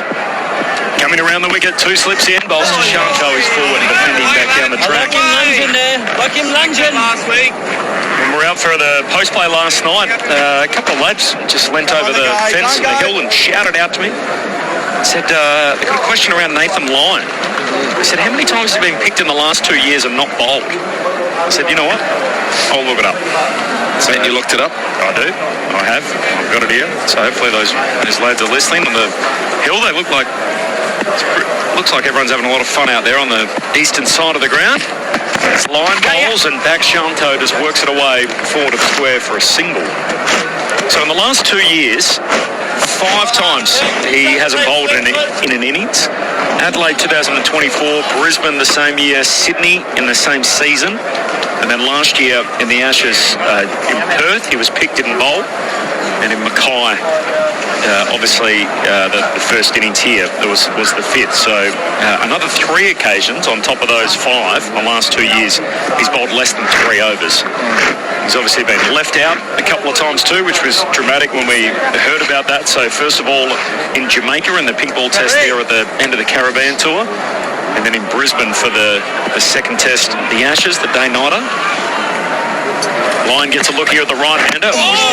Plays very late. The ball on off stump. You heard the reaction. 3 for 42. Bangladesh trail by 104.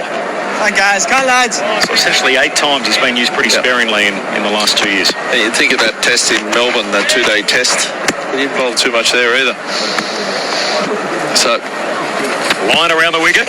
Down the leg side, and Mushfiqur just lets it go. Mate, that's why he's been working on his batting. He looked pretty good in that first innings. Maybe he's pushing for there's an argument there to move up the order. 3rd top scorer in the test match. 32 not out. And not out. Yeah. It was only the 42 from Smith and Green's 67 better than his 32 not. He's come back over the wicket here. Bowls to Mushfiqur, who just plays past Smith at first slip, jabs it down to 3rd man for 1. Mushfiqur Rahim is 4 not out, 3 for 43. It's the end of the line over the 2 from it, so Bangladesh trail by 103. What did you think when you heard that the Aussies were contemplating going with the 4 quicks and leaving the spinner out completely? Oh, to be honest, I never thought they'd go with it. Especially when you look at the team makeup. You've got Cameron Green and Bo Webster there. Yep. You've got Stark, Hazelwood, Cummins. Really, do you need to have another? So it's they've gone with the right team in respects to the 4 main bowlers. I think Lyon needed to be here, and like I've said, this pitch out here is very similar to a Gabba wicket. And one of the best bowlers on that wicket in history has been Shane Warne. Yeah. Because of the turn. When there's a bit of grass and it seams and moves around, the ball grips, but it's the bounce that gets the spinners a lot of wickets. Pat Cummins to continue in his 6th over as he's alongside the off stump and Mushfiqur lets it past. Talk about a guy that's been able to dot up an end and been able to hold it down. He's bowled 5.1 overs, Cummins 1 for 2. Yep. Very tight. So, yeah, just keep it tight from one end, build some pressure, and just see these Bangladeshians, if they want to sort of just go out there and bat some time. Yeah, Shanto before lunch, a couple of shots he played, especially off Mitchell Stark, I thought, they're going to just chance her arm here and just see what they can get. But they've had a rethink at lunch and they've come out and they've been a lot more watchful. Mushfiqur Rahim awaits Cummins, who delivers and beats him through to the keeper, taken low down by Carey, but nothing on it. Gee, it was close to his outside edge. Pat Cummins had a very tidy record against Mushfiqur Rahim, the diminutive, experienced 39-year-old Bangladeshi bat. In fact, that passed on the inside of the bat. Just looking at the replay, it wasn't a huge gap. Well, he did get bowled that way in the first innings. Yeah. Between bat and pad and straight through into the stumps. That one there just outside, but a better length. I like that length. It really made Mushfiqur have to play that one. 3 slips a gully, catcher at leg slip, Cummins in again. Mushfiqur gets bat on ball, plays out to cover point, and Labuschagne comes up to retrieve it.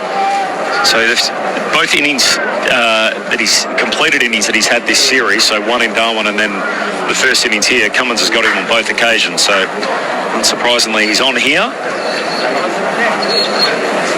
You would have been pretty aware of that as a bowler, I imagine. Oh yeah, you like to sort of your matchups to guys you've got out a few times. There's that mental edge you have over them. 3 for 43, deficit 103. And that deficit, by the way, just to make Australia bat for a second time. Cummins tries again and weaving out of the way. Mushfiqur, ball comes through to Carey around waist height. 21-year Test career, Mushfiqur Rahim, and in Australia for the first time, playing away from home.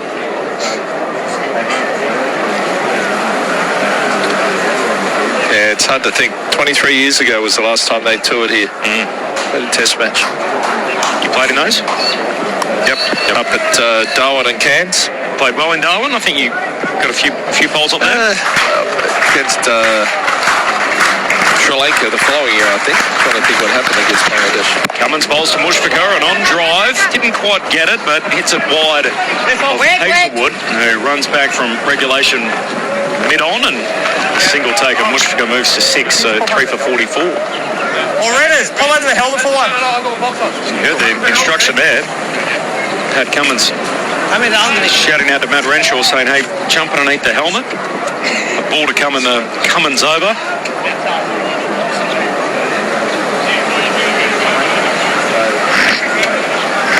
Given there's a left-hand, right-hand combination, Najm Shanto's a lefty. In fact, the top 4 all left-handers in the Bangladesh batting lineup. Mushfiqur Rahim first of the right-handers, which means the field swings around.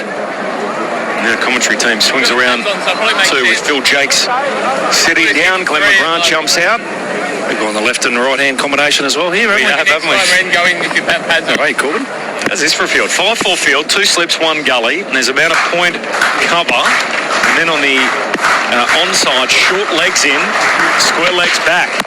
And defending Shanto out on the leg side, out towards Hazelwood, who fields at mid-on. So end of the over. Cummins has bowled 6 overs, 1 for 3. Gee, that's tidy. Bangladesh 3 for 44. And Bangladesh, the tourists, trail by 102 runs, just to make Australia bat for a second time in the Test. We had the curator on during the lunch break. It was nice to catch up with Peter Kazakov, who had a couple of interesting things to say. He basically mentioned that obviously he didn't want the game to be accelerated to this point that it's currently at. He went on to say, I think there's been good carry. It seemed early, which you expect on a pitch like this, but the biggest thing you've got to get through is the new ball, which hasn't come to fruition yet. Yeah, I agree with that. And the Shield games that they've had at this venue have been exactly the same. If batters batted with discipline, left the ball and played the ball late, you could get through it. It was hard, really hard, and I think we saw 4 wickets or 5 wickets in most of those new ball spells in that first 30 overs of those games as well. So the game does move forward on these bouncier wickets. Nathan Lyon into his 5th over, bowls to Mushfiqur, who's back and cutting. Out the point, can't beat Hazelwood at backward point. But if you're prepared to bat time, you can have some good stroke play as that ball gets a bit older. But they've been very much new ball wickets here, and you've probably seen the same thing in the Test match. And I don't think it's a bad thing. Mushfiqur's on strike. Lyons on to bowl to Shanto at the other end, and Mushfiqur just pads it away. Well fielded by Green at leg slip, diving to his right. If a bowler can bowl well, bowl good areas, and challenge the front foot defence consistently, it's always going to be hard for a batter. Mushfiqur. Defence straight to short leg, and Matt Renshaw scoops it up. And you want to be able to get rewards as a bowler for doing that. However, if a batsman plays with soft hands, you also want them to be able to negotiate that or leave really well. But what we've seen here, we've just seen them go a bit harder, get out in front of themselves a little bit.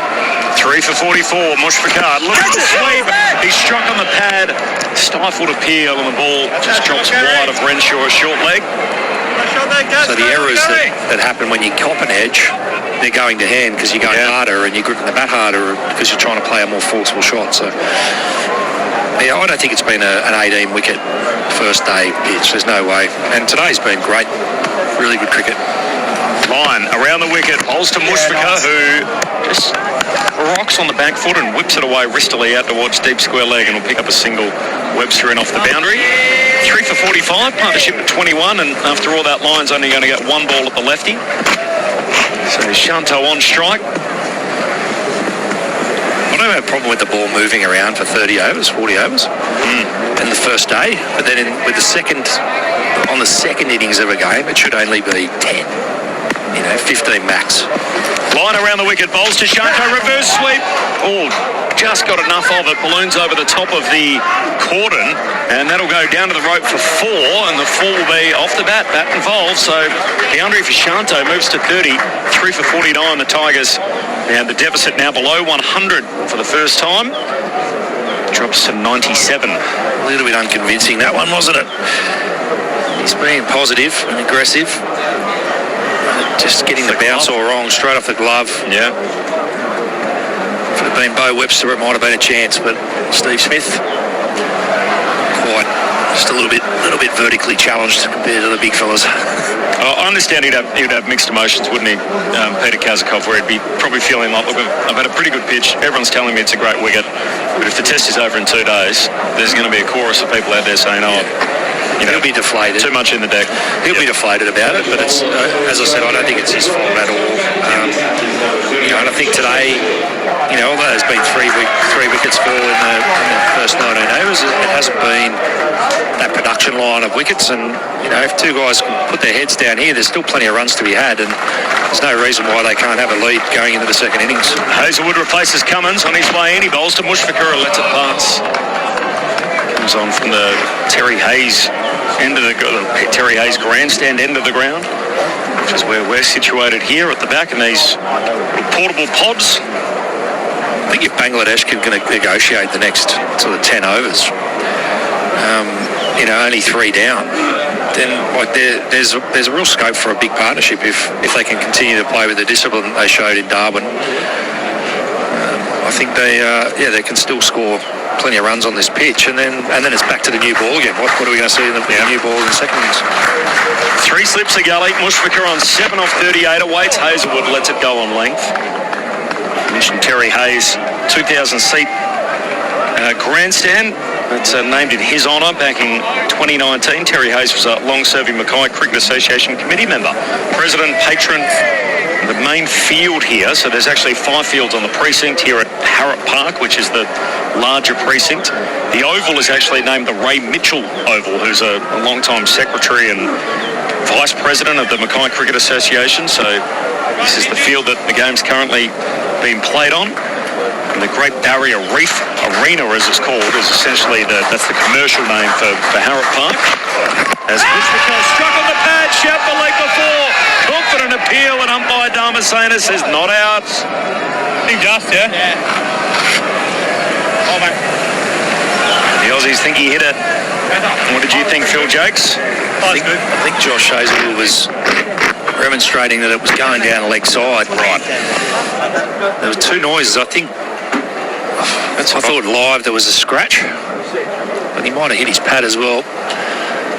And yeah, Josh Hazelwood's got it right there. It was going down leg. So good decision to not review. There's no wood though. It's definitely bad on pad. Nice bit of bowling from Hazelwood. He's dragging him across the crease. And that one just darting back in.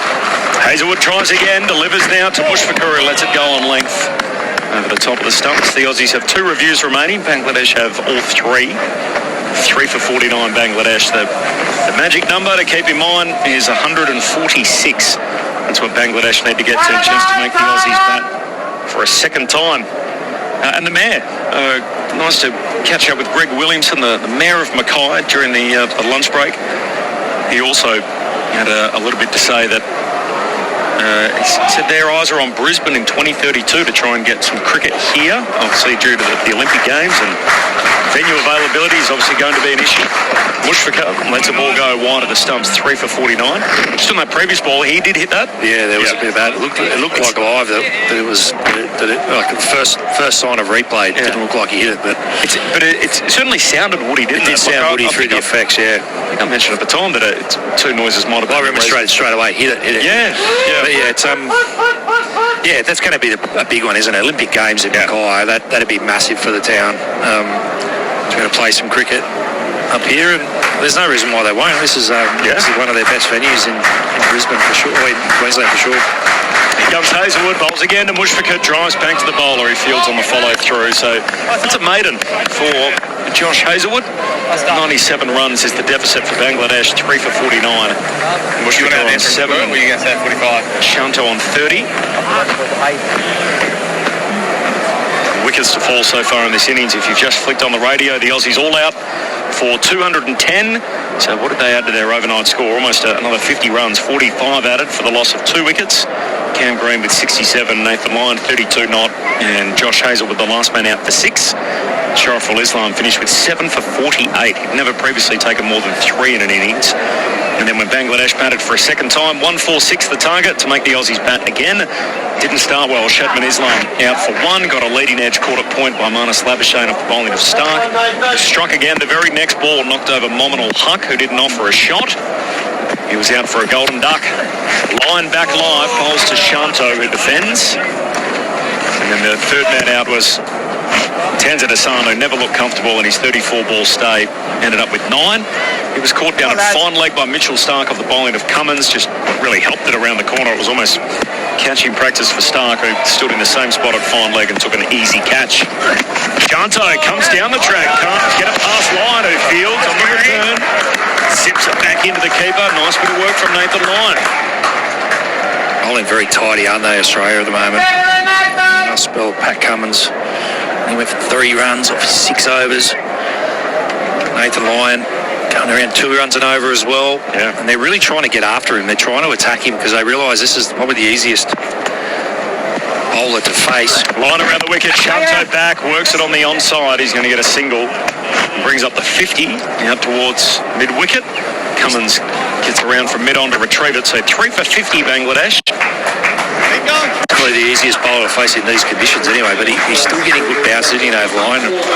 Josh Hazelwood's continuing where his skipper left off, bowling tidy as well. So they can't be too preoccupied with the scoreboard, Bangladesh. They've just got to be taking whatever they can get, slowly whittle that lead down with as minimal wickets falling as possible.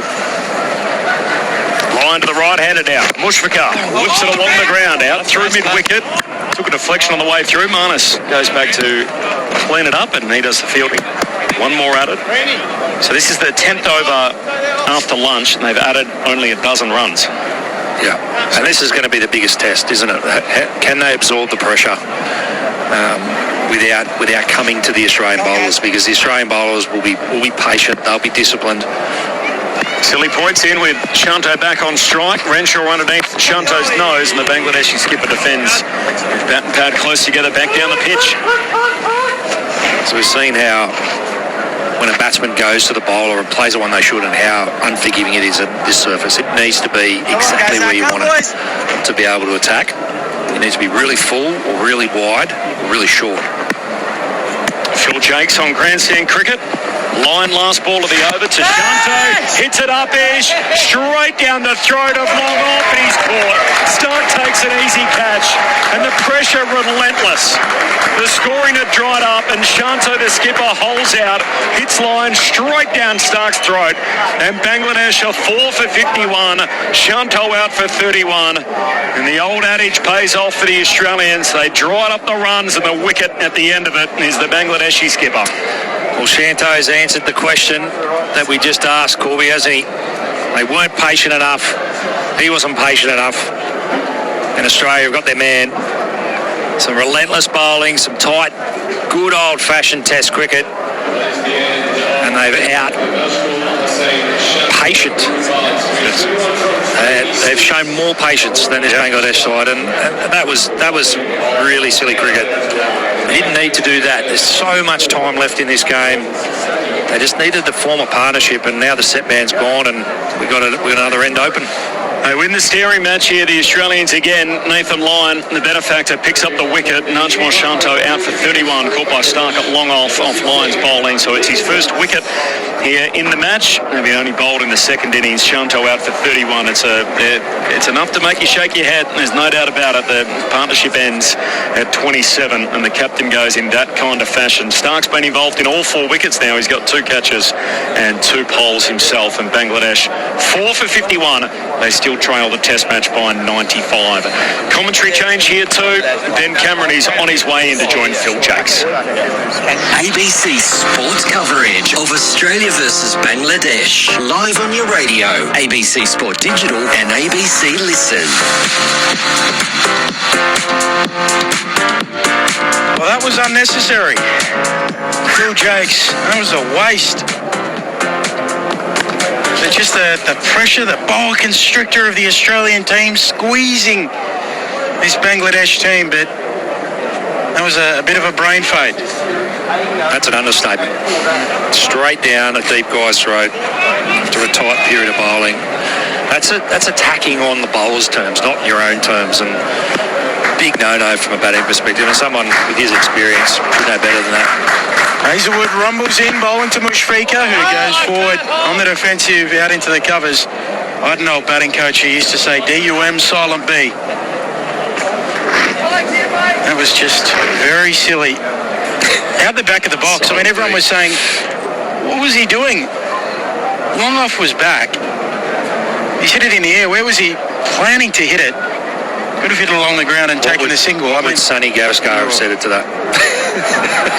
That's all I thought about when that ball went up in the air.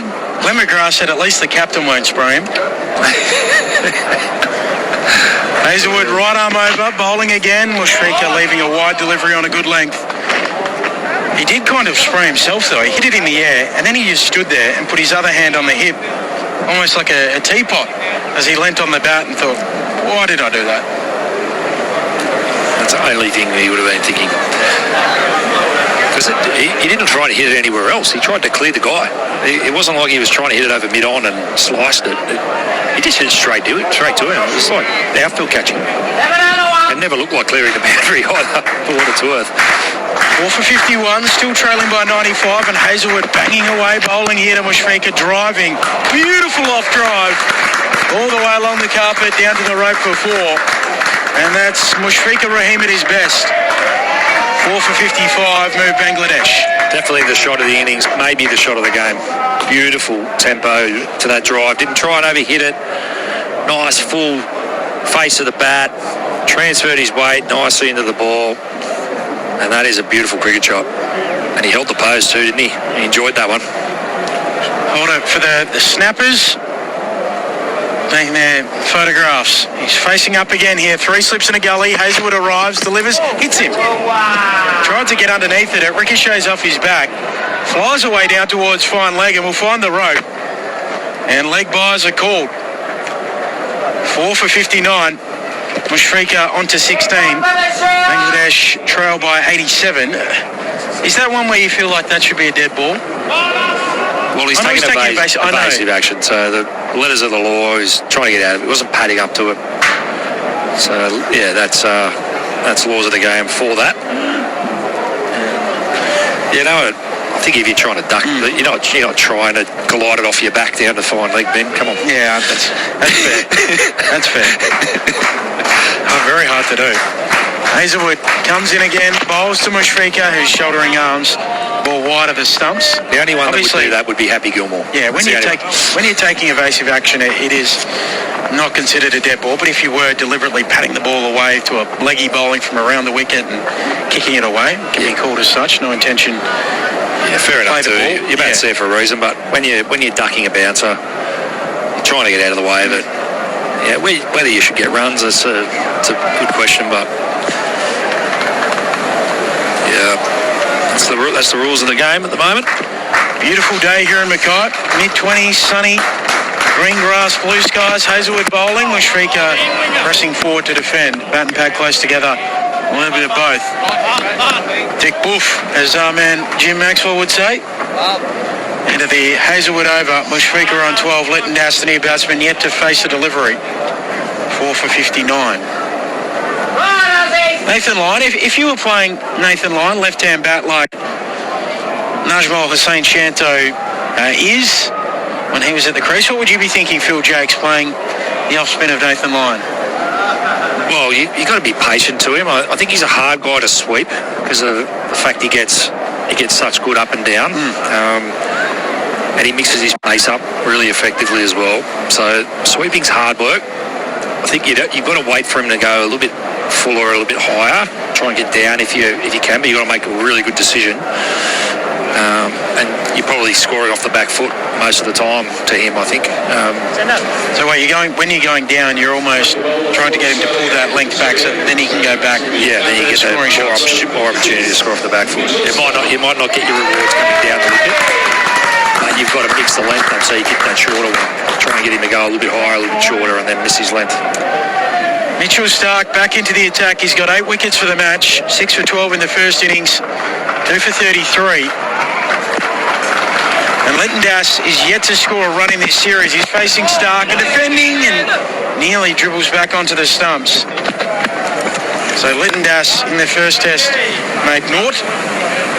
Didn't bat in the second innings. He made naught in the first innings here.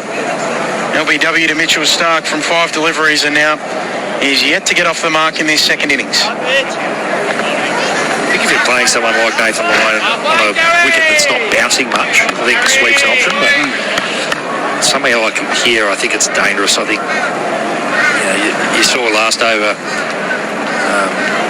Shanto trying to reverse sweep. Top edge off the glove. Just too much bounce.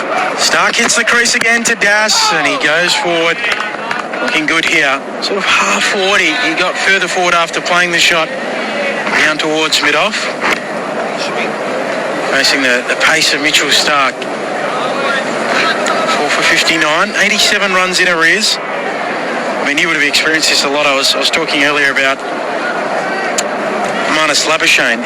He might not bat again, or he might bat, and it might be a small chase like 30, and he's batting at 3. He might get out there and it's lose-lose. You either get out, people say, he missed out twice, or he gets 15 not out, 10 not out. Everyone goes, it doesn't matter. Starc passing the umpire, bowling to Das, very wide and full, and Carey loves it above hip height. Good carry on the full delivery, angling across the right-hander.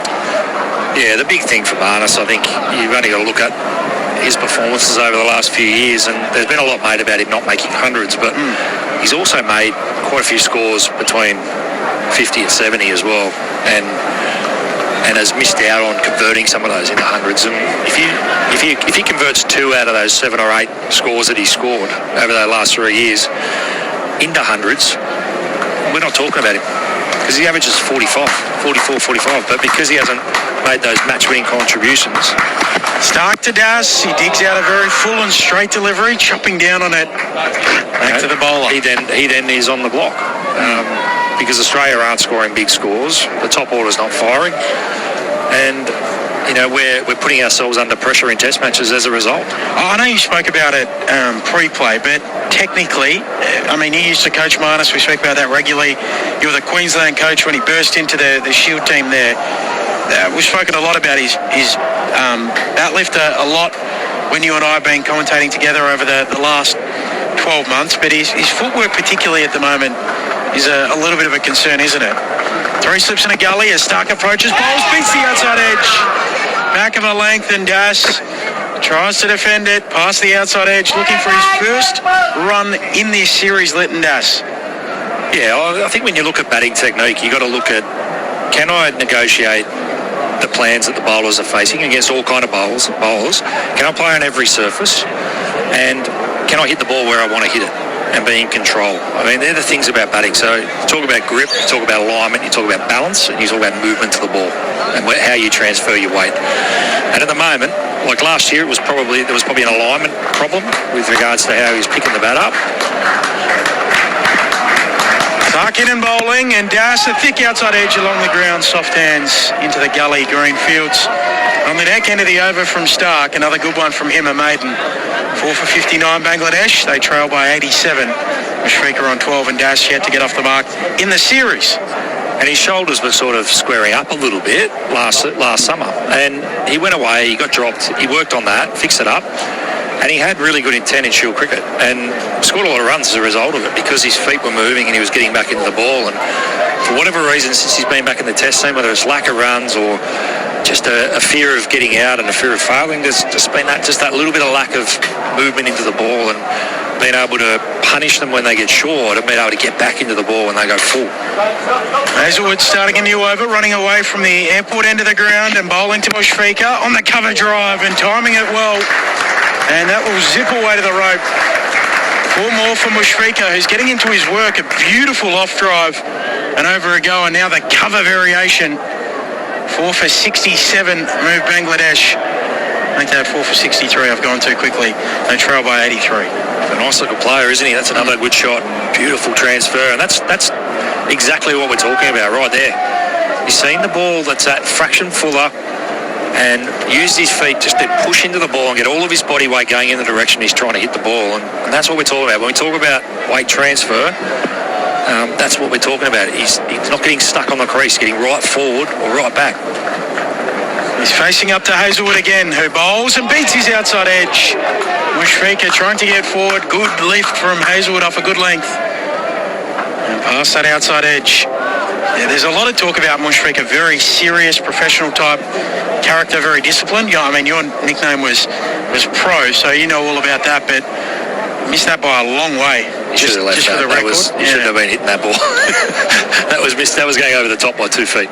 Talk of him batting for hours and hours on end in the nets to get ready for test matches. Were you one to bat for really long periods as Hazelwood runs up and tries again to him? This time he defends more comfortably, fuller delivery and straighter as well. I think a lot of my old coaches would proclaim that, yes, that was probably the case, Ben. Put a few guys in for shoulder surgery over the years. A lot of throwdowns. Lots of throws. The way I saw it was I tried to prepare for the hardest conditions you could possibly face and then adapt when you're out there. And you might do a bit of grooving on your shots, your flat wicket shots, like your cover drive and and your back foot punches and things like that away from the training. Hazelwood lopes in and bowls, a bouncer, and Mushrika comfortably flexes at the knees to get underneath it. But all my training leading into longer form cricket was about how am I going to get into my innings in the worst possible conditions and try and work on moving at the right time. So as the ball's bouncing, my foot would try and get my front foot to land as the ball's bouncing, playing the ball as late as I could and as straight as I could, and try not to go away from my game plan of what I would have at the start of my innings on a bad wicket. So what kind of drills and things would you do to work on that? 2 slips in a gully. The infield creeps in as Hazelwood arrives and has one jagging back, taking it on the body. Mushrika, maybe even in the unmentionables, a little sore. 4 for 63, 83 runs behind. I put a visual on where on the net I was prepared to go square enough. So I'd have a little mark on the net around extra cover, and I wouldn't hit anything between extra cover and forward point. Right. So I would try not to just cut that area completely out of the ground. So basically the V? Yeah, playing in the V, playing late, and just not hitting those areas unless I was cutting. If I was cutting, I was prepared to do that from the start. There he goes down. Hazelwood approaches to Mushrika. Back of a length and leaving on length. Over the off stumper goes through to Carey. The only time that would change would be if I saw any variable bounce. So if the ball was bouncing a lot more than normal or was staying low, then I wouldn't cut. So I would have a look at at least two cut shots before I'd bring my cut shot into my game plan. So in a game. And then I'd know, well, hang on, so typically you'd leave the first two? Yeah. So, okay, that bounce is consistent enough. Yep. I feel like I can play that one. And then I'd add that to my game plan. But I'd always look at two. And, you know, it could be the third one that stays low, right? And you can live with that. But you can't be leaving that ball all the time. You need to be punishing that ball. And it was a strong scoring area for me. But I would still really watch the ball hard. But make sure that you're just taking that time just to have a look, see the bounce is true, and then bring those shots into play. And it's a bit the same with pull shot. Pull shot's a bit more around pace, looking at the pace of the bowler. New over from Mitchell Starc. Littendass on strike and knocking it away down towards mid-on. I know I've mentioned it a lot, but still searching for his first runs in the series here, Littendass. And Mitchell Starc is just turning the screws as he has to many before and many in this test. Yeah, and then just slowly add the things into your game plan. So if I was putting together a 20-minute or half an hour net session against bowlers, my first 10 to 15 minutes of my net session every time would be about my start of innings and playing that game plan that I talked about just then. Score off my pads, cut, and play really straight in the beat. Starc bounds in, arrives now, and Littendass drops it down on the offside, keen for a single to get moving, but the infielder onto it too quickly. Travis Head, he's not the most dynamic fielder, but he comes in and acts like a tiger on the prowl. And then if the conditions were good in a net, I would then add the shots that I would play for that surface. And then you can cut and pull and practice cover drive. Those. And if I didn't get many of those in that last 5 minutes, that's okay. I'll get on the bowler machine and I'll practice and groove those particular shots. But the biggest focus in a competitive net environment should be to not lose your wicket. If you're practicing getting out, you're practicing the wrong things. A little Mexican wave going around the eastern bank as Starc goes in again and Littendass easily gets under the bouncer. You know, short form cricket, you prepare slightly different. If you're playing a one-day game, instead of leaving the ball, you might be looking to try and run at the third man. You know, you might add cover drive, you know, to the equation, even if it's a new ball, because you would play that in a white ball game. And then you might try and take on a spinner over the top. You know, if you're playing T20, it might be any ball that you're blocking, you're trying to hit it over the top of the bowler's head. So you've got to adapt the way you prepare for whatever format you're playing. There goes the Mexican wave again, just rippling around that eastern bank. A beautiful place to watch cricket. Das facing Starc, edging, taken. Webster snaffles it at third. And Littendass is out for a third time in the series without troubling the scorers. A third duck in the series for the Bangladesh wicketkeeper batsman. A 10-ball duck. And Bangladesh are 5 for 63, still needing 83 more to make the Aussies bat again. Well, Littendass's series has gone from bad to worse, hasn't it? That was a pretty ordinary one. Feet were stuck on the crease, followed it with hands, and that's catching practice for Bo Webster. Really smart catch and slip. Das has to go for 0. Bangladesh, deep trouble. 5 for 63, still trailing by 83. And that is a tough tour to Australia for Littendass. He trudges off, and this match is accelerating towards a conclusion here on day 2 in Mackay. Bangladesh losing their 5th wicket. Jim Maxwell is about to come in. It's going to be a double change. Joining Jim is going to be Jason Gillespie as Australia press for victory here in Mackay. ABC sports coverage of Australia versus Bangladesh. Live on your radio, ABC Sport Digital and ABC Listen.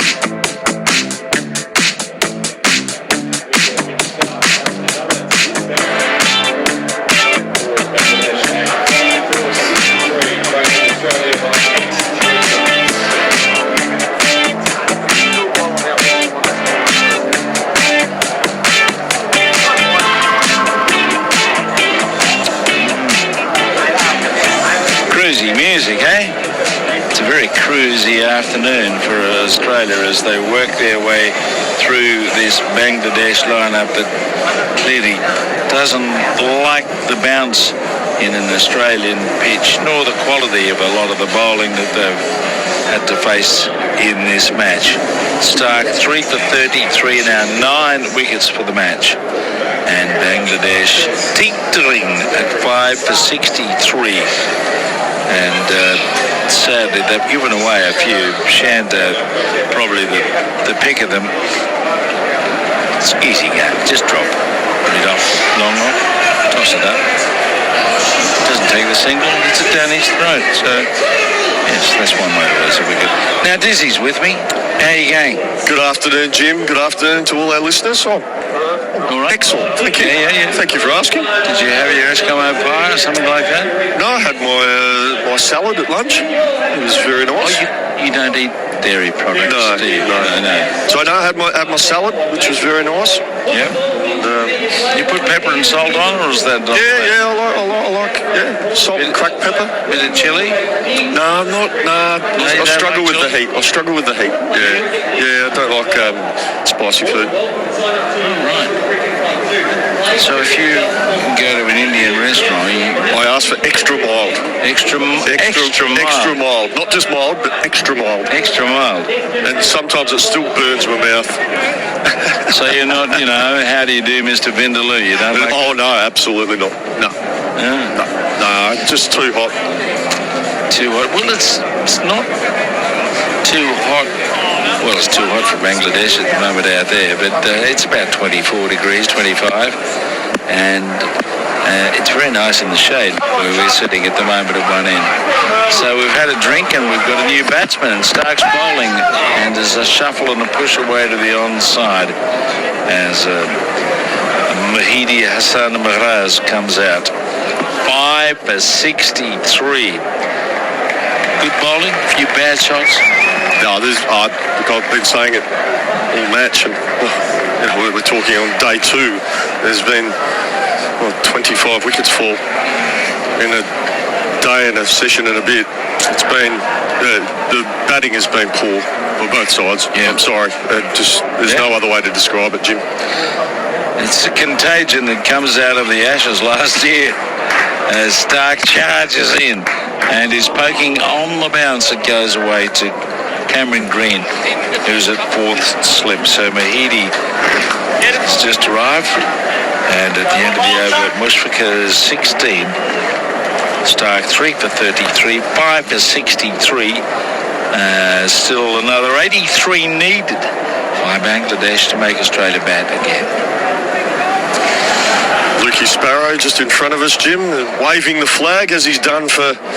Geez, he was doing it when I started my career. He's been doing it a long time, Luke. Dedicated almost fan. 30 years, Yeah, dedicated fan of Australian cricket. Absolute legend of a man. I can remember a tour to the West Indies in the 90s, I'm sure it was. You would have been playing. And I was staying the same hotel next door to where his mob were. Yeah. We used to get the dollar bus into town. We were just out of Bridgetown. Here we go. Hazelwood's bowling, and he's driving. And that's a nice shot through the covers. There's protection back on the boundary, and it will be cut off right out there in the deep by Travis Head throwing it back, and they get a couple of runs. I think it's Josh Inglis. Who's on. Inglis? Yeah, he's on. Is he on for Travis Head? Maybe. Doesn't look like Travis is out there. Must be having maybe a comfort break or taking off his the pads that they have on the short leg pads, maybe. Josh Inglis. You wonder what's his future in the next Test matches. Is he going to get in the team? Hazelwood bowls it wide of the off stump, and it's taken low down. 5 for 65 now. Is he going to play? I think there's a big chance that he'll find himself in the Australian top 6 sooner rather than later. Even though Australia obviously going to have a very big win here, you still look at the Australian team and think, well, there are unsettled combination in some ways. Hazelwood bowls a bouncing ball and he gets under the limbo bar a long way down as it goes through to the keeper. It's all around the top three, isn't it? It really is. What's best there and how that affects the rest. So, which way do they go? And that's the bar talk. When we're having yes, I can mention this quite freely now. When I say to Dizzy, sure, Wally, mate, we're having a chat about who should play and who should be dropped and DRS and anything else that comes down the pipeline for us to yarn at. Hazelwood bowls it, another bouncing ball. Watch it go through. And you can say it with some accuracy when you're here in Mackay because Wally Grout, one of Australia's great wicket keepers, was born here. Is that right? His father was a constable. Yeah. I don't think they lived here for very long, but he was born here in 1927. Yep.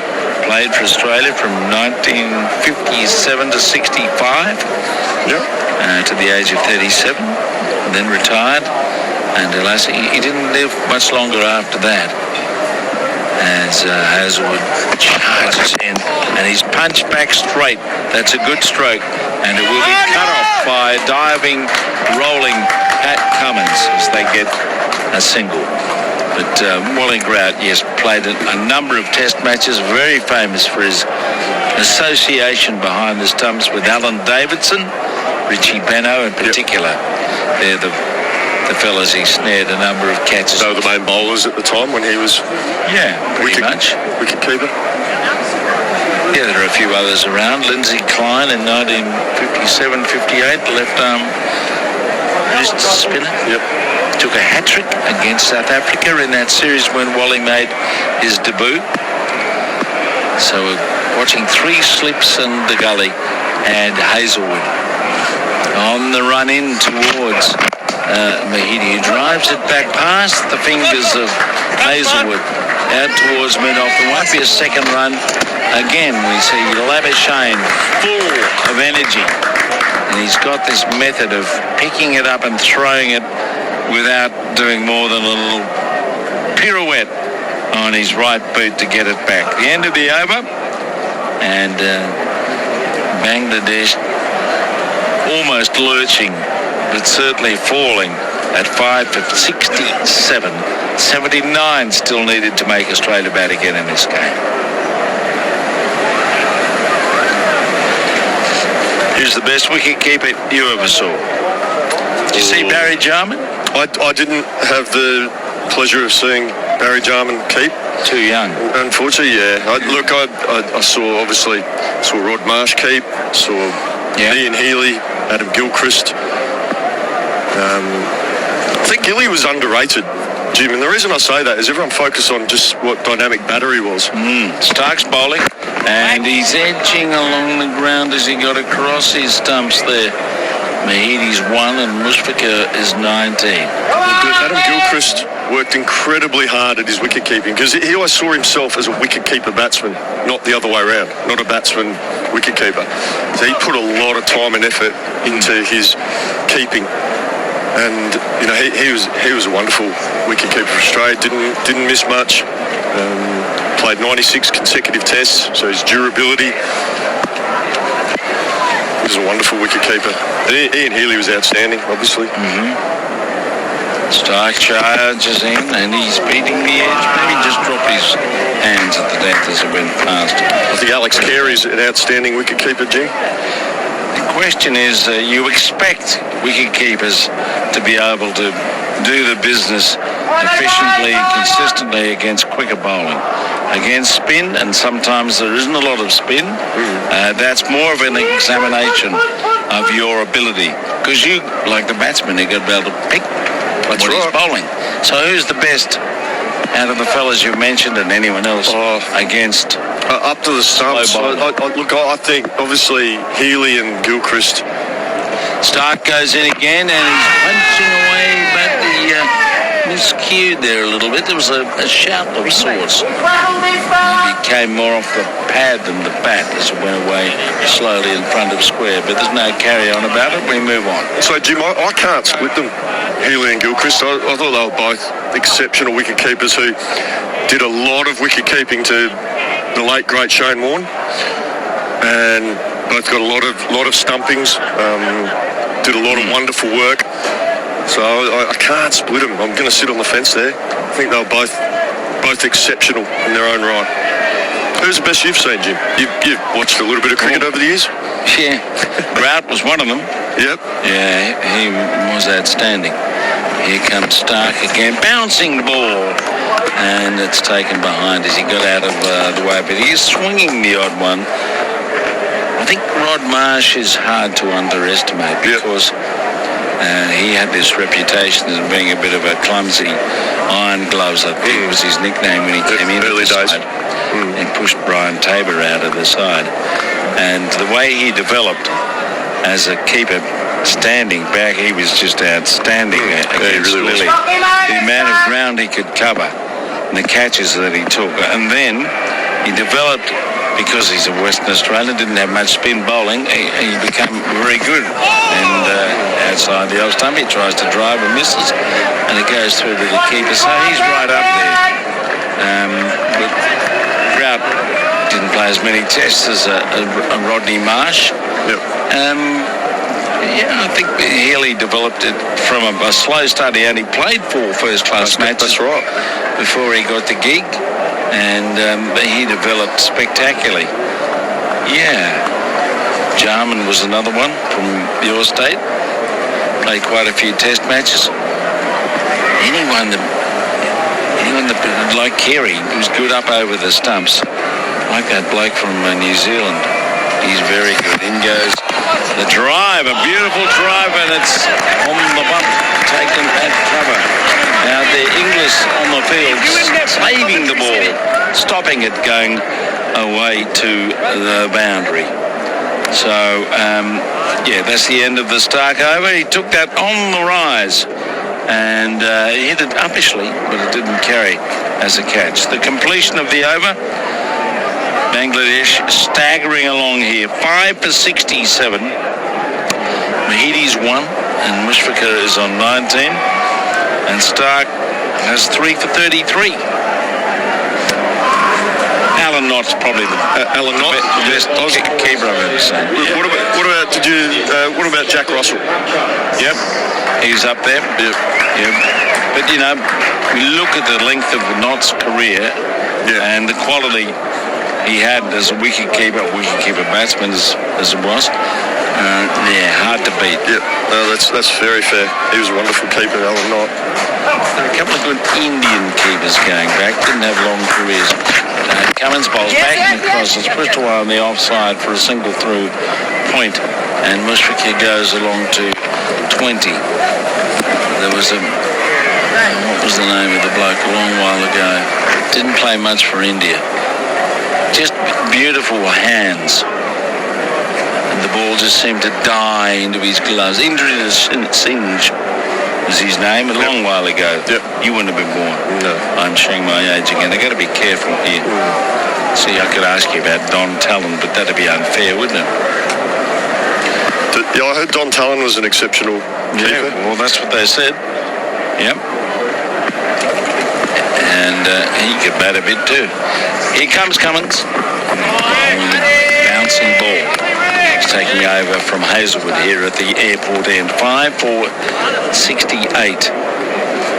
One of the things that's mystified me, a lot of things mystify me about England and the way they pick teams and the rest of it, their rationale. Wicket-keeping's always worried me so often. They've been going over the years for blokes who could bat and maybe stand behind the stumps, but they wasn't the best wicket-keeper. And that's been happening lately. Through the last Ashes series in England. We go in again, short, he's after it and he's nicked it. He's nicked it to the keeper, that is it. He's out. 6 for 68. Mahidi is out for 1. Bangladesh just seem to have lost a bit of resolve and purpose in their batting. And little Mahidi went after that. Nice top edge taken easily by Alex Carey. You love those ones as a keeper. And yes, 6 for 68. Not Pat Cummins' best delivery, it must be said, short and wide, but Mahidi's only succeeded in edging it, and as you said, a very straightforward catch from the man playing his 50th consecutive test, Alex Carey.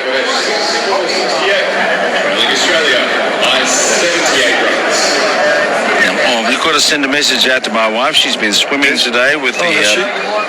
she swims with the Eskimos down in Clovelly. They have a winter group. Right. And a lot of them are trooping off to Perth for the big winter swimming carnival in September. She's going over to that. Either way, she's the Eskimo over the week. Yeah, okay. Yeah. Oh, well, you were saying to me in Darwin that it's been quite mild winter in Sydney. Yes. So it hasn't been that cold? It's been much like it is here when you're out of the sun. Right. Yeah. Has not... No. It's not been freezing.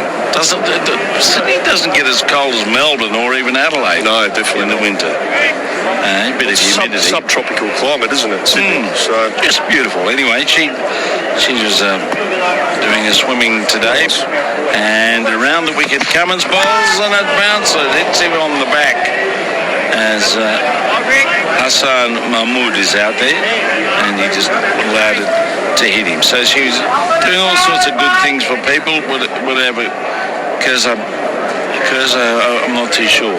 But she's very happy to have received the award. No, congratulations. For the week, yes. A good mob down there, a good community, and they have a lot of fun every Sunday, and it's followed up with a couple of fire engines. Right. You know what they have? No. Pink lemonade. Pink lemonade? Yeah. Never heard it be called that before. You can have an alcoholic one, but not normally. Now he swings at the next one. Excuse me. Almost off behind. He was standing at square leg when he swung his bat. Yeah, I think that was on the back of the first delivery that Pat Cummins bowled. It's interesting, Pat Cummins straight away to Hassan came around the wicket to the right-hander and bowled a short ball. Stuart Clark just saying that's good batting from the back of the box here, just backing away and trying to swing. What time's the next flight to Dhaka? Must be soon. Gee. Stuart Clark's very much of the opinion that lower order batsmen should be basically slogging. Well, he was good at it. He very much lived that. He carted them often. 6 for 68. Away goes Cummins around the wicket, and it's straight and fuller and pushed away into a gap through square, and they get a run. So Hassan Mahmood is off the mark. It's 5 for 69. The end of the over from Cummins, and take it either way. Both teams are on the brink, one of a massive defeat and the other of a massive win. But we expected to see this in Darwin. We didn't. Harpo Marx is down there in the crowd, the bloke with a wig on. 6 for 69, and Cummins economical and effective with his bowling. And Lions were away at the other end, taking over from next time.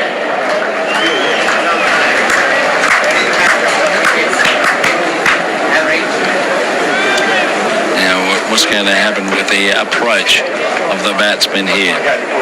Maybe not much change. A bit of defence against accurate bowling, and then they may succumb one way or another. It's not drowning in honey here today, not at all.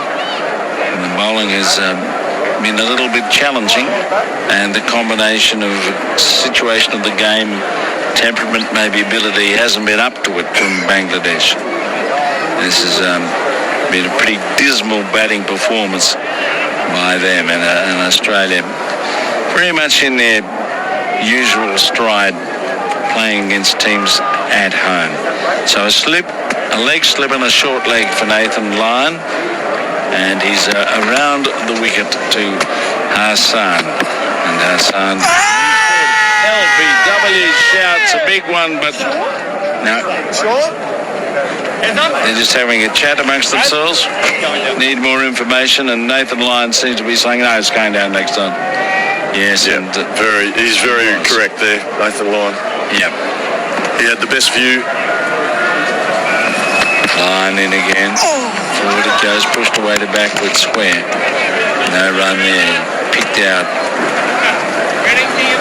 Travis Head. He's just around the corner. Umpire Menon down at the pavilion, northern end of the ground, is watching the proceedings on Lyon bowling, and Hassan back, turns it around the corner. Onto the ground and wide of leg slip. Where Cameron Green is fielding. Steve Smith at first slip, and there's a short leg in there as well. Moves to in close. Excuse me. Line comes up, bowls again. Goes back, it's hit on the body. It couldn't have gone anywhere. Luckily, it didn't come off an inside edge or anything like that and flopped down onto the ground. But Australia just working away here, chipping away at this lower order with accurate bowling. Lyon bowls again, and this time he does get hold of it and flicks it hard out there into the deep and takes off for a single. 6 for 70. Australia all out earlier for 210. So Bangladesh facing an innings defeat here. They need another 76 runs to make Australia bat again, and it's hard to see where they're going to get those runs unless someone has a cameo. And the little fella's on strike now. Shakira, and he defends away to the onside. All right, we're going to have a change in commentary, and Corbin Middlemas is going to join Dizzy Gillespie with Bangladesh 6 for 70. Live Test cricket on your radio. Australia versus Bangladesh on ABC Sport, your home of cricket.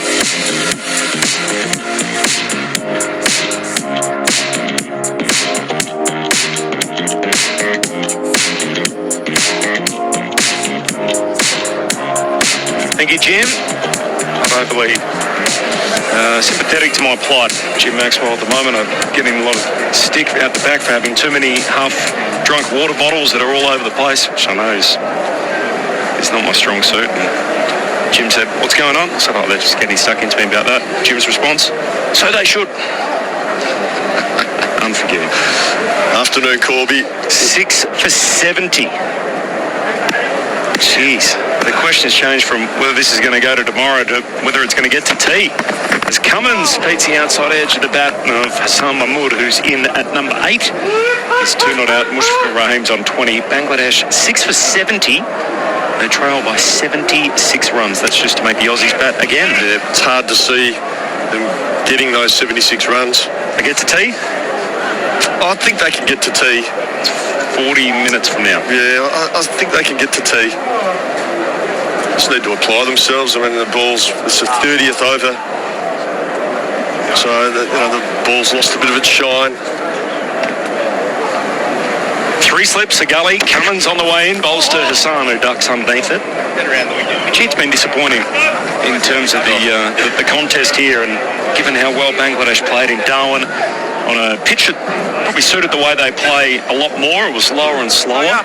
You come here and there's a little bit of pace and bounce in it, and gee, that they've had no answers with the bat, so they were all out 64 in the first innings and now 6 for 70 in the second. Yeah, just hasn't been good enough. I think the batting in this whole test match, to be perfectly honest, Corby has been poor. The Australians didn't fare a hell of a lot better, if we're perfectly honest. 8 wickets have fallen today. 6 in this innings, and the last 2 in the Australian dig. The Aussies actually had 45 over 9 to be all out 210. Cam Green made 67, Nathan Lyon 32 not out, and Shariful Islam finished with 7 for 48. 7 for 48, the best figures by a Bangladeshi bowler abroad. Cummins around the wicket, into the body of Hassan, pops up, and he's caught by head, but then whips the bails off on his way through to make sure of it. And Pat Cummins has got another, and Bangladesh fall further, 7 for 70. It's a good short pitch delivery from Pat Cummins. It actually wasn't that short. And Hassan Mahmood was nowhere there. Quite sure what Travis Head was doing there, knocking the bails off. Given the fact the batsman was behind the stumps. This is probably the old baseball double play. He's out, caught a short leg, so Cummins has got 3 for 5. And they have had no answer for him in his second innings. He's out for 2, having faced 11 balls to Hassan Mahmood. He's been caught by Travis Head at short leg off the bowling of Pat Cummins. And this is going to end in an innings defeat the way it's headed. So 76 runs they still trail by Bangladesh. And came around the wicket, Cummins. First ball he switched it up, bowled into the body, and Hassan Mahmood wanted to know nothing about that. Out for 2. Caught it short leg by Travis Head off the bowling of Pat Cummins. Might have to reassess my answer to your question about will it be over by tea, Corbin. Yeah. That wicket's just changed things a little bit. Very well could be 35, 38 minutes to go before tea interval. Australia could very well clean it up. Story of the innings, 146 was the target, 146 just to make Australia bat again. Shadman Islam got a leading edge, it bobbled up the point. Marnus Labuschagne took the diving catch and he was out for 1 off Stark's bowling. Stark struck the very next ball, a golden duck for Mominal Huck. Let one go, canned into his off stump, and then it was Tanzit Hassan who got a short one from Cummins, tried to help it down to fine leg. He certainly did that, picked out Mitchell Stark. He was out for 9, so 3 for 39 at lunch. And then in this session, really the biggest sinner had to be Najmal Shanto, the skipper. After what looks like to be a bit of progress for Bangladesh, they'd scored 12 runs in 10 overs post-lunch, so scoring rate was slow, and then Shanto decided to hit out and lost the steering battle with the Aussies. It's Tajul Islam on strike. Cummins at him around the wicket as he fends it off his toes, just dabs it out through point for 1. Tajul's off the mark. Just back to the card. Najmal Shanto, who did the work to get in, out for 31 off 46 and just lost patience. Caught Stark bowled line. And next to go was Lytton Das. What a series for him. Duck, duck, duck in his 3 hits. Out caught Webster bowled Stark. So he's faced 27 balls for the series, been out 3 times without scoring, the Bangladeshi keeper. And then Mahidi Hassan Miraz, he got a short one, just flirted with it, and as a result nicked off through to Carey off the bowling of Cummins for 1. And then Hassan Mahmood moments ago caught head at short leg off the bowling of Cummins for 2. So pretty lean reading. And the Aussies in total control here. Corbin, how many overs have been bowled in this test match? Because this has got to be one of the shortest test matches by overs bowled, because they've got nowhere near the over rate. There haven't actually been many overs this test. Oh, he's beaten all ends up there. Mushfiqur's comes around the wicket at him. Through into the gloves of the keeper Carey. Let's work it out. So 34 and 50, let's say 53, gives us 87. And what are we here? This is the 30th over, so we're up to 117. 117 overs as a completion of this. It's extraordinary. It's essentially a day in a session. Yeah. And we're 3 wickets away from being done. 7 for 71. Mushfiqur on strike, awaits Cummins around the wicket at him again, short, and flashes through to Carey. So end of the over, another successful one. Captain Pat's bowled 8 overs, 3 for 6. 3 for 6. And Pat Cummins getting involved here after Mitchell Stark did the damage again early. He took 3 of the first 5 wickets. So 3 for Cummins, 3 for Stark. Lyons got the other. And Bangladesh 7 for 71, still trailing the test match by 75.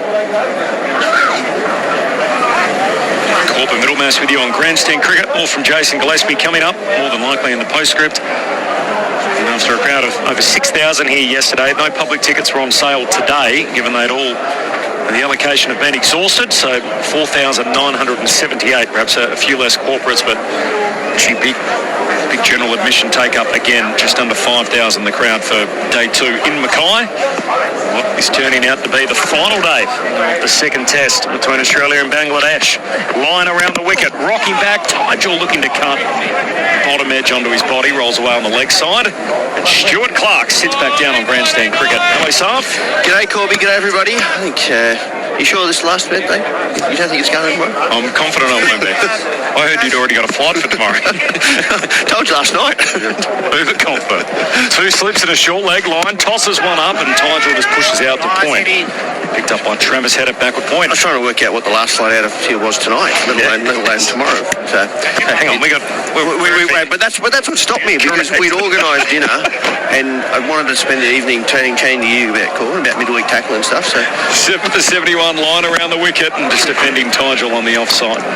We did get recommended an Indian restaurant, and you and I both love our Indian food. We thought we don't need a second invitation, so we went there on the night before the test. Night before.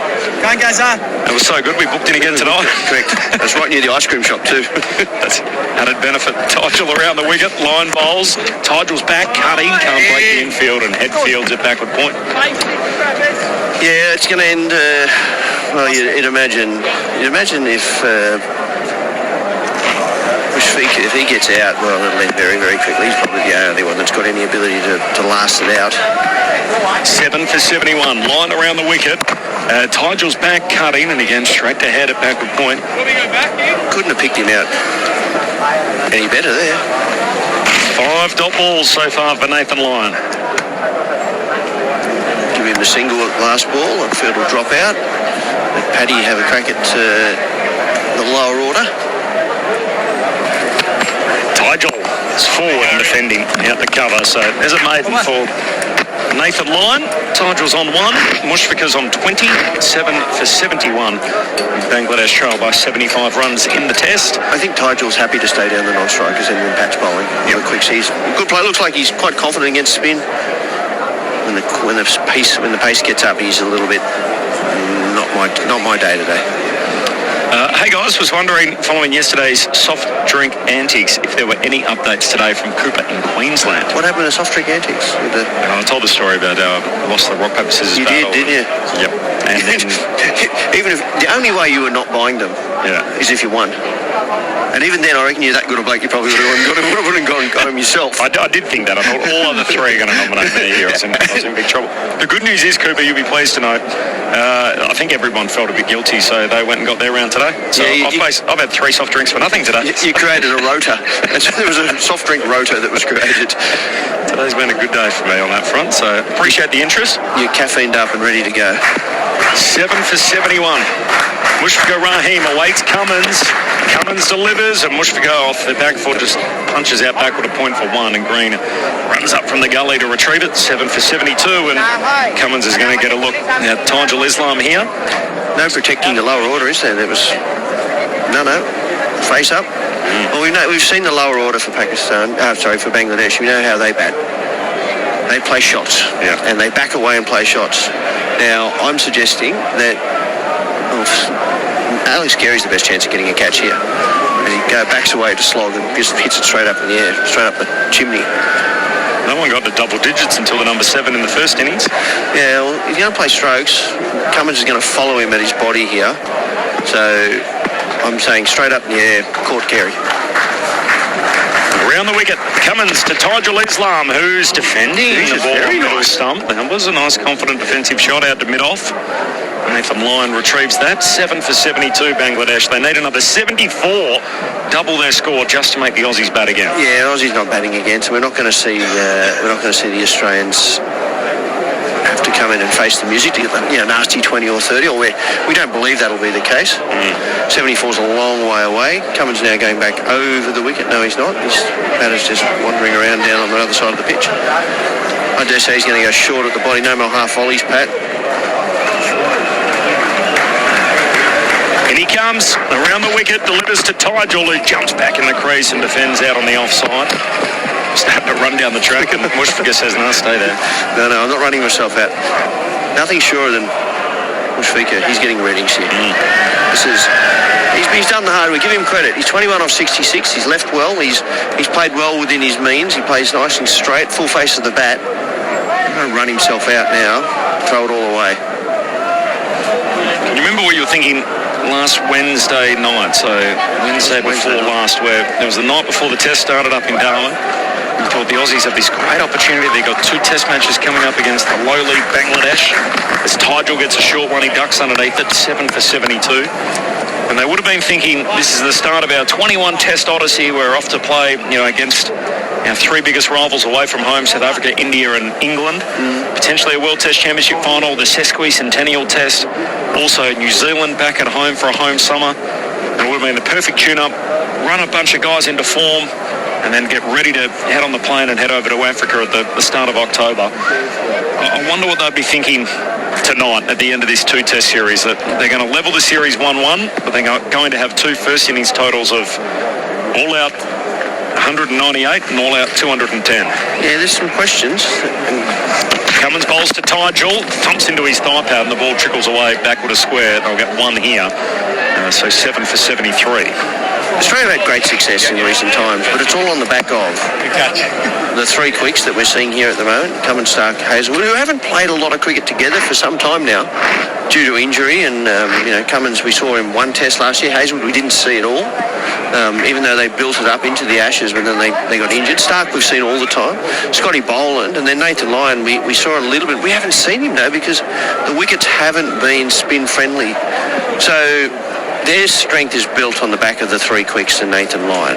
Now, Smith obviously world-class and Green's in form, and Alex Carey. Cummins 1 ball at the set bat here, so Mushfika just lets it pass outside the off stump, and Lyon will get a look at the number 9, 7 for 73, end of the Cummins over. You got Travis Head, but the question is the top order. Yep. And it continues to be the question for the Australian cricket team is, what is our best option at 1, 2 and 3? Must be right. Now, is that Travis Head? Maybe, because then you can have both all-rounders. I get the sense and feeling that maybe that they may go away from that. In Africa? Yeah, I think they may. I think, so what, head back to the middle? I think Head may go back to the middle. What number? 5, Green bat 6. I think, Webster, and with no disrespect, because I'm sure all the haters will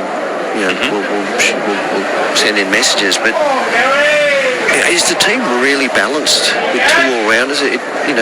Unless they're both batting at 5 and 6, you've got Carey.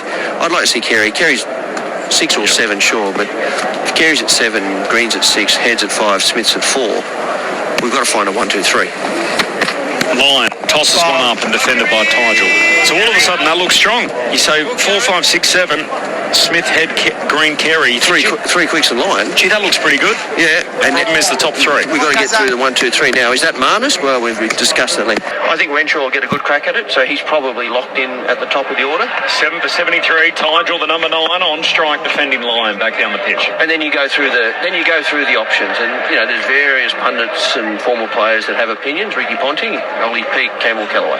There you go. They're his selections.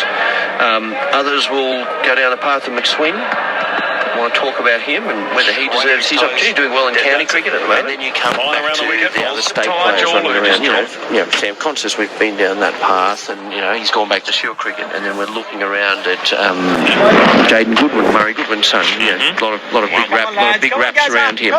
But are they doing enough to be selected for Australia at the moment? And the question is, well, no, not really. So you're picking on Tijul, looking to cut.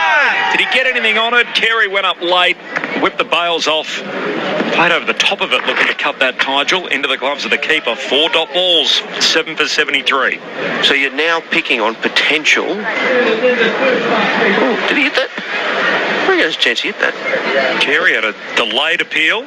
Line continuing around, and Tijul leaves it. Stock ball turns away from him. And that's a challenge when you start picking on potential, because they haven't got the form on the board. They haven't got the weight of runs on the board, which was the strength of some of the great Australian, the Mike Hussies and the Matthew Haydens, Justin Langers, and all those people that played all the years that we talk about. Line line. Last ball of the over and another stock ball let go by Tygel. So it's a maiden. 7 for 73. The deficit is 73. Tygel's 1, Mushfika's 21. We're 20 minutes away from tee on day 2. Day 2, that's correct. So you're picking on potential, which is a risk in any team. And the counterpoint is Ricky Ponting would say, well, we're not getting the production out of the guys that are there, so we may as well invest in the future. And that is the question. So they're all the questions to be answered, Corbin. I don't have any of them, but they're the ones to be answered. We'll talk about it at Grandstand of Stumps, your favourite show. Ben Cameron's on the way in. With coverage of Australia versus Bangladesh, live on your radio, ABC Sport Digital and ABC Listen.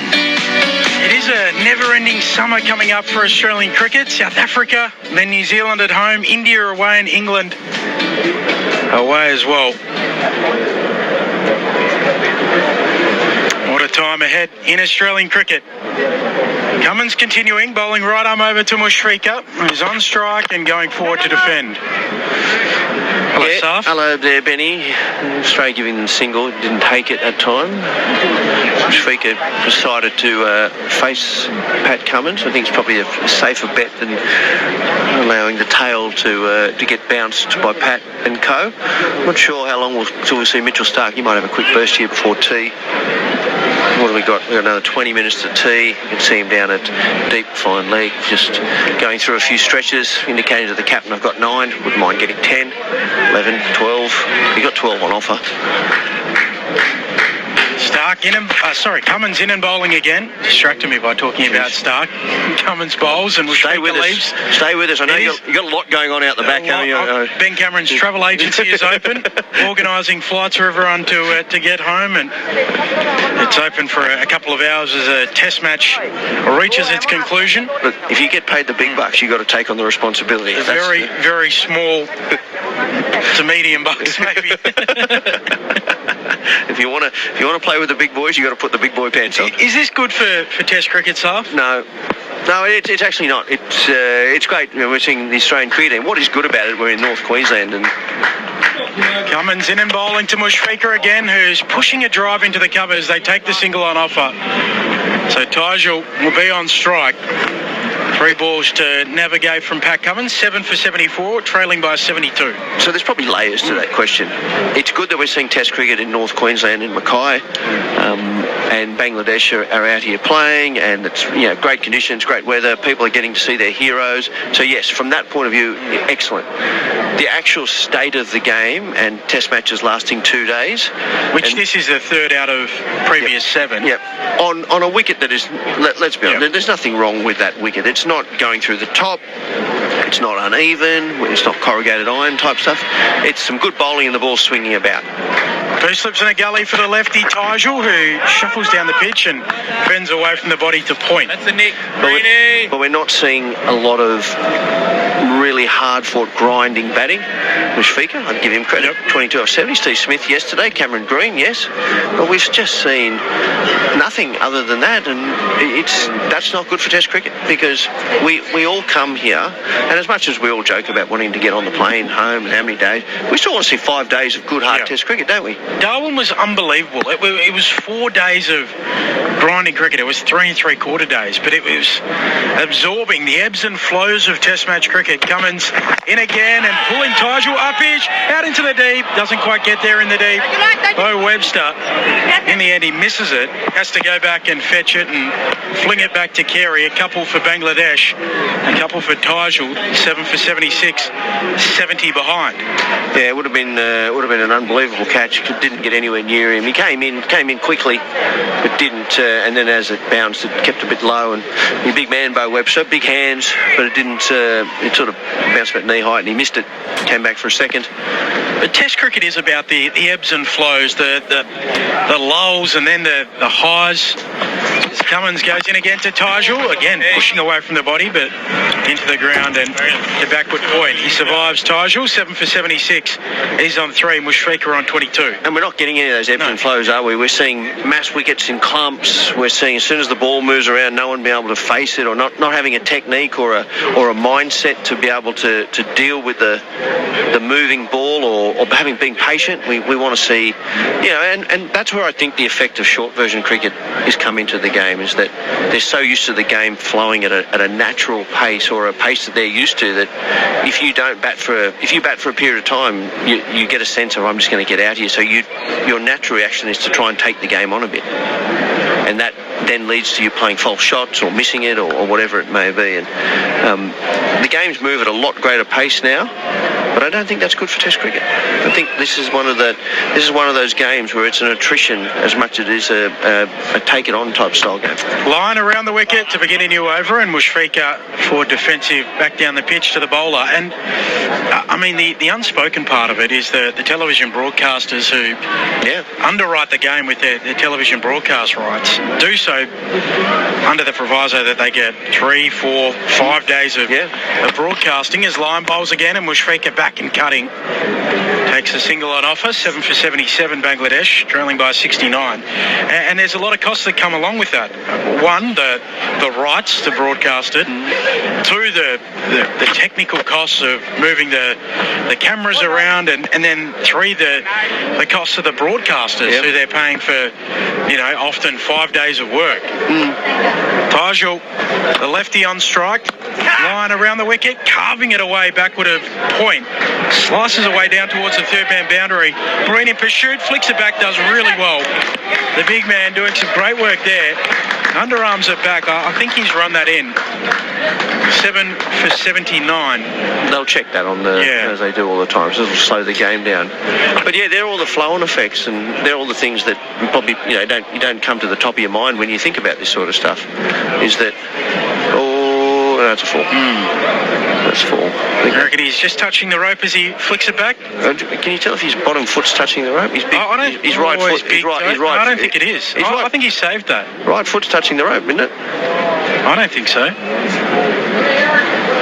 I just want to pick up something on that as well in a moment with Cameron Green. In that effort there, we're just having another look. We can't see whether he's touching it. No, he's not. I think it's safe now. Yep, I think he did a good job. Good job.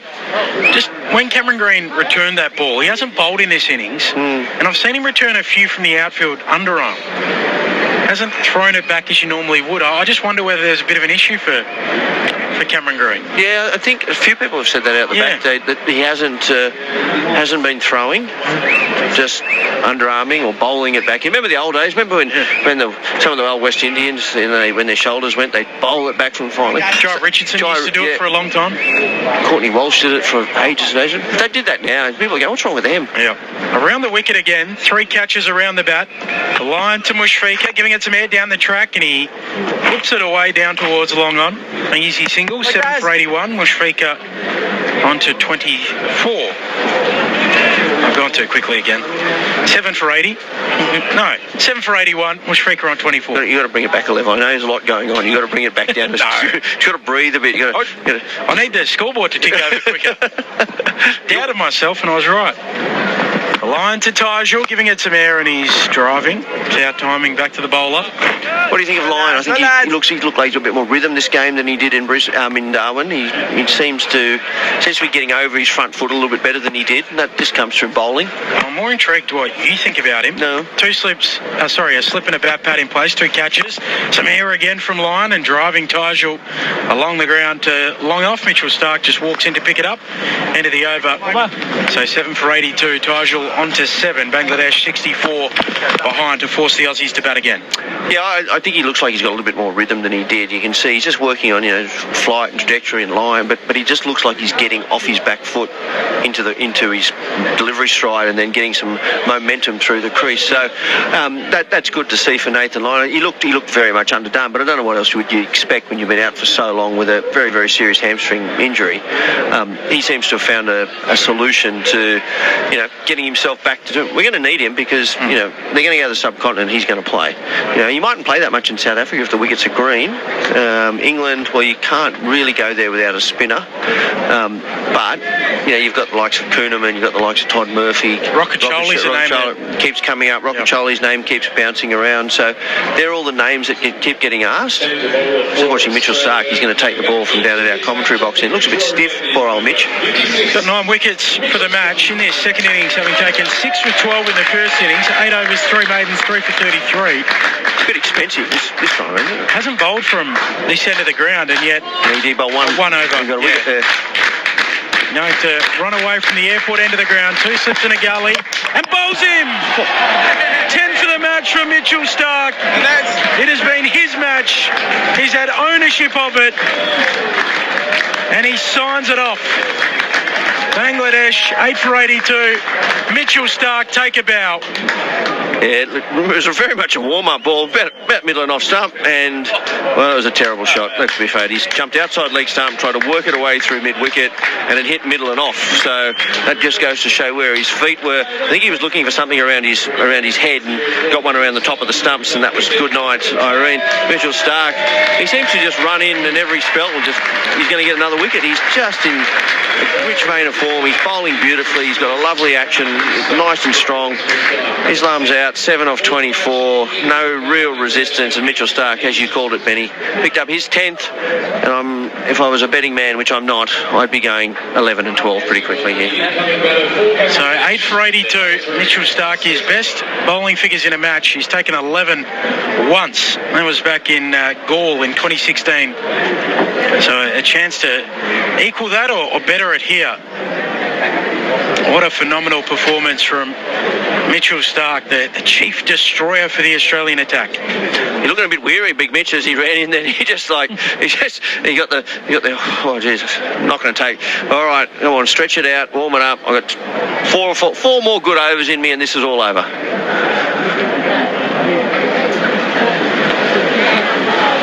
So Taskin is the new batsman who comes out to the crease. It's going to be an innings win for the Aussies as they respond to the 9-wicket win by Bangladesh up in Darwin.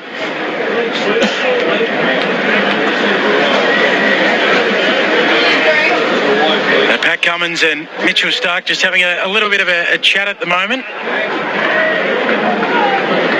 working out where they want this field to be for Taskin. So 2 slips, a gully, a point, a wide mid-off. They've got Pat Cummins going into a mid-wicket position, a bat pad, deep backward square, and a fine leg as well. Mitchell Starc rumbles in again, bowling here to Taskin. Full and straight strikes him on the pad, going down leg. Taskin's, he looked very nervy at the cricket. He almost jumped backwards there before the ball was bowled. Yeah. So, I think there's been love Mitchell Starc, as you said, 4 for 33 off his 8.2 overs. Taskin, he doesn't look like he's in there for a long haul here. He's very nervy at the crease. We saw in the first innings he was prepared to back away and try and flay the ball. It'll get silly if he does that now, but I don't think he's got any other options. Mitchell Starc gets the ball in the right spot. You can imagine the stumps going over or one just going straight up in the air. Starc bounds in again, hits the crease and delivers now to Taskin, who's driving a full-blooded drive through the covers, and Nathan Lyon lopes after it. He'll run it in about, well, the majority of the way to the rope in the end and keep it to a couple. So Taskin off the mark with that cover drive.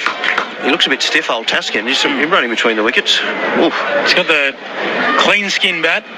He's on to 2, 8 for 84 Bangladesh. They trail by 62. Do you think he's looking for he's looking for a sponsor?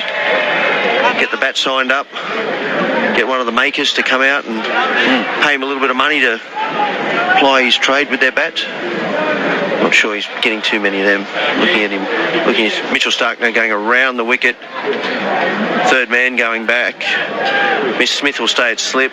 So they're looking for Taskin here to play some shots. And this is the old going to be short, so let's get on with it. Be interesting to see what happens here.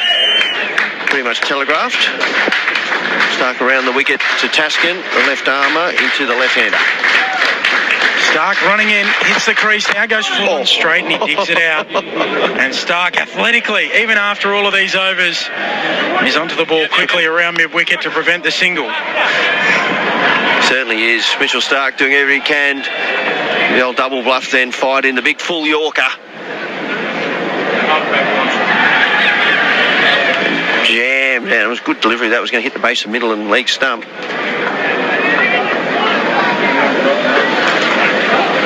So they're closing in on victory here, Australia.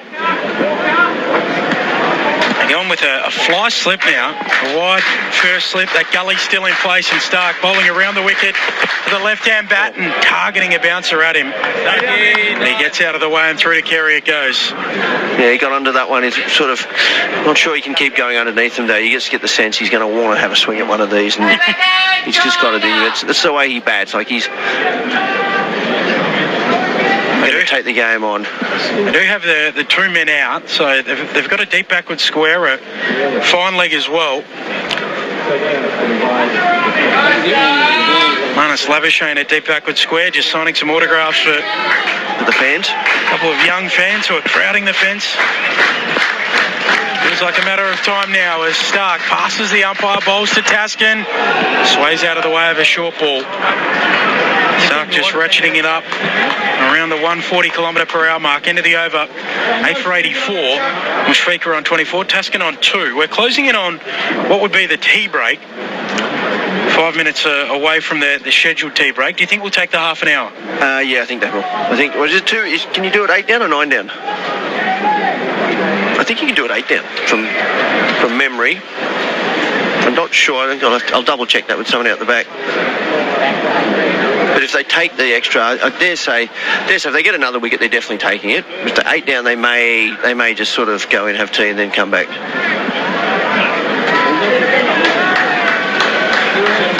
Mitchell Stark will have to cool down, all those sort of things. So you'd want to just keep going. If you're warmed up and ready to go, right? They want to keep them going.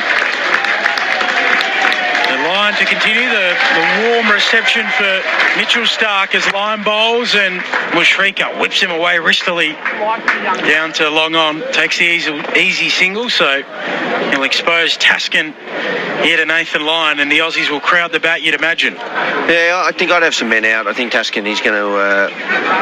he doesn't really want to go back down the other end, face Mitchell Stark. So if you play some shots here and you get out along the way, well, bad luck. So I dare say he might block 1 or 2, but I dare say there's a big shot over deep mid-on coming. 2 slips, a bat pad, line around the wicket, and taking the shoulder of the bat, but it goes enough away from Cameron Green in second slip towards point. It was almost, wasn't it? It was hit high on the bat, almost. Cameron Green standing there, you can almost feel it. Wasn't far away from Green, just a little square as line goes again, and Taskin stands tall and chops it back down the pitch on the onside. You get this, Nathan Lyon gives one a little bit above the eye line here, gets it to drop. Taskin's going to try and take him downtown, and go guys. Big Joshy Hazelwood out of deep mid-off might be getting a catch shortly. Kerry goes down, line bowls on the off stump, and forward Taskin pushing out to cover point. What Nathan Lyon looks like he's got that nice rhythm now again. He was really struggling watching on TV in Darwin. He looked like he was just floating about. Now he's actually spinning and ripping the ball out of his hand. He didn't look threatening in Darwin, but he's looked like he's got a little bit of that fizz back. I think Ed Cowan, in one of his thoughts of the day, suggested that it looked like he'd lost his fizz, but he's got that back. Bowls here, fizzing it out. Taskin swats it over long on for 6. Catch that on the bank. Maybe taking your approach, Stuart Clark. Someone has caught it on the bank. And the celebrations, they've gone off. He takes off his hat and bows and says, how do you like that? A great catch in the crowd and a great haircut to go with it. That's right where the Bangladeshi fans are. They're right down there. The flags are flying. Taskin, I think if he gives another, if he gives a little bit more, he's going again. I said catch it on the bank. I didn't think anybody would. 8 for 91, line unfurls, and Taskin fends it away, deflecting it to backward point into the over. 8 for 91. Still a long way from making the Aussies bat again here, Bangladesh. It looks like an innings victory for Australia. It'll be an innings victory. How close they can actually get is the question. Stark got ball in hand. He'll stay, I think, around the wicket here to Mushfiqur.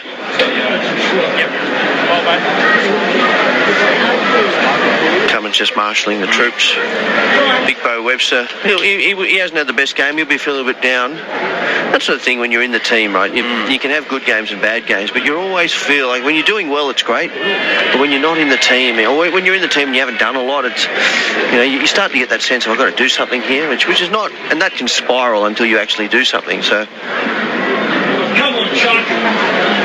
How do you feel about it? It feels like nowadays when there is an established batsman batting with the tail ender, immediately it's spread the field to the established batsman. Give him a single. Give them the single, try and get the tail ender on strike. Two slips in a gully, field spread, Stark around the wicket to Mushfiqur. Straighten it to stumps and Mushfiqur up to the challenge, deflecting it away into the ground and bouncing to the gully fielder in green. Yeah, it is the modern way of doing things. They give the single up pretty quickly. Do I like it or not like it? I'm not really. I'm probably indifferent, to be fair. I think there are times where it is useful, but also I think there are times where you should try and get the main batter out as well. So bring the field up, make him try and hit the ball through the gap, make him try and hit the ball a bit harder. If the ninth wicket here falls in this final over before tea, play will be extended by 30 minutes or until the final wicket falls. If there's no wicket, we'll be going off for tea after this over. Stark bowling and Mushfiqur standing tall to defend. He wants to. Ball squirts out to point. He's been dogged, hasn't he? He has. Give him credit. He's actually found a method. He's 25 off 77. And he's found a way. Full face of the bat. Let lots of balls go. Not driving at balls on the up and things like that. So ball flying through to carry a lot. But when he has got one that's been overpitched, he has punched it down the ground. He's got a short bat lift, doesn't he? So just the best part about it is he doesn't try and overhit the ball too. He just times it. So it's a method that works on this surface.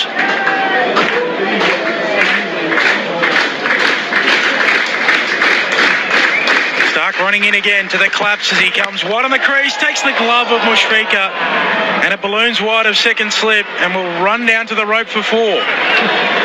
It was either the shoulder of the bat or a bit of the glove. The way it went quite quickly suggests it might have been a bit of the bat rather than the glove, but it certainly was the bottom hand of the glove. Bottom hand of the glove on the bottom hand is what we're trying to get out. Bottom end of the bat. But it did race away. It really spattered him off a length, and four more he survives just. Smith tried value. Smith hasn't got a catch in this game, has he? We haven't had a catch the second slip. He hasn't, no. Or first slip. Everything's gone squarer.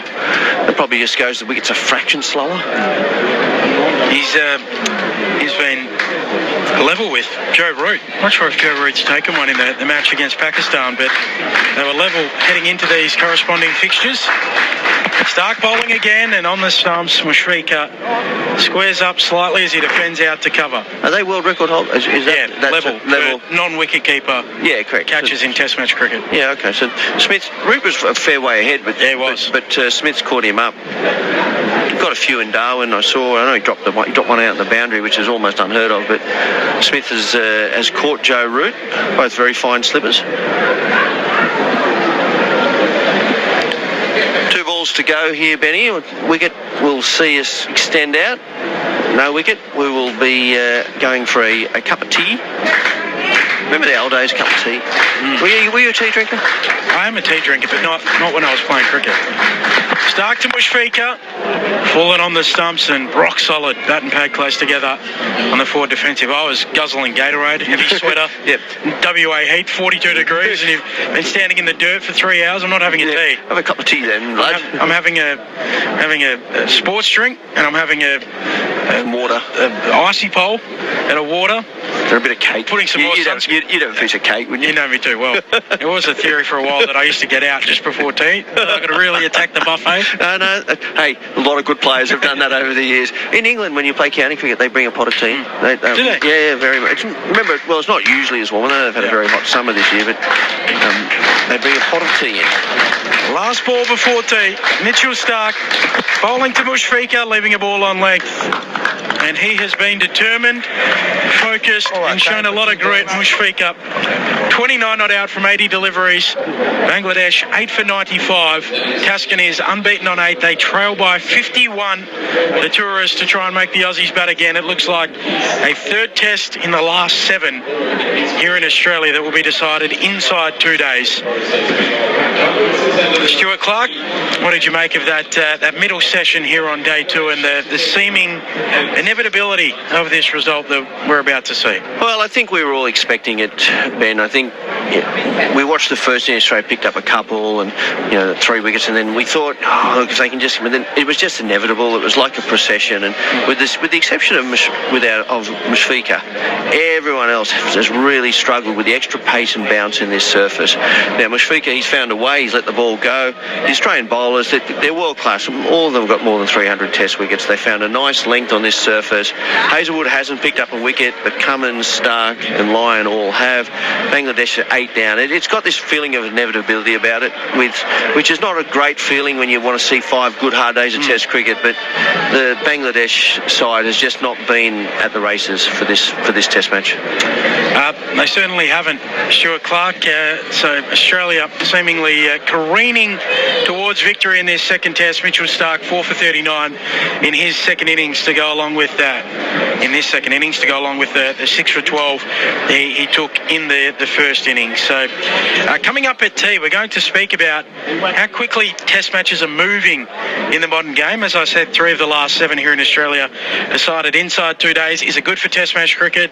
What can we do to fix it? What are the causes? And where do we go from here? That's coming up. Corbin Middlemas joined by Phil Jaques and Jason Gillespie. Sorry, Glenn McGrath and Jason Gillespie to debate all of that in Grandstand at Tea. That's coming up. Every community has stories worth sharing. ABC Your Say is your chance to join the conversation. If there's an issue affecting you, we want to hear about it. ABC Your Say will be out and about in towns, regions and cities across Australia, listening to what matters most to you. I think it's the cost of living, energy bills, Job security. The housing crisis has been a really big issue. Tell us what's on your mind. Visit abc.net.au/yoursay. ABC sports coverage of Australia versus Bangladesh. Live on your radio, ABC Sport Digital and ABC Listen. Grandstand at tea. This is ABC Sport. Great to have you with us. Corbin Middlemas alongside Jason Gillespie and Glenn McGrath at the tea break here on the second day we got here. Didn't look like we were so sure of getting to tea at one point, but 8 for 95 Bangladesh.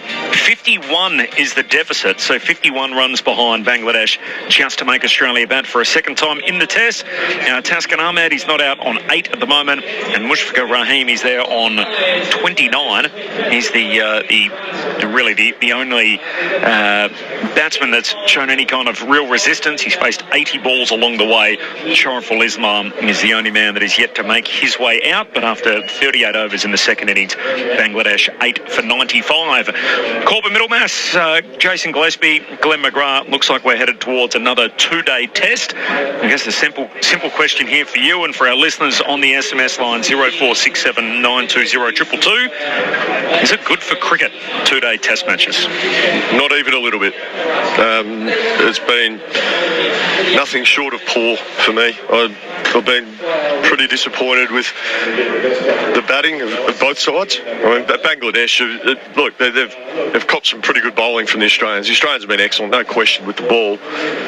But there's been some questionable batting, some questionable decision-making with the bat in hand from the Bangladeshis. Been some questionable batting from the Australians as well. And at the moment, it's you could argue that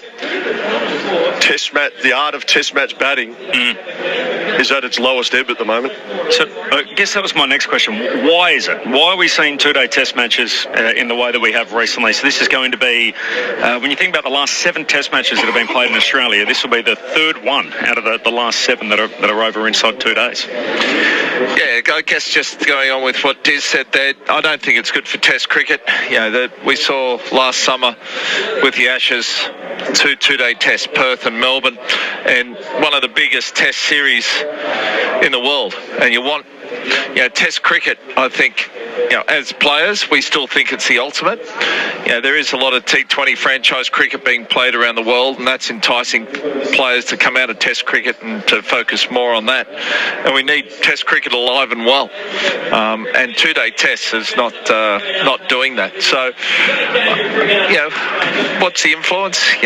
Is T20 cricket, the way they play, they go out there and they just play their shots, is that having an impact?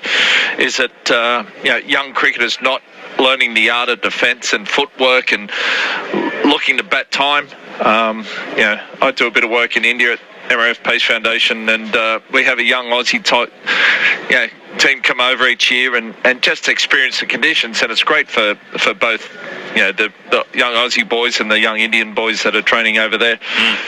But you watch them in the nets, and they go out and they play all the shots, and they come out and said, I had a really good net, I played all the shots. And I said, yeah, but you got out 8 times. So they don't place the same price on the wicket that they used to, even in the nets. I've heard that the Australians rarely bowl to each other in the nets now. The Australian batsmen have throwdowns and things like that. So I think the art of, as Diz was saying, art of Test cricket, spending time at the crease, being prepared to look ugly to get through a tough period. It's all about intent these days. We've got to look to score, that intent to look to score, but it's more than that. It should be about adaptability. Your great players can adapt to conditions. Players these days don't want to adapt to conditions. They want the conditions to adapt to how they want to play, and if they don't, then there's a ball with my name on it. I'm going to try to play a few shots, score some runs, and before I get that ball. And that's an attitude that goes against how Test cricket used to be played. Test cricket is 5 days. To have it over in 2 days, I think, is not good for anyone. Up here in Mackay, there was a lot of people really looking forward to this Test, and it's over in 2 days. During the Ashes, people saved up for months and months, even years, to come out to an Ashes series, and it's over in 2 days before they even got here. So, we think about the players and this, but you've got to think about the fans, the supporters, and the game itself. Test cricket is the ultimate, I think, as a lot of cricketers think, and it needs to be protected. Just on that, Pidgey, you're talking about like batting in the nets and batters not wanting to face bowlers. I've certainly experienced that a little bit to some extent in recent times, in the coaching space. But we were chatting to Justin Langer just earlier today out the back of the commentary boxes here, and I reminded him of a net session he had. He was facing yourself, me, I think he was facing Brett as well, at the Wacker nets. We were preparing for a test match. I think it was against Pakistan, and I reckon Alfie batted for a good 40-45 minutes against us. We had new balls, we were steaming in bowling, and I reckon he wouldn't have hit the ball more than a dozen times, but he walked out. We didn't get him out, and he walked out and said, that's one of the best nets I've ever had. It's great preparation for a test match, because I know I'm facing Shoaib Akhtar in a couple of days' time, and I need to be sharp and prepared. And he just fought and got through. Back then, we didn't have the dog sticks that the coaches use today. They're almost like a safety blanket for players these days. They'd just rather have some throwdowns, Pidge, wouldn't they, as opposed to actually facing bowling, because that's what you do. You do it a match, you face bowling. So it stands to reason you would do that at training. A lot of people looking at curators basically saying, the wickets are too spiced up, they're too bouncy, too difficult for the modern batsman. I put that question to Peter Kazakov, the curator here at Mackay, about how they prepare wickets today, and do they have to keep changing with the modern game to be able to suit the changing techniques of today's batters? So, yeah, definitely the game's changed. The way the batsman approach. You'd probably think getting through the new ball, it's just so much more aggressive now, batsmen, and no doubt about it, as curators, we've got to adapt to that. Like I said before, it's not an 18-day wicket, no, by far. It's just these things happen, but I think a lot of us curators around the country, we know that you probably need to look at that as well, like the change of technique, just the way the game's evolved. Test cricket's changed, and obviously we've got to try and work with that as well. International cricket, it's not easy getting out there, so no. I just think maybe just sort of we'd probably have to tone it down a fraction that we were previous to in previous years, just to keep up with the modern trend of international cricket. Obviously, T20 cricket's made a huge mark on Test cricket now. So, yeah, it's just I think everyone's just adapting to it. We've got to tone it down a fraction, was the quote from Peter Kazakov. Yeah, I know. Well, it wasn't, curators are saying that, you wonder what they're getting from above. And I was chatting to Peter there before, and I told him I thought it was a really good cricket wicket. Does that mean we have to adapt to the modern cricketer who doesn't want to, work hard and get through tough periods? So we've got to produce flat wickets that don't do anything, consistent bounce. What's the point of even having bowlers? Maybe we can bring in ball machines so the batsman knows what's ball is coming to make it easier for him. So I think always trying to tip the balance, though, aren't we? That's a massive cop out with preparing wickets for batsmen. They do it all around the world now. IPL, they're 250 runs off 20 overs and doing it consistently. It's getting harder and harder for bowlers, and we stopped considering bowlers when it comes to Test matches. You've got to give credit to the Australian bowlers, the way Mitchell Starc bowled, the way Shariful bowled out here. They bowl well. The conditions, there was a little bit there if you bend your back, and I think that's good for cricket. If batsmen aren't prepared to get through the tough times, then how about we get batsmen who are prepared to get through the tough times, rather than, oh no, they don't want to work hard. How about we produce flat wickets? Let's bring the ropes in another 20 metres too, so they don't have to hit it as far. It's where do you draw the line? It's batsmen. The greats batsmen I've played with and seen in the past, they could adapt to any condition that was thrown up. Nowadays, batsmen just want to play in flat wickets where they can just do what they want, and that's not good for cricket. I remember a while back that Melbourne Test, it was a drop-in wicket. The wicket got better and better as the game went on. Alistair Cook batted incredibly well, got 200. But if we see Test matches go into 5 days and both teams have batted once, is that good for Test cricket? So I think batsmen need to get a little bit more adaptable if they're really serious about it. Yeah, completely agree with Pidge. I think that last comment you just said, Pidge, sums it up beautifully. Batters around the world have got to adapt to situations, conditions, the opposition bowling. There's this surface, as the curator mentioned, it's a good surface. There's a bit of bounce, a bit of carry. That's fantastic. It's a good cricket wicket, as you mentioned, Pidge. And the batting batting techniques, the modern techniques, and maybe practices has been badly exposed in this match. A couple of quick ones off the SMS. Dan of Perth says surely a factor with the batting woes is the switch in the Shield, where they removed first innings points. They did this on the back of Tassie producing Rhodes and batting for the 2 points. This has made all the pitches more bowler friendly, and batsmen don't build an innings as much anymore. Quick runs, trying to get a result in 4 days is the way that it's done now. So obviously a T20 factor too from Dan. From Michael, he says, when was the last time that a team lost by a test by an innings and then won the next test by an innings? So it's worth pointing out, by the way, in Darwin, they didn't win by an innings. No, they won by 9 wickets. So it was close, though. It was. They ended up having to chase 57 in the fourth innings to win there. And from Tony in Tassie, is the problem with the lack of defensive cricket due to too much T20 and not enough Test cricket? Michael also points out Australia has played 31 two-test series, so only 2 tests in the series. If this match finishes today, which it's going to, it'll be Australia's shortest 2-test series by balls bowled. So there's a little sign of the times too. And Corbs, the other thing I was thinking, when I first started playing first-class cricket and international cricket, you look at the pitches in Australia. Yeah. You had the SCG, which was a turner. You had the Wacker, which was quick and bouncy. The Gabba, looked good. Bit of grass, the ball carried through, got a little bit of reverse as the test went on. Adelaide, good pitch, started to go up and down day 4 and 5, and Melbourne had its own characteristics. So you had to learn to bowl in different conditions. Our batsmen had to bat in different conditions, and I think that really made a difference. difference. Now the pitches are all very similar. Thank you to Glenn McGrath and Jason Gillespie. More from them in the final session. Bangladesh 8 for 95. They trail the test by 51. And this is Grandstand at T on day 2 at Mackay. The test will finish in the final session. Join us then. We'll be back in a few moments, but we'll squeeze in the latest from the ABC newsroom before then.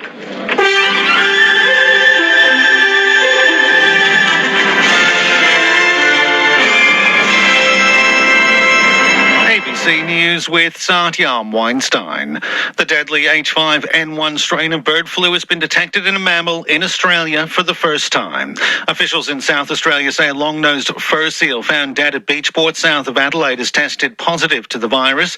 It's one of 194 bird flu cases confirmed in South Australia.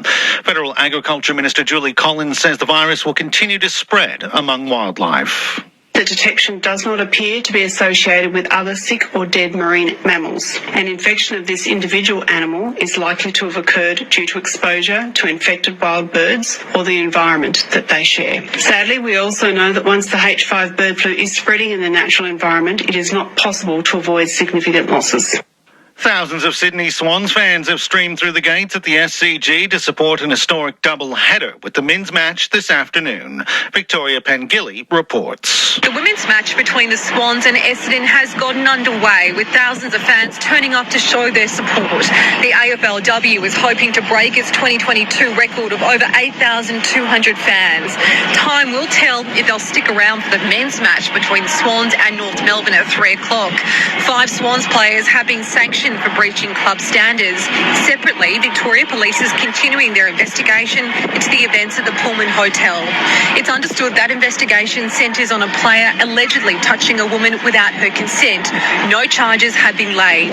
Fans say they have mixed feelings about the scandal, and some are now considering boycotting the men's match to make a statement. The Premier of the Canadian province of British Columbia, David Eby, is backing moves to impose retaliatory tariffs on American imports following the collapse of trade talks between the two nations. Canadian Prime Minister Mark Carney says his country will match U.S. tariffs dollar for dollar after U.S. President Donald Trump hit Canada with 50% tariffs on a range of goods. Mr. Eby says the terms the Americans were seeking to reach were totally unacceptable. I think they've really revealed the true nature of what the Americans are seeking in terms of their relationship with Canada. The suggestion that Canada would not trade with other countries or reduce our trade with other countries because the Americans tell us to would reduce us to the economic equivalent of the 51st state. Tensions between Israel and Syria are ramping up after a number of people were wounded in an Israeli drone strike on the outskirts of the capital, Damascus. The BBC's Yolanda Nell reports. Syria condemned the Israeli attack near the village of Bedjin as a flagrant violation of its sovereignty and international law. The rural area is close to where Israeli forces are occupying part of southern Syria and has previously been hit in the past year. The Israeli military said it had targeted a terrorist in the final stages of preparing attacks. The latest strike comes days after Israel struck a military airbase in northern Syria, claiming that Turkey was set to deploy forces there in violation of Israeli agreements with Damascus. One Nation MP David Farley has conceded his party's migration target is not too different to Labor's. Mr Farley says under One Nation's plan, the annual migration rate would be at least 230,000 people a year, which is just above the government's 2028 target of 225,000. He says there'd be a minimum of 100,000 skilled workers on top of what he calls the true net overseas migration target of 130,000 people a year. You just took the PALM program in itself, that's about 40,000 a year. You take the skilled aged care nurses, probably 68 to 70,000 a year. Then you come down into the technical sides of mechanicking and engineering. Again, there's quite some numbers there. Meteorologists are warning Australia could experience extreme conditions in the coming months with a forecast of the strongest El Nino event in living memory. El Ninos are usually associated with hotter and drier conditions in Australia, and the event follows an unusual mild winter across much of the country. Senior meteorologist with the Weather Bureau, David Crock, says it's been dry across much of the country. Temperatures have already through the winter been really warm through eastern Australia, relatively warm. Of course, there's still been some cold days, but on average, we've seen a really warm winter across eastern Australia. And quite dry conditions too for much of eastern Queensland and much of eastern New South Wales as well across the winter. And South African former boxing world champion Zolani Teta has been shot dead outside of his home in the country's Eastern Cape province. Police say the 38-year-old was approached by two armed suspects wearing balaclavas who opened fire as he sat in his car. A woman who was also in the vehicle is being treated in hospital for multiple gunshot wounds. ABC News. Get more news at any time. Download the ABC Listen app. ABC sports coverage of Australia versus Bangladesh. Live on your radio, ABC Sport Digital and ABC Listen. We're just about ready to roll again after tea here with the Bangladesh team 8 wickets down. Yes, 8 for 95. Need another 51 to make Australia bat again in this rapid game of cricket. So it's Nathan Lyon who's bowling and around the wicket edge, and he's caught it slip. Caught by Smith. The 9th wicket falls first ball after tea. Taskin pushed, edged, low to Smith. Another one in his bag of many wickets. Catches in the history of his Test career. Nicely flighted, easily edged, just missed the leg of the wicketkeeper, Alex Carey, and another one in the bag for Australia. It's happening quickly. Phil Jaques. The game is still in high speed, isn't it, Jim? A great start back after the break for Nathan Lyon. First ball after tea. Largely unsighted there at slip. Steve Smith had to catch it. So in behind Alex Carey's leg. Moved really smartly to his right-hand side and a really smart catch at slip. And it's just a fantastic performance with the ball. Hasn't been from Australia's perspective. 9 now for 95. Bangladesh still trailing 51 runs. And I think the chances of making them bat again are very slim indeed now, Jim. You would think so. Yes. Although their best partnership of the first innings was their last one. Well, if that happens again. You're going to have to lash a few 4s and 6s. I don't think they'll get them in singles. No. They won't be there. But 9 for 95. And Nathan Lyon has 2 wickets in the innings. And he's coming into bowl to Shoreful, who took 7 for 48 in the Australian innings. He can wang it if he has a go. Let's see. Nathan Lyon draws him forward first up, and he just pushes in the direction of the under the nose on the offside. So slip, silly point. And it's a long off, deep square leg. And Nathan Lyon just trying to now finish this game off. He comes in, Shoreful swinging at this, off the edge, and he's caught it backward point by guess who? Mitchell Starc. He takes the catch that finishes the match off. And Australia win by an innings and 50 runs here. A huge victory after going down in the first test of the season. Nathan Lyon gets the last 2 wickets as Shoreful tried to hit that somewhere back into the ocean, and he got a top edge to backward point, and the catch taken there by Mitchell Starc, who'll obviously be the man of the match. So only 3 balls required after the tea break for Australia to win this game by an innings and 51 runs. Yep. Quick work from Australia after tea. Get the job done. Nathan Lyon ends up with 3 wickets. Bangladesh bowled out twice under 100. It really was minimal resistance from this Bangladeshi team. After what was a very promising win in Darwin, a history-making win, they just haven't been up to the extra bounce here at Mackay, and to get bowled out for 95 in the second innings and 64 in the first innings, get beaten by an innings. And Australia didn't bat overly well. Not a great performance with the bat in hand. So a compromise comprehensive victory for Australia. There was this result that was anticipated by so many in the first test in Darwin, but Bangladesh had a couple of good days up there and ended up winning the game very strongly by 9 wickets. But here they've come back to ground with Australia stung, no doubt, by what occurred in that match. They've lifted their performance, and from the moment Pat Cummins won the toss and decided to bowl, and Stark took a wicket with his very first ball, it's been pretty clear which way this game was heading.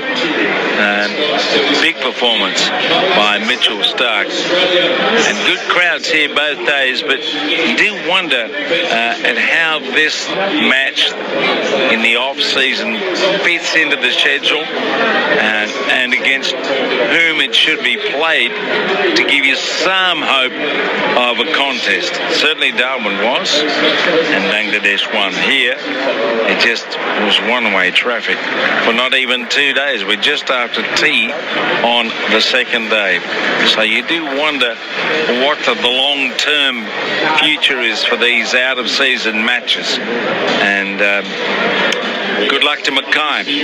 I reckon they've had a test match where they have created one record, maybe more. I'm sure this is the first debut test match ground in history that has had 18 wickets fall on the first day. Yeah, and I don't think the wicket was that bad, Jim. No, it was fine. I think it was a really good cricket wicket. Yes, it was bowler friendly. Yes, it was hard to take shots on that first day, but if you applied yourself, you could certainly make runs on these wickets. Yes, for sure. No, it's been a good series. I think it's been a shame last week, but you can do that. It's pretty special. Well, they say you learn more out of losses than victories. What was it that you learnt yourself? Because you look so relaxed again today, and you must be really looking forward to South Africa now to try and give it another run. Yeah, 100%. Obviously, we've got 20 tests coming up this year, so yeah, you want to get off to a good start, and I feel like I have done that. So now it's just building on that and yeah, finding something that works and just continue with it. What about your breakdown in your training between batting and bowling? Such a fine all-rounder. You debuted in first-class cricket as a bowler. What's the percentage breakdown, and how much time, now that you're comfortable with your batting, it seems, do you turn your focus to your bowling? I think I've always put a lot more time into my batting. I'd say it's probably a good 80-20 split. I think it's just kind of keeping my body as ready as possible for bowling, but then putting most of the rest of my time into batting. So yeah, I'll probably say an 80-20 split. Yeah, nice. And thinking ahead to that South African series now, white ball cricket, that's the next cricket on the radar. What's the sort of the mindset and the changes and preparation for that? Yeah, I think it's really exciting. Obviously got a World Cup coming up in a year's time, so I always feel like there's a World Cup coming around every single year. So yeah, another one to look forward to. Obviously we won the last one, so we know kind of how to go about it. It's just coming together as a team, and obviously playing in South Africa, that's where it's going to be. So yeah, pretty crucial tour for us. And how did you find that the experience? Test rounds in the first one, and here in Mackay must be good fun getting out and taking it to the people. Yeah, 100%. We love our time in Mackay. I think the last time we were out here, we had a lot of fun, a lot of good cricket, and I think that the facilities here are world class. Yeah, it's probably not what we were expecting when we came over here. I think the training wicket's been awesome. Obviously the ground's awesome, and then yeah, the building's been great as well. So I think they've done a really great job. Yeah, good on you. Well, you guys did a great job this Test match. Congratulations, mate. Go and enjoy. Josh Hazelwood, Joshy. Yeah, very well, very well. How are you, mate? It was well, you did the heavy lifting up in Darwin, and here the other boys just come and take over on one with a bit more seam and bounce. Yeah, Grandstand at Stumps on ABC Sport. We're down here on the Boundaries Edge. We might just rip out of that. Adam Gilchrist chatting there with a couple of players. We're going to be joined by a few of our own. Australia have roared back into the winners list with a comprehensive victory by an innings and 51 runs in the first ever Test match in Mackay. Gee, it was a dominant performance. The Australians, they bowled out Bangladesh for just 64 in the first innings, composed piled 210 of their own to lead by 146 on the first innings, and that was too many for Bangladesh. Just missed for double digits in both innings of the Test match. All out 95. Mitchell Starc with 10 wickets for the match, and Cam Green, the only player to pass 50. He ended up with 67 with the bat for the Australians. The Aussies winners by an innings and 51 runs. They square the series. They keep the trophy. The presentation to come in just a moment. We'll hear from both captains as well as the player of the match and the man of the series. Corbin Middlemas with you at the Boundaries Edge here at Harrop Park in Mackay. Jason Gillespie, Glenn McGrath, Stuart Clark, our fast bowlers alongside me. More from Phil Jaques to come in just a moment, and we'll hear from the Australian team. But Stuart Clark, that's about as comprehensive as it gets. The Australians dominant, and another two-day test, the third in the last 7 test matches on Australian soil. Yeah, Corbin, I think you're 100% hit the nail on the head. It was comprehensive, everything they did. It didn't start well for Bangladesh. Mitchell Starc with the new ball yesterday morning. It was wickets, and there was clattering and clanging of stumps and catches taken. And look, to be fair, I don't think Australia batted overly well. I know Smith and Green got a good partnership in the middle and got them to a point where they were in charge of the match. But then, again, the second innings, what we saw in the first, the wicket was probably even better. The Australians came out. Mitchell Starc again dominant with the ball. It was good to see Nathan Lyon pick up a few wickets. And I thought, Josh Hazlewood didn't pick up any wickets, but probably bowled the best he's bowled today, but just didn't get anything go his way. It was pretty comprehensive. Glenn, when you think about 2 days of Test cricket, we're done, 5-10 minutes after the tea break on the second day, and that's all she wrote.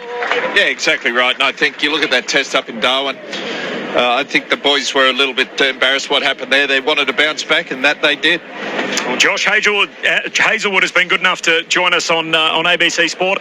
Josh, congratulations. Another 2-day test. It's pretty comprehensive. Yeah, it's good to be part of this one. Missed a couple of 2 days last year in the summer. So I think, again, just the way Starkey bowled up front set the tone, and we sort of just carried that momentum through the rest of the test match. It's pretty much 5 sessions in about 5 minutes that the test match came to a close in. Is that reflective of this pitch, that the test match is over in just over 5 sessions? No, I don't think so. First morning of a test match, you expect there to be a little bit there. We probably made the most of that, obviously, but then, once the lacquer went off the ball, or once the ball got a bit older, 20 overs, 30 overs, we saw, Greeny dig in, even Gazza dig in. So, it's just about getting through that first 20 or 30 overs, and things become easier, and, it probably should have finished maybe late on day 3 or early day 4, according to the pitch, I think, yeah. This series really shaped as the chance to get on the on-ramp and away on your 21 test odyssey with some huge overseas tours to come, potentially a World Test Championship final thrown in there. So you square the series 1-1 after your shock loss in Darwin. Did you get what you wanted out of the series as a team? Yes and no. I still think there's a lot of questions, obviously, that'll be sort of asked in the next few weeks before that South African tour. But yeah, I think from my point of view, everything's feeling pretty good. There's a tough slog in Darwin there at certain times, but the body held up nicely, and so they get back into the swing of bowling those repetitive spells, repetitive days. I think we bowled every day of the Test series, so to get through that's probably a big tick for me, and I'll hopefully carry that forward into the white ball and onwards. So yeah, things are good. First of all, Josh, congrats on 300 Test wickets last match in Darwin. Thought you bowled absolutely beautifully. You've had a bit of a layoff, and you've missed a lot of cricket. Have you had to do anything different with your training and your preparation to get yourself ready to be back in the Australian side? Yeah, I think probably just we had the opportunity this time to do really specific Test match practice, I guess, or Test match workload, so to speak. There was no cricket for about probably 10 weeks after IPL, so a couple of weeks to freshen up, and then we really spaced it out nicely, with the boffins, as you like to call them, in the strength and conditioning and physio guys, and coaches have their input as well. So whether it's repetitive spells or back-to-back days, it's just spread out nicely up there in Brisbane. Over the last 5 weeks leading into Darwin. So there was no games, there was not much travel. We could really space it out how we wanted, and I guess it's paid dividends. Joshy, well done on your 300th. I haven't had a chance to say congrats, mate, and well bowled today and over the last little bit. So there's a lot of cricket coming up in the next 12 months. I know there's a South African tour, India, but then the Ashes in in middle of next year. That's one tour that I guess you haven't won outright. Is that something you're focusing on, or you sort of just take it a tour as it goes? Yeah, I think you can't look too far ahead. But I guess those things sort of do linger in the back of your mind from time to time. It's the next 3 overseas trips are the 3 that we sort of this group hasn't won. South Africa, India, and England. So as you mentioned, we've got a couple of draws there the last 2 series, but to win in England, to win in India, and South Africa as well, they're probably the 3 toughest road trips. So yeah, we've got to be on our game. And for you personally, the body, how's it feeling? Everything good. Yeah, coming out well. Yeah, I feel like I probably got better as each test went on. Everything's feeling pretty good. Got a few miles and legs now, so hopefully just carry that through, whether it be white ball in Zimbabwe and South Africa or into the test matches or a freshen up. So yeah, we'll play it by ear the next few weeks and make a call. What happened with Tuscan Ahmed? Well, we had Todd Payton and a few of the Cowboys coaches the last few days, and he wasn't happy with my contact, that's for sure. Really got stuck in a bit more, but yeah, Todd wasn't happy. So you didn't appeal, you just turned to the umpire and essentially said, come on. Yeah, if they're 2 for 200, it might be a different story with that appeal, but I guess we felt we could get him next over. But yeah, just one of those things where we just ran into each other, but I feel like I could have got there. Come on, tell the truth. I was watching very, very closely. Come on. I would have got there. You would have got there, and there was steam coming out of your ears. But hey, there would have been steam. We were all sitting up laughing, going, just knock him over. Come on, get on with it. Josh, congratulations. Appreciate your time. We'll see you in South Africa. No worries, thanks guys. Cheers. And Josh Hazelwood back at it in the Australian Test team on the back of the 2 tests here, and a big win for the Aussies by over an innings, 1 innings and 51 runs, the final margin here. So Stark finishes with 10 wickets for the match, but that is one of the feel-good stories coming out of this series. Obviously, the shock defeat took a little bit of the gloss off it at the start in Darwin, but the fact that Josh Hazelwood's back and he got through, that's huge for Australian cricket.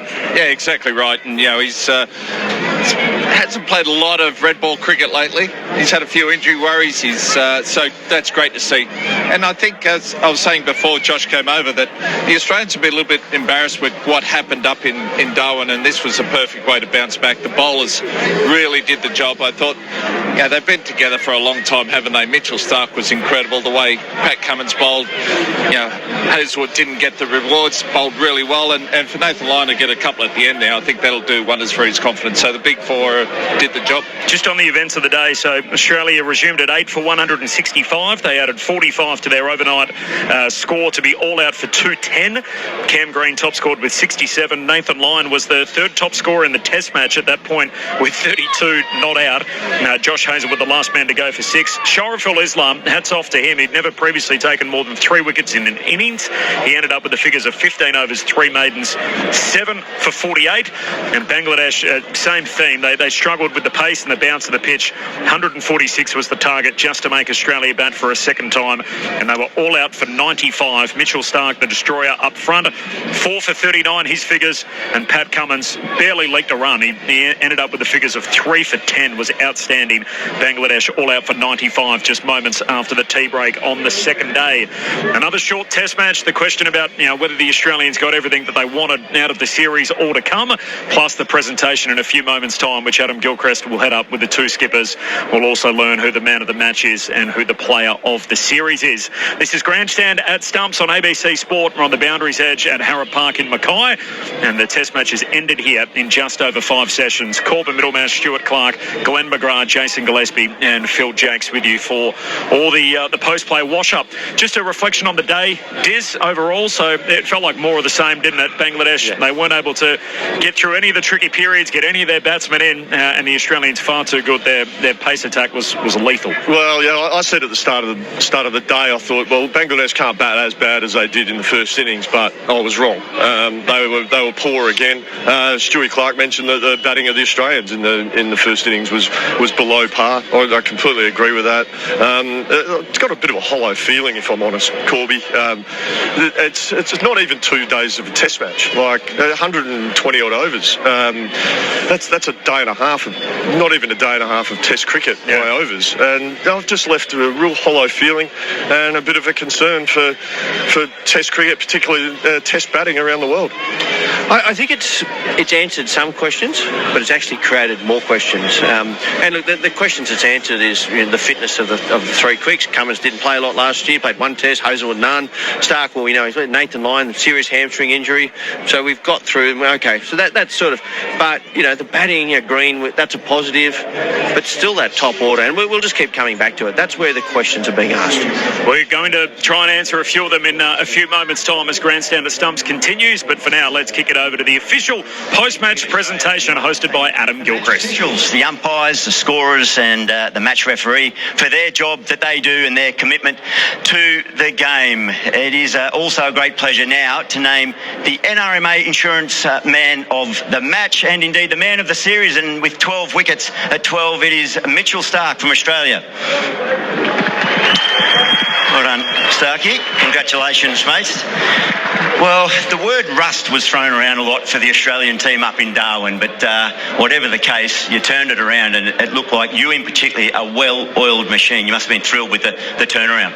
Yeah, much better week. We knew we weren't at our best or what we expect of ourselves in Darwin. Bangladesh played really well, so take nothing away from them there. But yeah, what we expect from ourselves this week is what we got, particularly with the ball on a wicket that aided us with the ball. So, yeah, 1-all series, but a much better week for us. You're a humble man. You always have been. But I'd like to know, what is so special about becoming, entering the top 10 wicket takers of all time? Don't know yet. I'm still playing. So Nathan did remind me that I've just stepped on the first rung of the ladder and he's still up there looking down on me. So still got a way to go.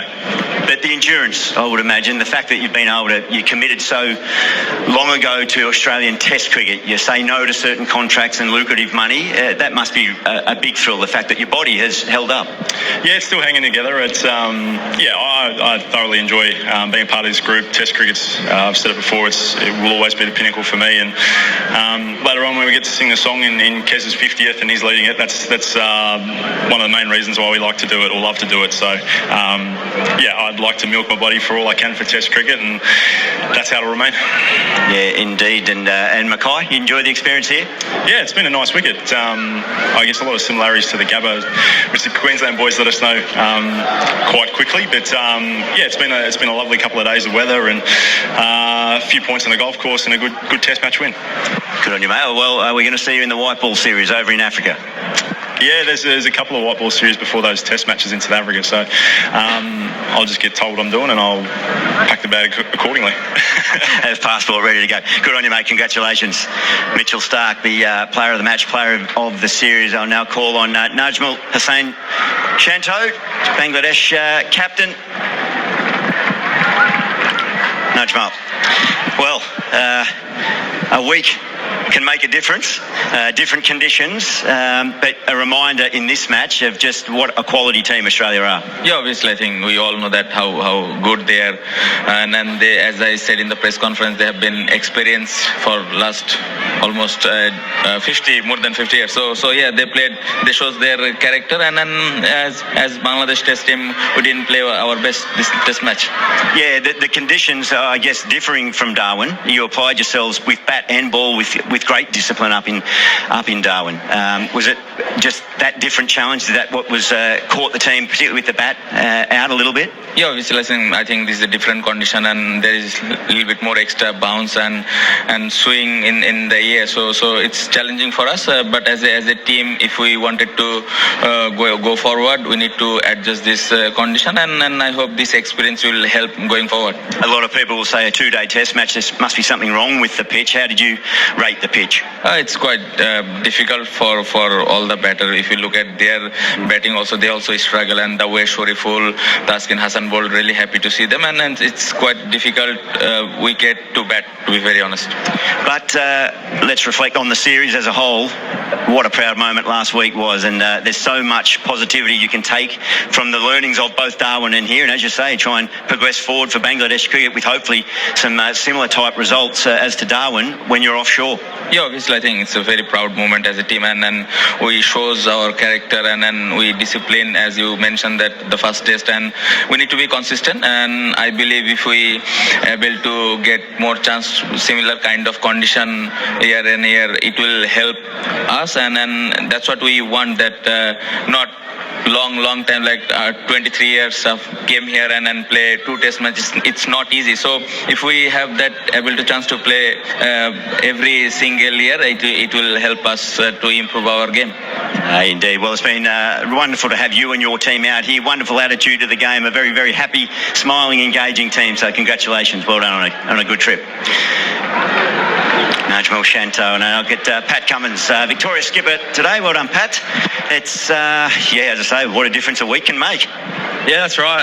A lot of things went right these couple of days, where a lot of things went wrong last week. But yeah, we needed to bounce back, and it was a great couple of days from the lads.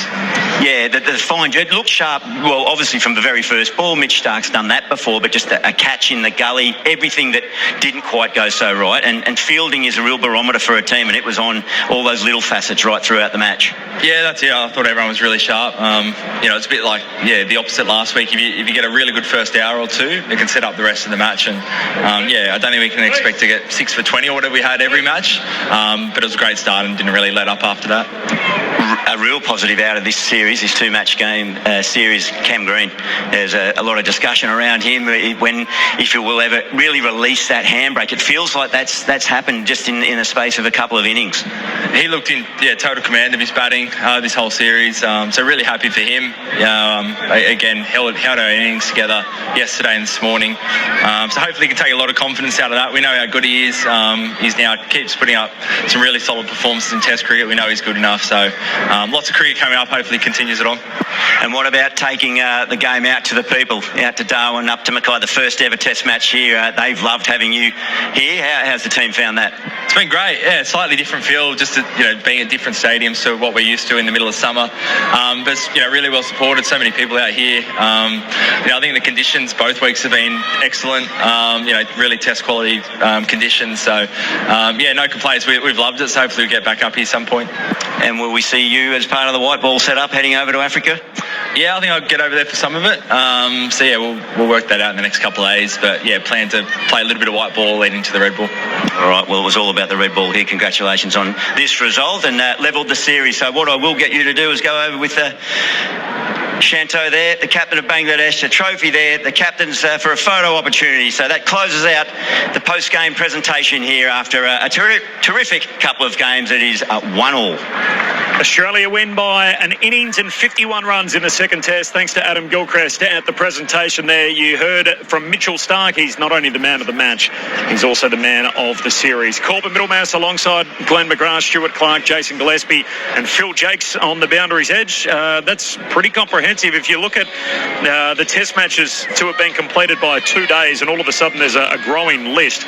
This is only the third in the last 50 years, but it's the third in the last 7 tests. So we saw it last year in Perth. It's to start the Ashes series. We saw it on the Boxing Day test.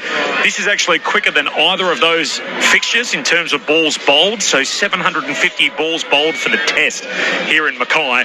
There's actually only been one shorter test match in terms of balls bowled in the history of the game that Australia have been involved in these parts, and that was against South Africa in Melbourne 1932. So it's almost a century ago since the last time we had a test match here in Australia that has been that short in terms of balls bowled. Final attendance at 12,085, so 12,085 across the 2 days. What did Phil Jaques? Firstly, your initial reaction. What do you make of what we've seen here across the weekend, as it's turned out to be, Saturday and Sunday fixture here in Mackay? Well, it's amazing that it's inside 2 days, isn't it? It's been a test match that's been completely dominated by the ball over bat. There's been some pretty ordinary batting, it must be said. A little bit of a lack of application from both teams, really. And you're going to see a lot more games finishing quickly if the test matches continue to be played in this manner. And there needs to be something done as far as how the batters go about things a little bit. Looking at the past a little bit to work out how this game needs to be played on these sort of surfaces. And I think there needs to be something to be done to be balancing that ledger between bat and ball a little bit more. I felt like the second test was very much what people feared the first test was going to be. Instead, we got an amazing win, one in which we won't soon forget in Darwin, obviously by the Bangladeshi team. Unfortunately, they were completely overmatched, though, here in Mackay. Australia win by an innings and 51 runs. Cam Green screen. He's been one of the bright sparks out of this series. He's been sensational with bat in hand. Half century here, Cam, on the back of your 100 in Darwin. Congratulations on a fine series. Thank you. It's obviously been a great few days here. I think we didn't need it as a team, but I think it's just a reminder of how good our change room is, and to get the win within 2 days is pretty special. Felt like you were under as much pressure as just about anyone in the Australian cricket team leading into the series. You come out and peel off. You made 100 on home soil. Was there any other doubt on the way that you went about it? Did you doubt yourself at any stage that you had these kind of performances in you? No, not really. I think the great thing is that I was able to go back to Shield cricket. Kind of a bit of a reminder about how I want to go about it. I think when you're playing in a pretty good Australian Test team, you bat behind some pretty good players in front of you, and I think I probably got caught up in how they go about it. So I think the beautiful thing of going back to state cricket is just to remind myself and how I want to go about it, and obviously paid off this couple of weeks. Did you prove something to yourself in these 2 Test matches? No. I think I've had plenty of good performances for Australia. It just hasn't quite been there at Test level yet. I think it's probably just something to build on going forward. Cam, I read somewhere you went back and had a look at a journal that you'd written about when you were successful. Can you talk us through a little bit about that process? Yeah, no. I think I just, when I went back to Shield cricket and had success, I just jotted down a few notes just to kind of remind myself, because obviously I was about to head off to the IPL a week later. Obviously jumping between formats, we had ODIs in Pakistan and Bangladesh after the IPL. And I seem to bat quite differently in different formats of the game. I think it's just a reminder of what worked during that week, and it was just great to look at those notes and just a little reminder and tweak and how I want to go about it. Cam, you spoke a little bit about changing the way you play, I guess, to be more like yourself. What did that look like? What things did you take into this series? Because it's been a fantastic series for you. What do you think? What have you done differently to prepare? Your methods out in the middle. Was there something mentally that has changed? Yeah, I think it was just method out in the middle. So I think it's a great way to put it. I think during the Ashes I definitely got it wrong. I was looking to be a bit too aggressive early, looking to play too many shots, trying to put pressure back on the bowlers. I think I got off to good starts, but then I think I just got myself out all tour. So I think it's just a reminder to go back to playing my game, which is taking my time early. Because I'm a natural scorer. When I do get myself in, I just take a while to get in. And that's always been me my whole life. So I think it was just a reminder myself of that. And Cam, well done on the batting over the last couple of weeks, mate. How's the body? Bowling? Are you where you want to be? You looking to bowl more as we go forward through this summer? This season? Yeah, for sure. Obviously had the surgery a year and a half ago now. I've just got a lot of confidence in my body now. I like to think I've got no wood to touch, but hopefully I can touch wood and say that's kind of past me now, and now we can kick on and start to learn probably more the art of bowling instead of looking after my body per se. And there's nothing wrong with your shoulder. I saw you underarming them in from the boundary line and you didn't bowl here. Any problems with that? Yeah, luckily I'm still able to bowl. So, thankfully I can catch them in gullies. So, hopefully there's no need to throw the ball at all. You weren't trying to catch Pat Cummins's eye on bowling out there on that wicket. But, all the quicks did well. But you wouldn't mind having a trundle out there, would you? I think the boys weren't too happy with the ball that was picked. So, I'm pretty happy watching the big boys bowl, and I'll just sit a gully. Looking forward to South Africa, mate. What does your change of preparation look like for a tour like that? It's going to be a big series for Australia. Does it differ at all for how you prepare for a series here, or is it pretty much same? No, I think it'll be very similar. I think I've never played a test in South Africa, but I think speaking to a lot of people, they say the wickets are very similar. So, no different if South Africa was coming here. I think, pretty similar preparation. And Cam, appreciate your time here on ABC Sport. We'll obviously catch you in South Africa, and all the very best. Nice to see you amongst the runs on home soil. Easy. No, thank you guys. Cheers. Cam Green with us from the Australian cricket team. He got his third Test 100 in the series, of course, after starting off with hundreds in Ahmedabad and also in Wellington. He now adds Darwin to that list, and he was easily the pick of the batters here in Mackay. He was the only batsman in the entire Test match, which lasted just over 2 days to pass 50.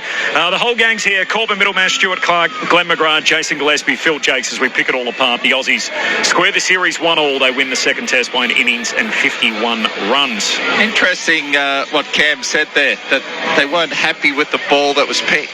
I wonder who picked it, because when Starkey come out, the ball wasn't swinging the same as what it was in the first innings. So interesting. Right. Thought something was quite a little off there. Who picks the ball, though? There's the question. Yeah. When you were around, did you pick it? Or did you pick it? Or Occasionally I picked it. I just pick on feel. If Brax was in the team, he had to pick it and do some fancy stuff. I think it's one of the most overrated parts of the game, picking the ball. Just pick one up and let's have a lash at it. Just pick it up, and if it looks dark and the seam feels nice, happy days. That's it. It's an overrated process. All right, same question that we put to our first guest that joined us moments ago, which was Josh Hazlewood, of course, about whether Australia got what they wanted out of this series. So in the end, it's all over at the completion of 5 sessions, really, that just touched the start of the 6th session, the final session on day 2. Australia won, Bangladesh won at the end of the series. You look at the first inning scores for the Aussies, 198 and 210 all out. Did the Aussies get what they wanted out of this 2-Test series against Bangladesh? I think it would have been an underwhelming series from Australia's perspective. I think the expectation is that Australia would truly dominate Bangladesh, particularly in these conditions. To go 1-1, it's better than 2-0, but yeah, they wouldn't have been happy with squaring the series, but they would have been happy with their work in Mackay. Yeah, and I think the bowlers probably got what they wanted out of it at different times. Hazlewood bowled well up in Darwin, got the results. He bowled well here as well. Mitchell Starc, Pat Cummins, and even Nathan Lyon. So I think from a bowling unit, yes, but it's still the same problem that they've had for quite some time. Top 3, especially the openers. Top 3. Travis Head moved down to his number 5 posse. I think he's perfect there. If they could find the top 3 who are successful, then this team would be complete. So that's the glaring gap at the moment, and there's still no solution. Yeah, I don't have much to add to what Pidgey and Jaques you've said. I think, underwhelming. Batting is the issue. More questions than answers at the moment. So positives, if we go through the positives firstly of the series, because I know we're all busting to talk about the other side of things and what that means for Australia before their next Test assignment, which is at the start of October in Durban in South Africa.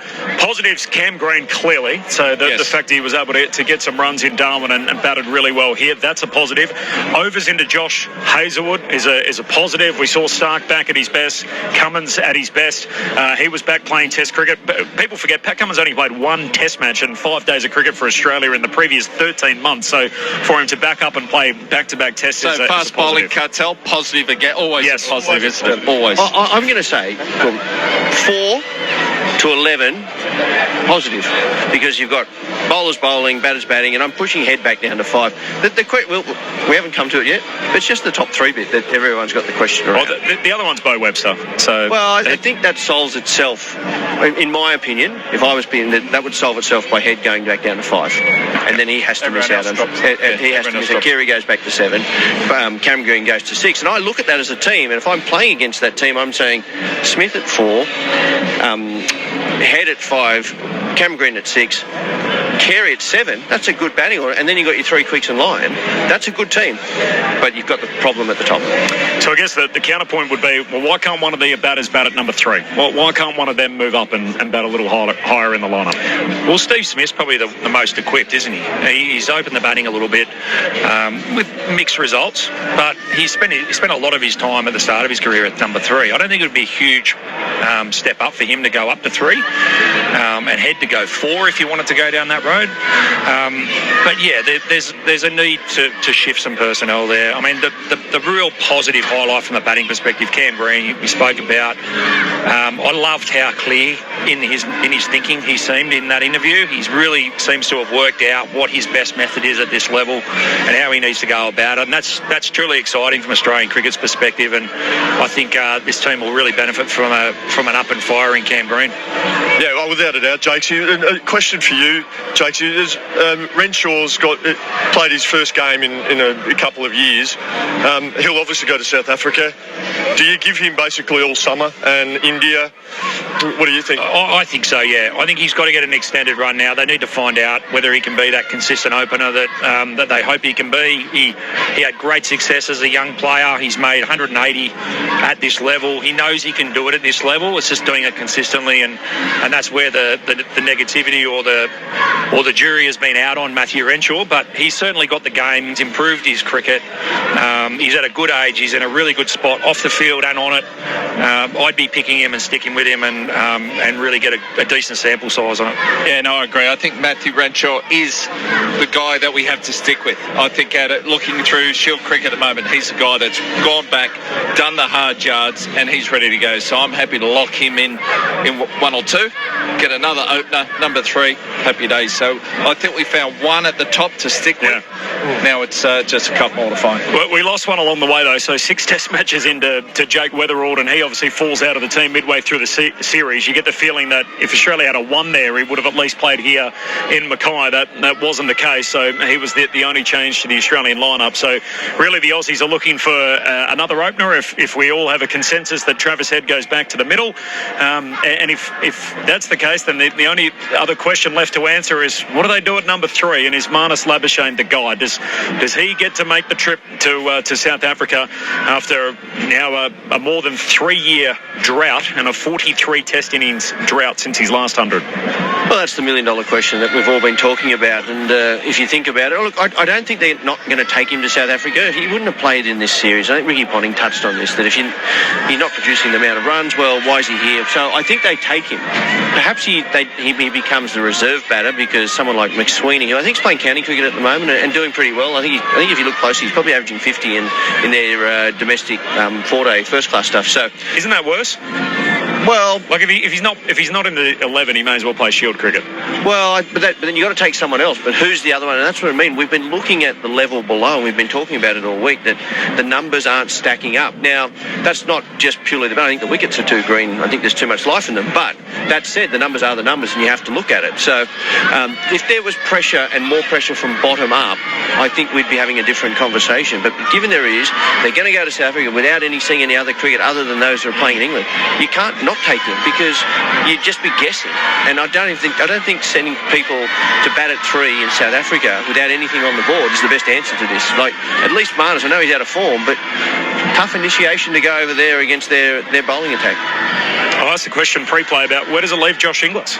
He's been the reserve bat that's been travelling around as part of this group, and yet it feels like whatever combination you come up with, very few people have him in the top 6. Yeah, well, that's the thing. He's been picked as a spare batter and a spare keeper. He covers a few different angles as far as being on the bench for Australia and if something happens while they're away. But they need to work out and have a really solid discussion about whether he's the next best batter in. If he is, where is it? Is it middle order? If it's in the middle order, then how do you fit him in and how do you give him an opportunity? And I tend to think that if Marnus Labuschagne goes to South Africa, it will be to start, or he'll be back to Shield cricket. Is my opinion. I don't think they'll take him to ride the bench. No, if he goes, he plays, doesn't he, Jaques? I mean, a question on Inglis for you, Jaques. Has he got the temperament and the technique to bat 3 for Australia? Not 3, no. Not in my mind. I think he's a 5, 6, 7. But that's my opinion. Yeah, the Travis Head one's fascinating. Well, it's particularly in those kind of conditions as to what that's going to mean for Australian cricket. We're quick little straw poll. Would you rather him at the top or in the middle, Travis Head? Ideally in the middle. The middle? number 5 for me. Yeah, I've got him in the middle as well. I know he had success last summer, but I felt like England went to bouncer plan quite early to him, didn't pitch it up, and didn't really get enough sample size on that front foot. And I think he's struggled in this series. The first test starts on about the 8th of October, I'm pretty certain. Maybe a couple of days later than that, but it's in Durban, so it'll be Durban first up, and then Corbin for the second test, and then the third test back to Cape Town. Of course, Australia's first tour of South Africa since Sandpaper Gate. So there's going to be a little bit on that when Australia make their way there in October. So what a fascinating series it's going to be. The run ahead, I know we've touched on it a few times. So it's South Africa next for 3 tests, and it's back home against New Zealand for 4 test matches. Then it's over to India to play 5 test matches in India, which is going to be a huge trip in January, February. Come back home, the Sesquicentennial Test at the MCG in March, and then on the Big Bird over to the UK with the World Test Championship final to start, should Australia qualify for that, and then the 5 test matches, of course, as part of the Northern Ashes up against England. But what do you think's the one that they most want to win? What's the tour, do you think, in that time? I know you put that question to Cam Green and Josh Hazlewood moments ago. Pitch? Yeah, no, the Ashes. Australia hasn't won outright there since 2001. So, yeah, this current team, especially the 4 quicks, the 3 quicks and Nathan Lyon, they've won everything else, haven't they? But they haven't won outright in England. And I think that's the one they all want. If they go there and do that, that's a massive positive. But the downside is, I reckon we're going to see a lot of retirements after that series, and that's going to leave some massive holes. Are we ready to start filling those? But South Africa's, out of all of them, I think this South African trip's going to be the toughest. They can go over there, they've got to compete. If they get blasted away, if their top order fails again and get blasted away, that's going to make the rest of those test matches a lot tougher. It's a tough one to try and rekindle form, isn't it? Particularly with the bat against the World Test champions in their own backyard. Yeah, if they pick all their frontline players and they're not playing T20 cricket, and it's a hard ask. And the wickets are sporting, and they've got a little bit of life in them. So the top order are in for a tough challenge. And if you can get runs over there, look, the Ashes is obviously the big one, but the Indian series is another one as well, because the Australian cricket in the history of the game have struggled to win over there, and even the great teams that you guys played in, I think you won, was it 04, I think, when you guys won, but it's such a hard place. And I think there's test seam bowling in South Africa and England, but it's going to be a real test of their batting, certainly against spin, because India are going to produce turning wickets. And if you look at, again, if you start looking in depth into the stats and the outs, we haven't had a great record against spin either. No, certainly haven't. And I'm a bit with you, Saf. I think the Indian series is one that the Australians will certainly want to win. Haven't won there since 04, 5 test series, and Ashes, as Pidgey said. I think the players won't admit it, but they are looking a little bit ahead to those iconic series as well. And that's showing all the respect to South Africa and New Zealand, but there will be one eye on the prize a bit further along. This is grandstand at Stumps. Australia have won the second test by an innings and 51 runs. Mitchell Starc was the man of the match. He was also the player of the series.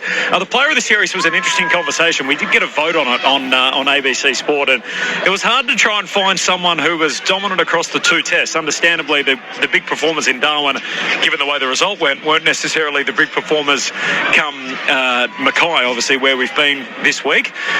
Mitchell Starc dominated here. He only got the 2 wickets up in Darwin. I actually thought Cam Green, out of all the players, he got the 100, obviously, in Darwin, and then he backed it up with a top score here of 67, albeit it was a match dominated by the bowlers. Who do you think should have been player of the series? I agree with the Starc one. However, in 2 low-scoring games, when you've got a batsman that top scores in both games, that's a big series. However, I felt like Mitchell Starc's performance was just far and away the dominant performance of the series in this particular game. Cam Green, though, lots to like, plenty of improvement, and he just seems in such a clear headspace. I can't wait to watch what's next. I think you've summed it up really well, Jaques. What I would say is that I think had Cameron Green been given the Man of the Series award, I don't think anyone would have begrudged him. Yeah. So either way, I think it's a win-win. They both had very good series, no doubt. And play with the series, small sample size, pitch pretty hard when you only got 2 test matches to try and draw from. Well, it is, and the two,